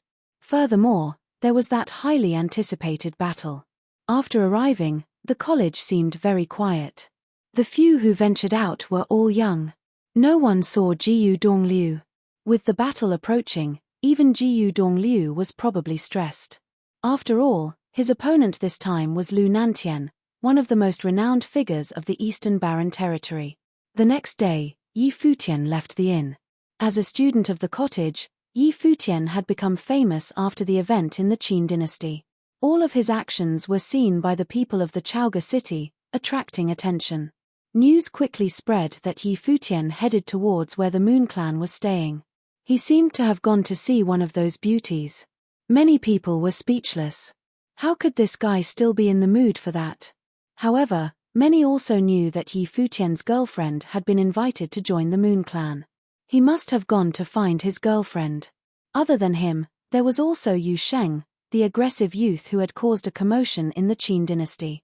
Yi Futian and Yu Sheng arrived where the Moon Clan was staying. Seeing a woman, Yi Futian bowed. "I am Yi Futian from the cottage. Greetings." The woman studied the two and smiled. "Greetings, Mr. Yi." She had heard before that Yi Futian and Hua Jiyu were a couple. Hua Jiyu was extremely beautiful, so they were all curious what kind of person Yi Futian was. Now, she saw that he was attractive and charismatic. He was also very polite. His looks matched Jiyu. "Are you here to find junior sister Jiyu?" "Yes." Yi Futian smiled and nodded. It seemed that the Moon Clan all knew. Jiyu was probably quite famous in the clan. He didn't find it strange. Disregarding talent, merely her looks would definitely make her well known. "I'm sorry to disappoint you. Junior sister Jiyu didn't come," the woman replied softly. Yi Futian's eyes flashed. The Donghua clan's Lu Nantian challenged Jiyu Dongliu. The source of this conflict was Yi Futian and Yu Sheng. Jiyu should know that he would come and should have come too. However, she had her senior sister send a message to you. "I will take you there now," the woman continued. "All right. Thank you, fairy." Yi Futian nodded. The Moon Clan fairy brought Yi Futian to a courtyard where a beautiful woman studied Yi Futian curiously after seeing him. Jiyu had guessed that Yi Futian would come to find her, and she was right. "Greetings, I am Yi Futian. Junior sister Jiyu has great taste," the woman said with a smile. "She said that you would come to find her and had me send a message to you. She is doing well in the clan and has improved greatly. She didn't come because of her cultivation. There is no need to worry. She also said that she will always wait for you and told you to not do bad things." With that, she seemed to smile. What did bad things mean? Yi Futian made a face. That girl was so annoying. "Thank you, fairy," he replied. He could sense that she wasn't lying. Jiyu was fine. As for the specific reason, he wouldn't know. "You're so sweet. No wonder junior sister is worried." The woman grinned at Yi Futian. Yi Futian smiled shyly. "Fairy, can you help send a message for me?" "Yes." The woman nodded. "Help me tell Jiyu that I miss her. After I finish this, I'll go find her at the Moon Clan," Yi Futian said with a smile. The woman gave a knowing smile. Did these two care about the messenger's feeling when showing off their love? "All right." The woman nodded. "Thank you, fairy. I'll leave now." Yi Futian bowed and left. Leaving the yard, there was a small trail in the verdure. Yu Sheng followed him quietly. Two figures were taking a walk before them. Seeing them, Yi Futian made a strange face.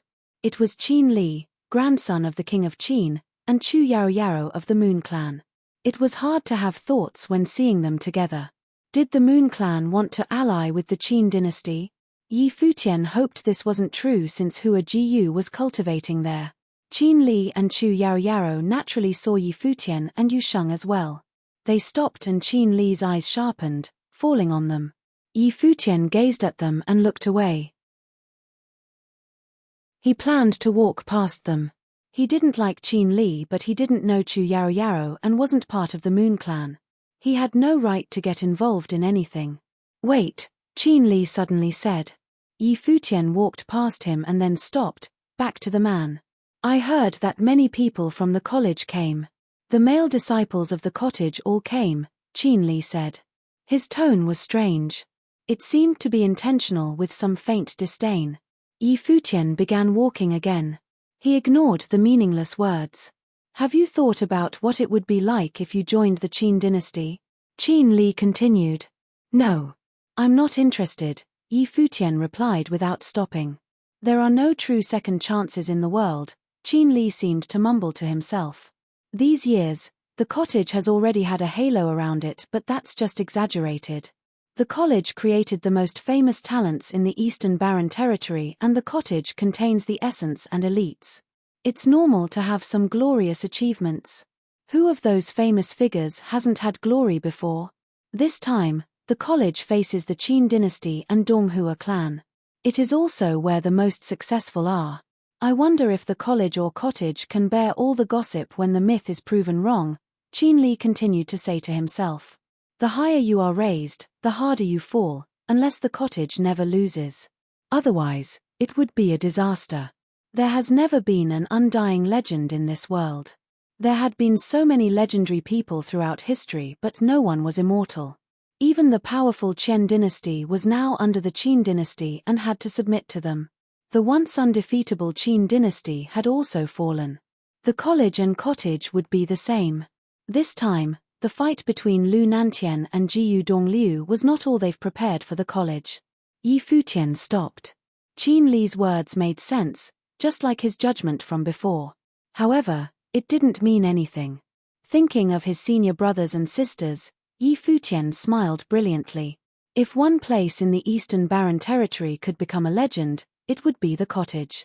A legend that can be proven wrong isn't a legend. It is called a legend because it will never die, Yi Futian said slowly. The cottage will become an undying legend. Really? Qin Li heard Yi Futian's arrogant words. "I'll wait and see." "Wait and see," Yi Futian replied and walked away.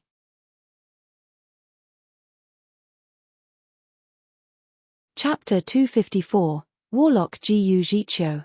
Chapter 254, Warlock Jiyu Jiqiu. Walking out of the inn, Yi Futian looked up. He could see the towering building in the distance. It was the Dongqin College. The top forces all resided in the region near the Dongqin College. Going past them, he walked down the road. Many people seemed to be grouped there now, looking at something. Yi Futian glanced to the side. Two groups were facing each other. Faint sharpness radiated from them, the sword aura. The Fuyun sword clan? Yi Futian's eyes flashed. He walked over there, entering the crowd of spectators. He saw many familiar faces. There were people from the Fuyun sword clan, the Sword Saint Mountain, and Witch clan. Other than the college, all top forces had sent their disciples here. The 7 peaks of the Fuyun sword clan were independent of each other. All 7 had their own disciples here, but Yi Futian didn't see Yi Wuchen amongst them. The people facing off were from the Fuyun sword clan and Sword Saint Mountain. They had always been rivals.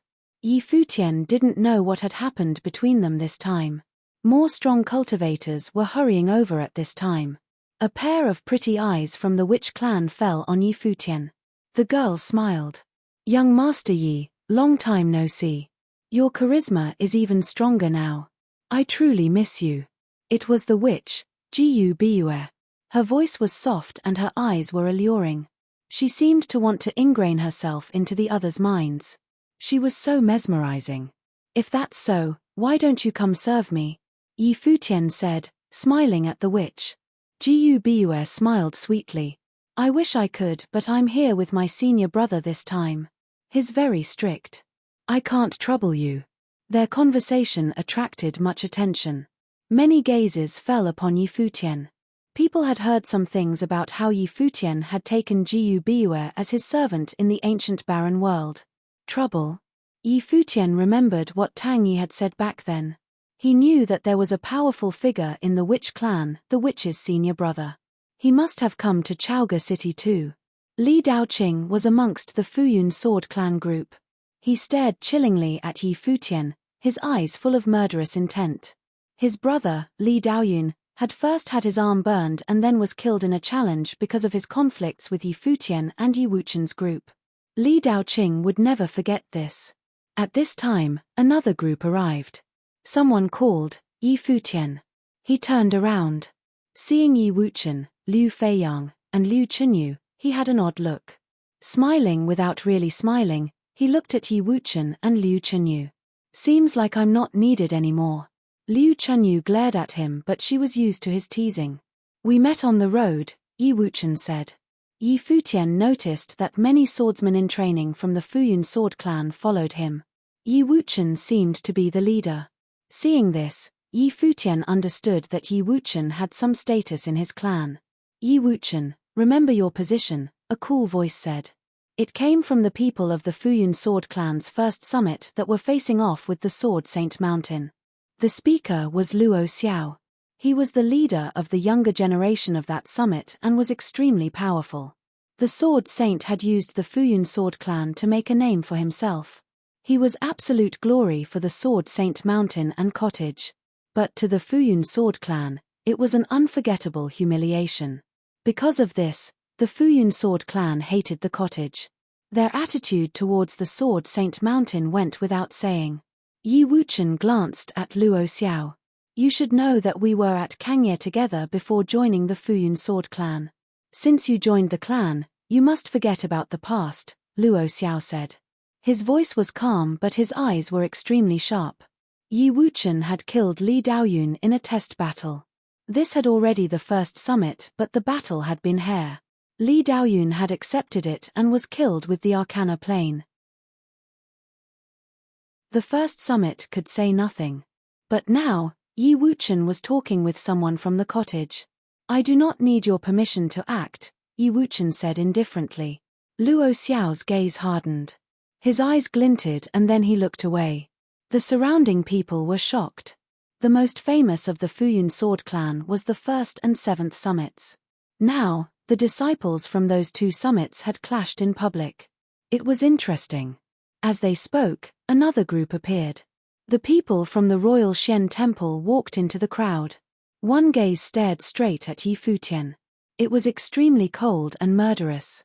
It was Luo Junlin. Beside him, Shiro's gaze was also cold. After returning from the Kangye kingdom, she had been punished by her father. Luo Junlin had been punished too. Because of the event, her father had been humiliated as well. Shiro never cared about the barbaric Kangye kingdom. But now, Yi Futian joined the cottage and quickly became known throughout the Eastern Barren territory. Yi Futian naturally saw them too. His eyes turned cold. This crown prince of the Nandu kingdom had once wanted him to be a servant. He wondered what Luo Junlin felt after meeting again here. The two met eyes. Luo Junlin didn't disguise his murderous intent at all. Now, Yi Futian was truly a threat to him and the Nandu kingdom. If Yi Futian was allowed to progress into the noble plane, it would be the end of the Nandu kingdom. With the cottage there, not even the royal Shen temple could help him. "It's so lively here," someone said at this time.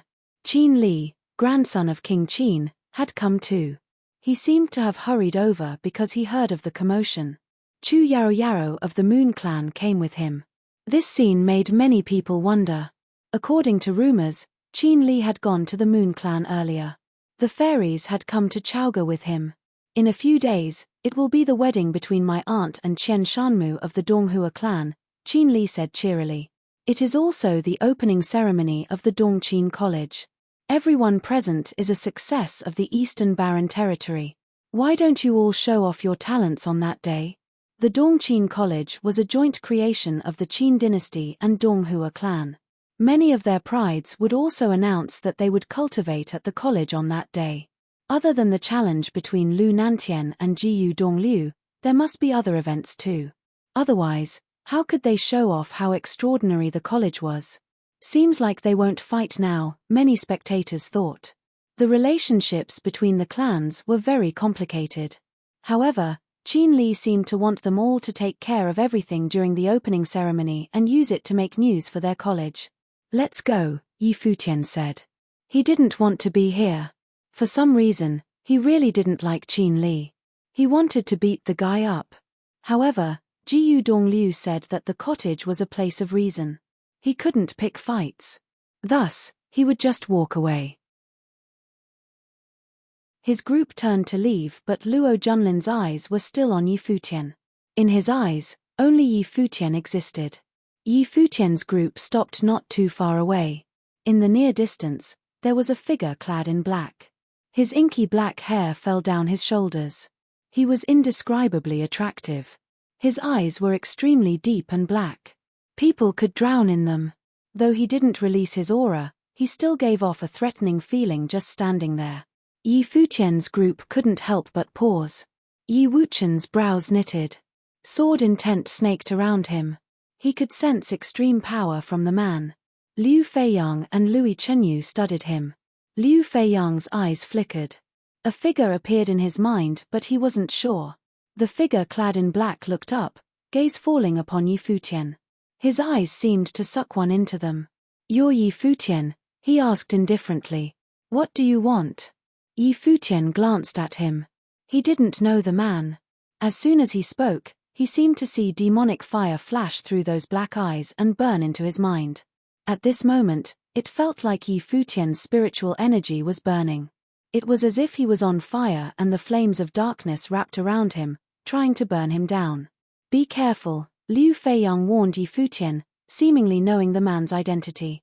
When he saw dark fire rise in Yi Futian's eyes, his heart trembled. "Jiyu Jiqiu, stop it," Liu Feiyang roared. Yi Futian closed his eyes and rushed backward. The man's eyes had a terrifying power. His spiritual energy was in pain. When he retreated, the attack disappeared into the void and he stopped. His eyes opened and flashed as he focused on the man. It was Jiyu Jiqiu, the warlock of the witch clan. He viewed Jiyu Biyue as his true sister. "In the future, I hope to never hear the word maid or servant from your mouth again, even if you are from the cottage," Jiyu Jiqiu said calmly. Then he walked away. He seemed peaceful as if nothing had happened. Clearly, he was warning Yi Futian, disallowing him from calling Jiyu Biyue those names. Jiyu Biyue was like his sister. How could he let someone use those words to insult Jiyu Biyue? If Yi Futian hadn't joined the cottage, he would have done much more. Staring at the man's back, a strange look passed through Yi Futian's eyes. He'd heard of the witch clan's witch requiem. During that one glance, Jiyu Jiqiu seemed to plant demon fire in Yi Futian's mind. This man's plane was much higher than his. His reputation as warlock of the witch clan was not unfounded.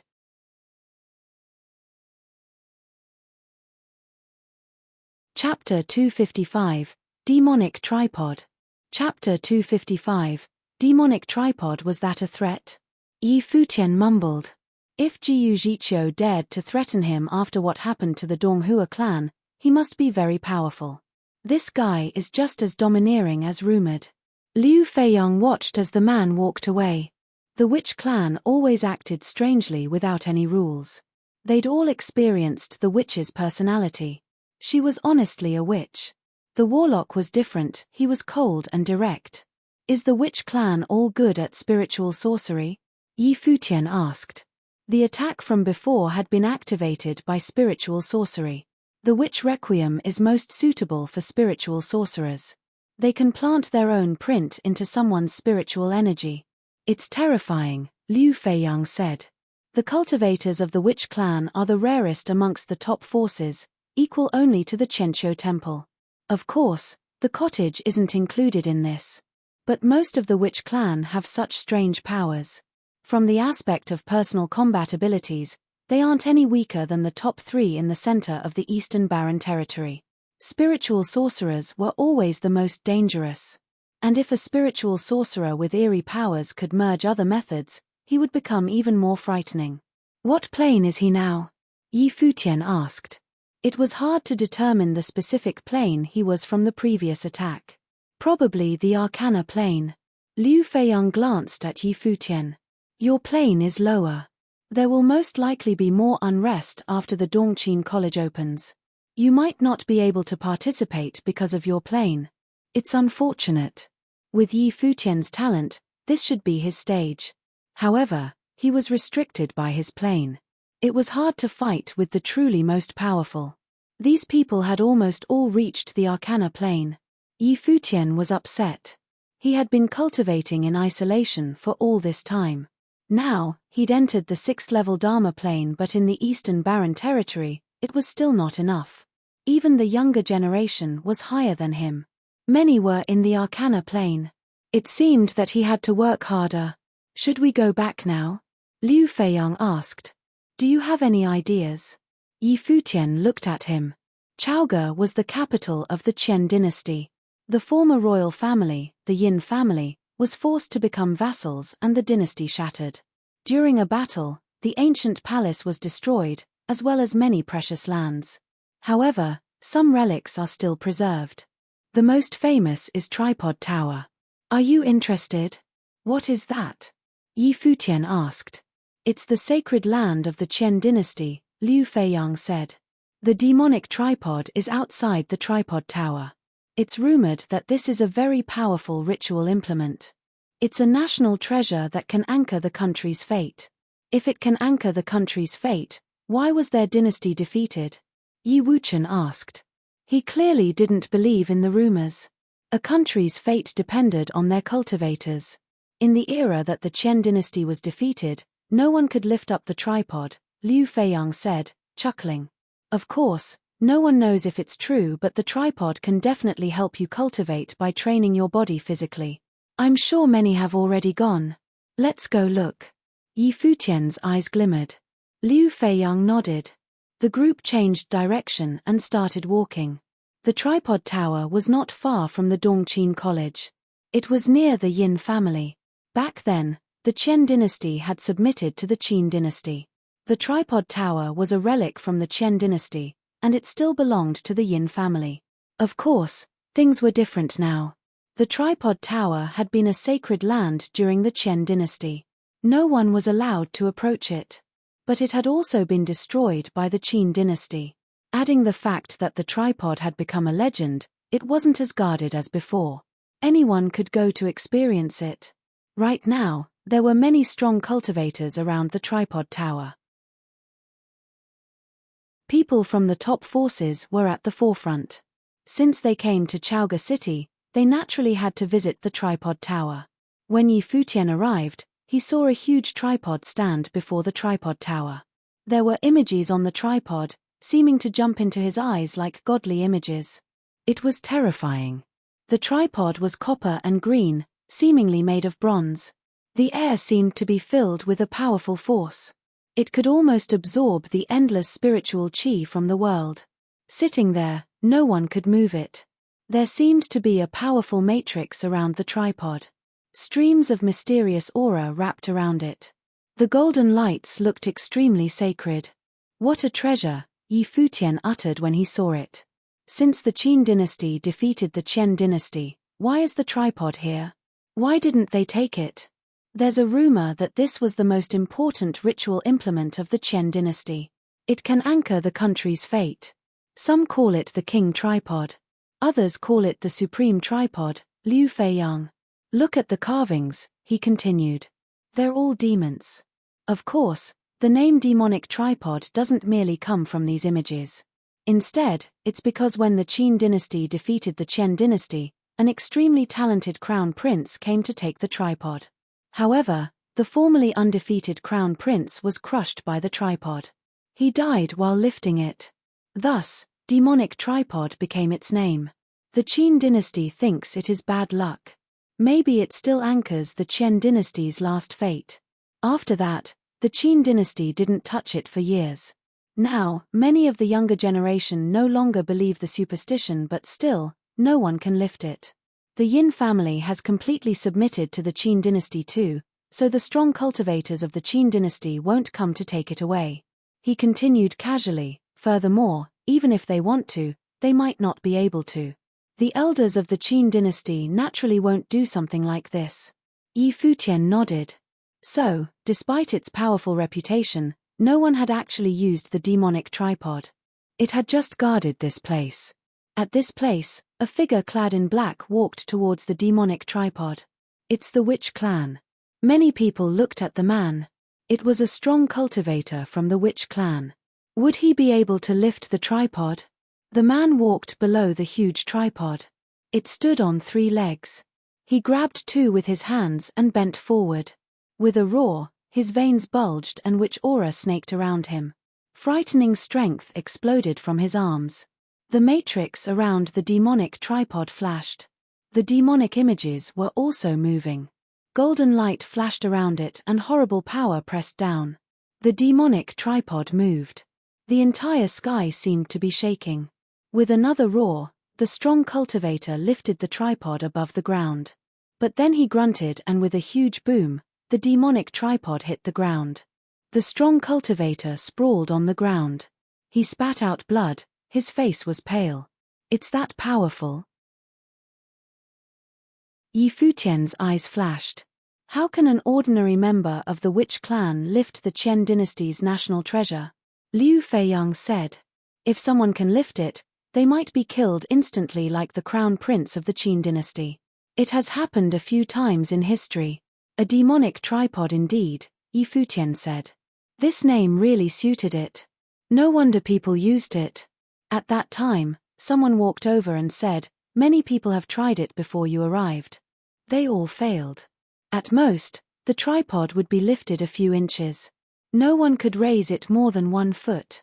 The speaker was Nangong Jiao. She had come with the people of the college. Behind her were the young disciples, such as Tuoba Yun, Hua Shan, and Tang Yi. They'd come due to the tripod's reputation too. Have you all tried? Futian asked. Not yet. Hua Shan wants to try though, Nangong Jiao said. Behind her, Hua Shan's burly figure walked towards the demonic tripod. Futian looked to him. Hua Shan had entered the college with him at the beginning of the year.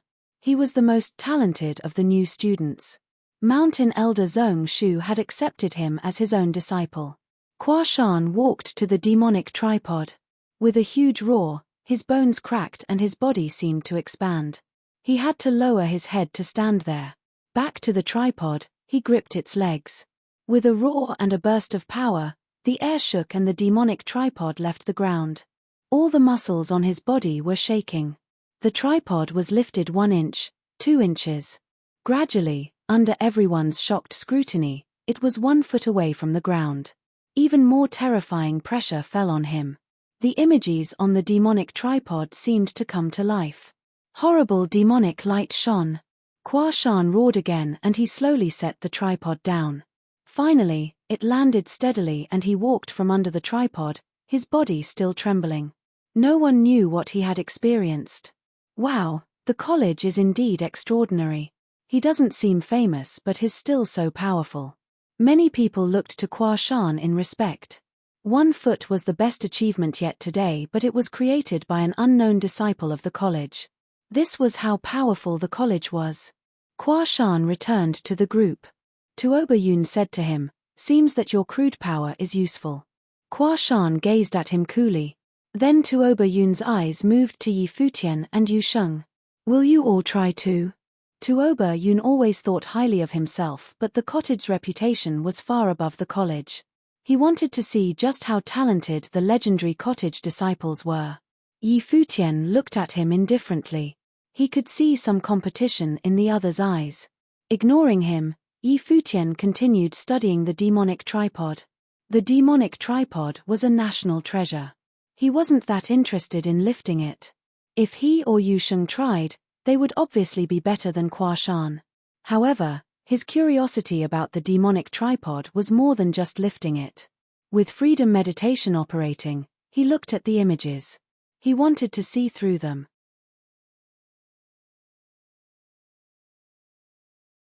Chapter 256, Lifting the Tripod. Chapter 256, Lifting the Tripod. As the freedom meditation operated, Yi Futian no longer saw simple images. Instead, he saw shocking demonic intent. The images seemed to come to life like various demons. They enveloped him and the horrible power descended. His mind was surrounded by demons. Boom! An extremely frightening demonic intent descended. It seemed that the stronger his intent was, the stronger the demonic intent released would be. Yi Futian grunted and retracted the freedom meditation. He couldn't continue. Everything went back to normal.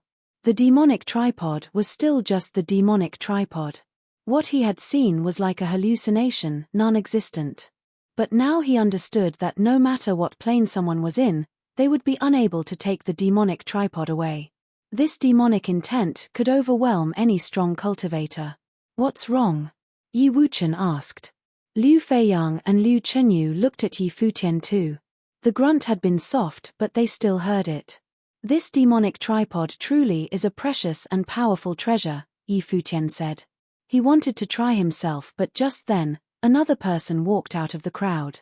He moved towards the tripod, attracting shocked cries. He was a monk.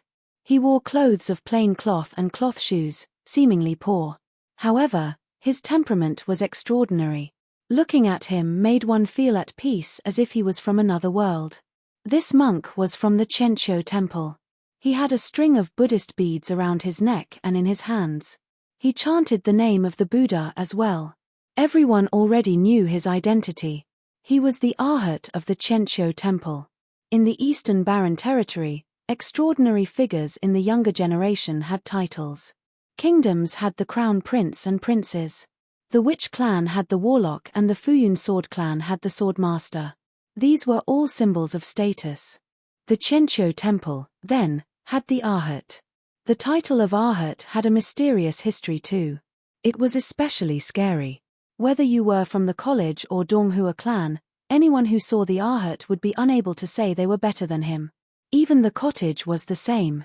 The Arhat was mysterious and his power was undeniable. Now, the Arhat walked from the Chenqiu temple group towards the demonic tripod. "Arhat, you wish to lift the tripod too?" Someone walked to the Arhat and asked. This man wore an elegant robe and spoke politely. Everyone had to respect the Chenqiu temple's Arhat. The speaker was a youth from the Yin family. This region belonged to them. The Arhat nodded lightly. "The tripod has an evil reputation." "Arhat, please be careful," the youth said before retreating. The Arhat walked to the tripod. Unlike the others, he didn't go under it. Instead, he stood before it. His eyes turned gold and a vertical light flashed between his eyebrows. It was like the eye of the Buddha. At that moment, gold light encased the demonic tripod. He chanted in Sanskrit, and the syllables spiraled up, floating to the demonic tripod. They transformed into various words that formed the Buddhist symbol of spirituality, Buddhist swastika. The words converged and enveloped the demonic tripod. He continued speaking. Gradually, more and more Buddhist swastikas appeared, practically covering the entire tripod. They released horrible power from above the tripod that swept through. A windstorm of the Buddha and demon appeared in the sky. So powerful. Everyone's hearts trembled. This power wasn't because of how high his plane was. Instead, it was the power of Buddhist sorcery. At this time, Sanskrit words snaked into people's ears. The entire world seemed to be resonating with him, transforming into the power of Buddha. People kept coming from the distance. They were curious after hearing that the Arhat was lifting the tripod. Could the Arhat lift the demonic tripod? Many people from top figures appeared, staring at him. The Buddha's name resonated with the skies and land. Gold spiritual chi went wild. Buddhist swastika covered the entire tripod. Apparitions of Buddhas appeared around the tripod, towering over. The Buddhist swastikas flashed horribly. Then they lifted the demonic tripod. It rose bit by bit above the ground. The Arhat raised it with his sorcery rather than his physical power. 1 inch, 2 inches, 1 foot. Soon, the demonic tripod had surpassed what Kwashan had done, and it was still going. Then horrible power fell upon the Arhat. Not only his own body, the Buddha apparitions around him also suffered the power from the tripod. The tripod spun as it rose, releasing shocking light that suppressed everything. It was now 2 feet in the air. Many people were impressed. As expected of the Arhat, he was so powerful. Even more terrifying, this didn't seem to be the limit. The demonic tripod was still rising. Even the strong cultivators of the Yin family were shaken. Many strong cultivators had come in the past, including those of the Qin dynasty and Donghua clan. 3 feet had been the limit. Now, the Arhat was about to go past that. Apparently, that powerful crown prince of Qin years back had been at the pinnacle of the noble plane when lifting the tripod 8 feet high. He had shaken the entire world and the skies changed, but he still didn't give up. He called himself the descendant of the heavens. When he lifted this national treasure, many had been impressed by his will. His abilities were also extremely powerful too. It was such a pity that he was killed. The demonic tripod rose 3 feet and the demonic images could no longer be repressed. They were about to burst free. The Arhat tried to use the Buddhist swastikas to seal the images, but then, one broke. It melted into gold light and disappeared. Sanskrit words filled the air. The tripod was still rotating and rising, however, Buddhist swastikas kept shattering. Gradually, they all disappeared. Beams of horrible light pressed down on those Buddha apparitions, killing them. At the same time, the horrible light charged towards the Arhat. He kept chanting the Buddha's name and a huge Buddhist swastika appeared behind him. It spun wildly, forming a shield.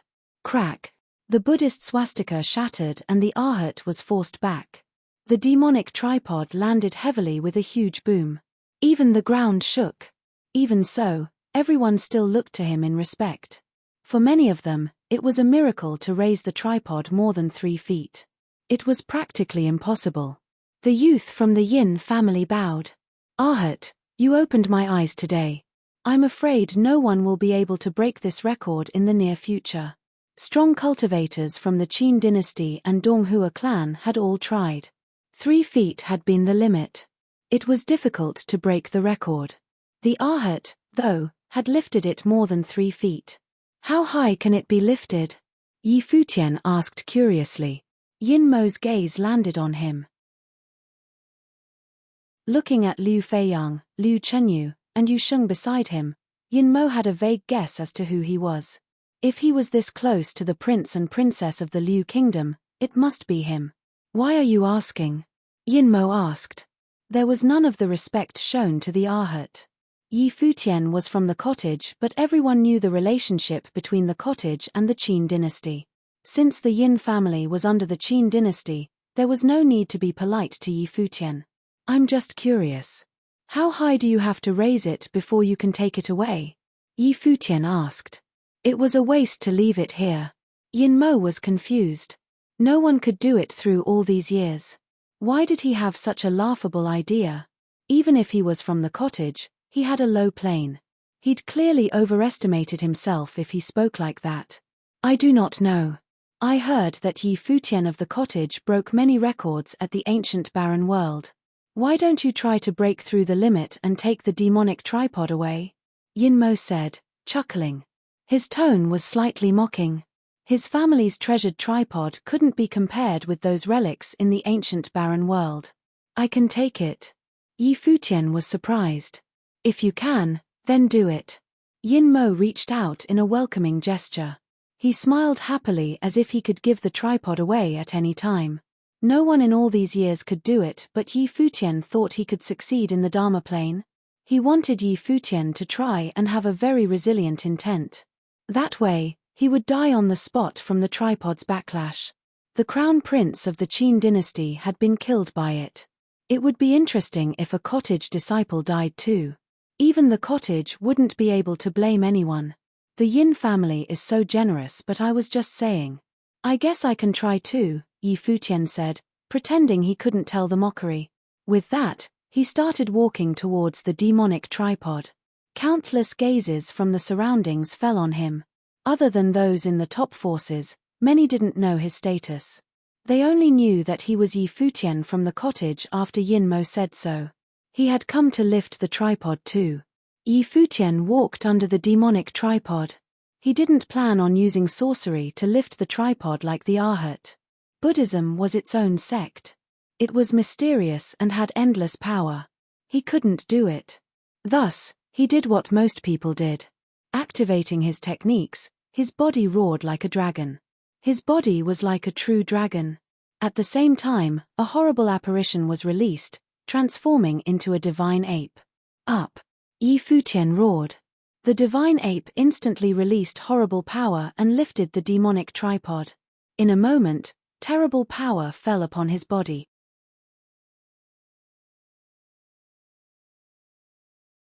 Chapter 257, Resonance.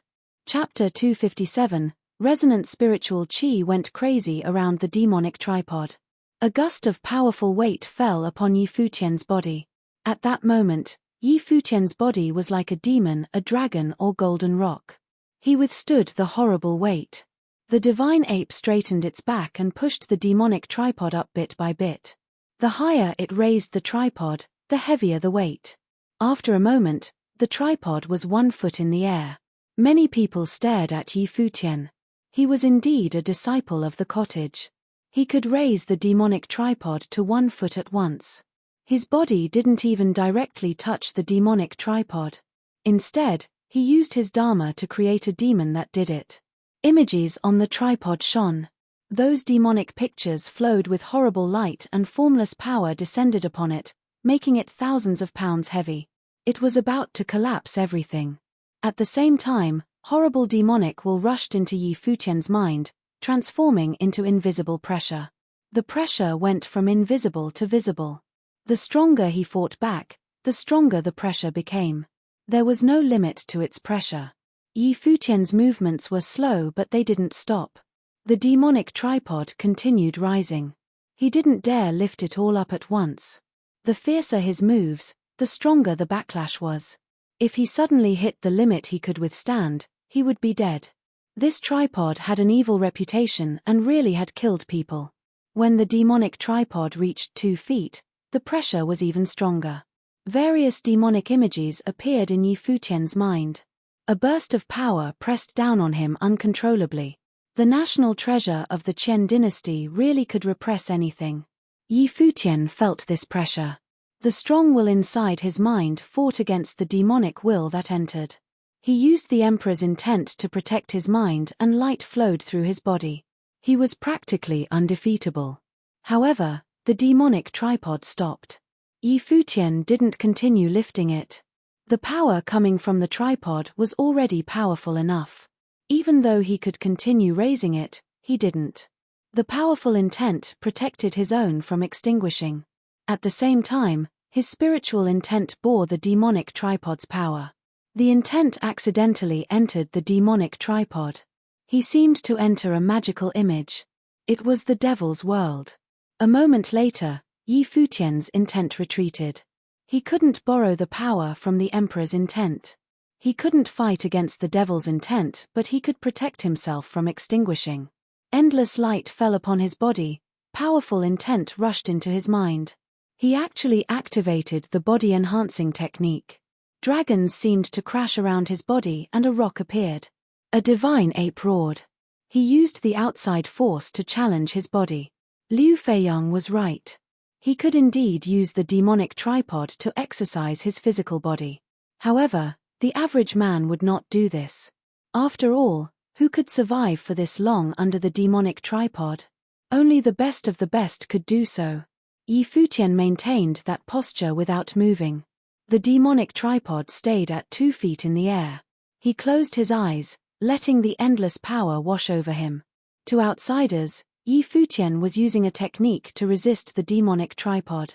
He can only do 2 feet, someone muttered while looking at this scene. It would be impressive for someone else to do this, but this was Futian.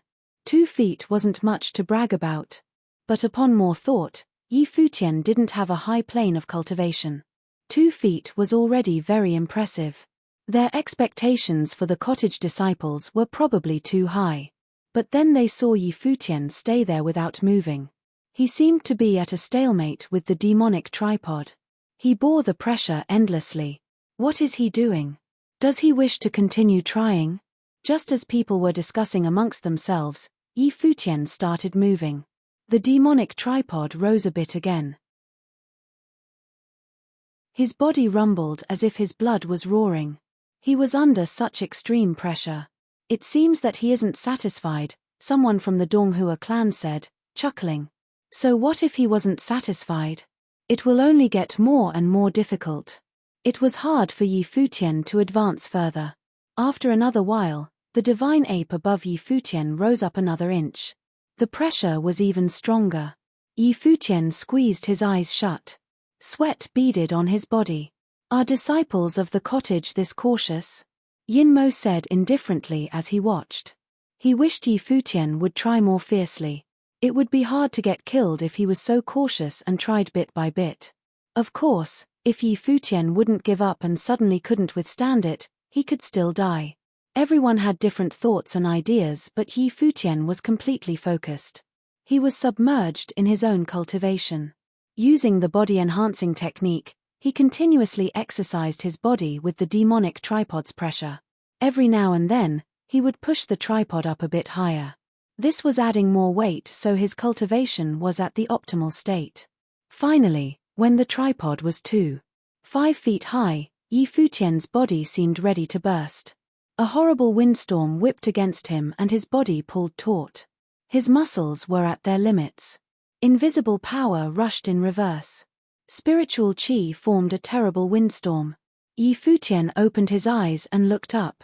The divine ape roared and raised its hands as if to lift up the sky. Endless physical strength exploded on Futian's body. The power hit against the tripod, making it shoot up. Seeing this, Yinmo's eyes flashed scarily. He really anticipated a scene like this. However, the moment Futian's body erupted with boundless power, he flashed and walked out from the tripod like a rock. The horrible power from the demonic tripod almost crushed the air. The tripod fell heavily to the ground, shaking the ground like an earthquake. 3 feet. Everyone saw the distance of the last movement. Had Futian used all his power to lift it to this limit? In a way, Futian hadn't even done 3 feet because he'd escaped the moment he erupted with power. Previously, the top talents of the Qin dynasty and Donghua clan only lifted 3 feet as well, Yinmo said. Hearing this, many people's eyes flashed. Futian's plane was low, but he was close to those people. And the Arhat was the most formidable. Futian glanced at Yinmo and chuckled. He didn't say anything. At that moment, his body had reached its limit. He made a breakthrough in the technique and leveled up in martial arts cultivation. Right now, He felt so good. As for lifting the tripod, was there any meaning if he couldn't cultivate with it? So what if it 3 feet or 4? Someone as modest as him wouldn't care what the others thought of him. Right now, he stared at the demonic tripod with burning eyes. This was such a precious item. It was unfortunate he couldn't take it away. Do you all want to try? Yi Futian asked when he returned to his group. Yi Wuchen shook his head. He was a pure swordsman in training. There were no benefits in lifting the tripod. Yu Sheng. Yi Futian's eyes fell on him. Yu Sheng nodded. He clearly understood what Yi Futian meant. He walked towards the demonic tripod. This tripod also suited him. He could exercise his physical body. Yu Sheng from the cottage. Many gazes fell upon him. Even though Yu Sheng wasn't an official disciple, he'd called himself the firewood chopper of the cottage at the Qin dynasty. No one dared to overlook him. He walked under the demonic tripod. He was as muscular as Kwa Shan and grabbed the 2 legs of the tripod. With a burst of strength, he lifted the tripod. Horrible pressure came from the demonic tripod. Yu Sheng roared, but the tripod kept rising. It quickly reached 1 foot. Kwa Shan's eyes hardened, feeling speechless. This guy was more powerful than him. Tuoba Yun also shut his mouth. He'd already shut his mouth when Yi Futian started lifting the tripod because he couldn't do it. When the pressure weighed down, Yu Sheng's body glowed dark gold. He seemed to be covered in armor. Endless power crushed down. When the formless demonic intent descended, Yu Sheng's eyes turned eerie and demonic. The powerful intent feared nothing and he continued raising the tripod. Slowly, the tripod reached 2 feet. So terrifyingly powerful. Everyone watched Yu Sheng. He glowed with demonic dark gold light. His body was about to explode. It was scary, but the tripod was still rising. Horrible demonic intent flooded into Yu Sheng's intent. His own intent was frightening too. His eyes seemed to turn into demonic orbs and whirlpools seemed to appear in his skin that swallowed the power pressing down. At the same time, his intent was absorbing the demonic intent and exercising himself. He pushed the tripod up. It reached 2 feet 1 inch, 2 inches. It approached 3 feet. Many people's hearts trembled. He was close to 3 feet and was stronger than Yi Futian. Oh! Yi Futian's eyes flashed and there was a strange glint. He sensed something different. Using the freedom meditation, he saw something shocking. The demonic strength flowing through Yu Sheng was resonating with the power produced by the demonic tripod. Yi Futian knew that Yu Sheng's technique was suitable for lifting the tripod, but he didn't expect this. What kind of power did his godfather give Yu Sheng to cultivate? He was even swallowing the power of the demonic tripod. Yu Sheng's body was still rising. The demonic tripod had passed 3 feet and was still going. There wasn't any sign of slowing down. What's going on? The strong cultivators nearby were all shocked. Just then, there was a terrible flash behind Yu Sheng. Then, huge wings appeared like the wings of a devil. They flapped powerfully as Yu Sheng continued up. The demonic tripod became higher and higher. 3 feet, 4 feet, it didn't stop. He had already surpassed the Arhat but didn't seem to have reached his limit yet. It also seemed that he had no limit. Yi Futian was intrigued. Could they take the demonic tripod away today? If so, he really had to thank the Yin family. You're tuning in to the Celestial War YouTube channel. Don't forget to subscribe and join us on this journey to catch the most captivating stories.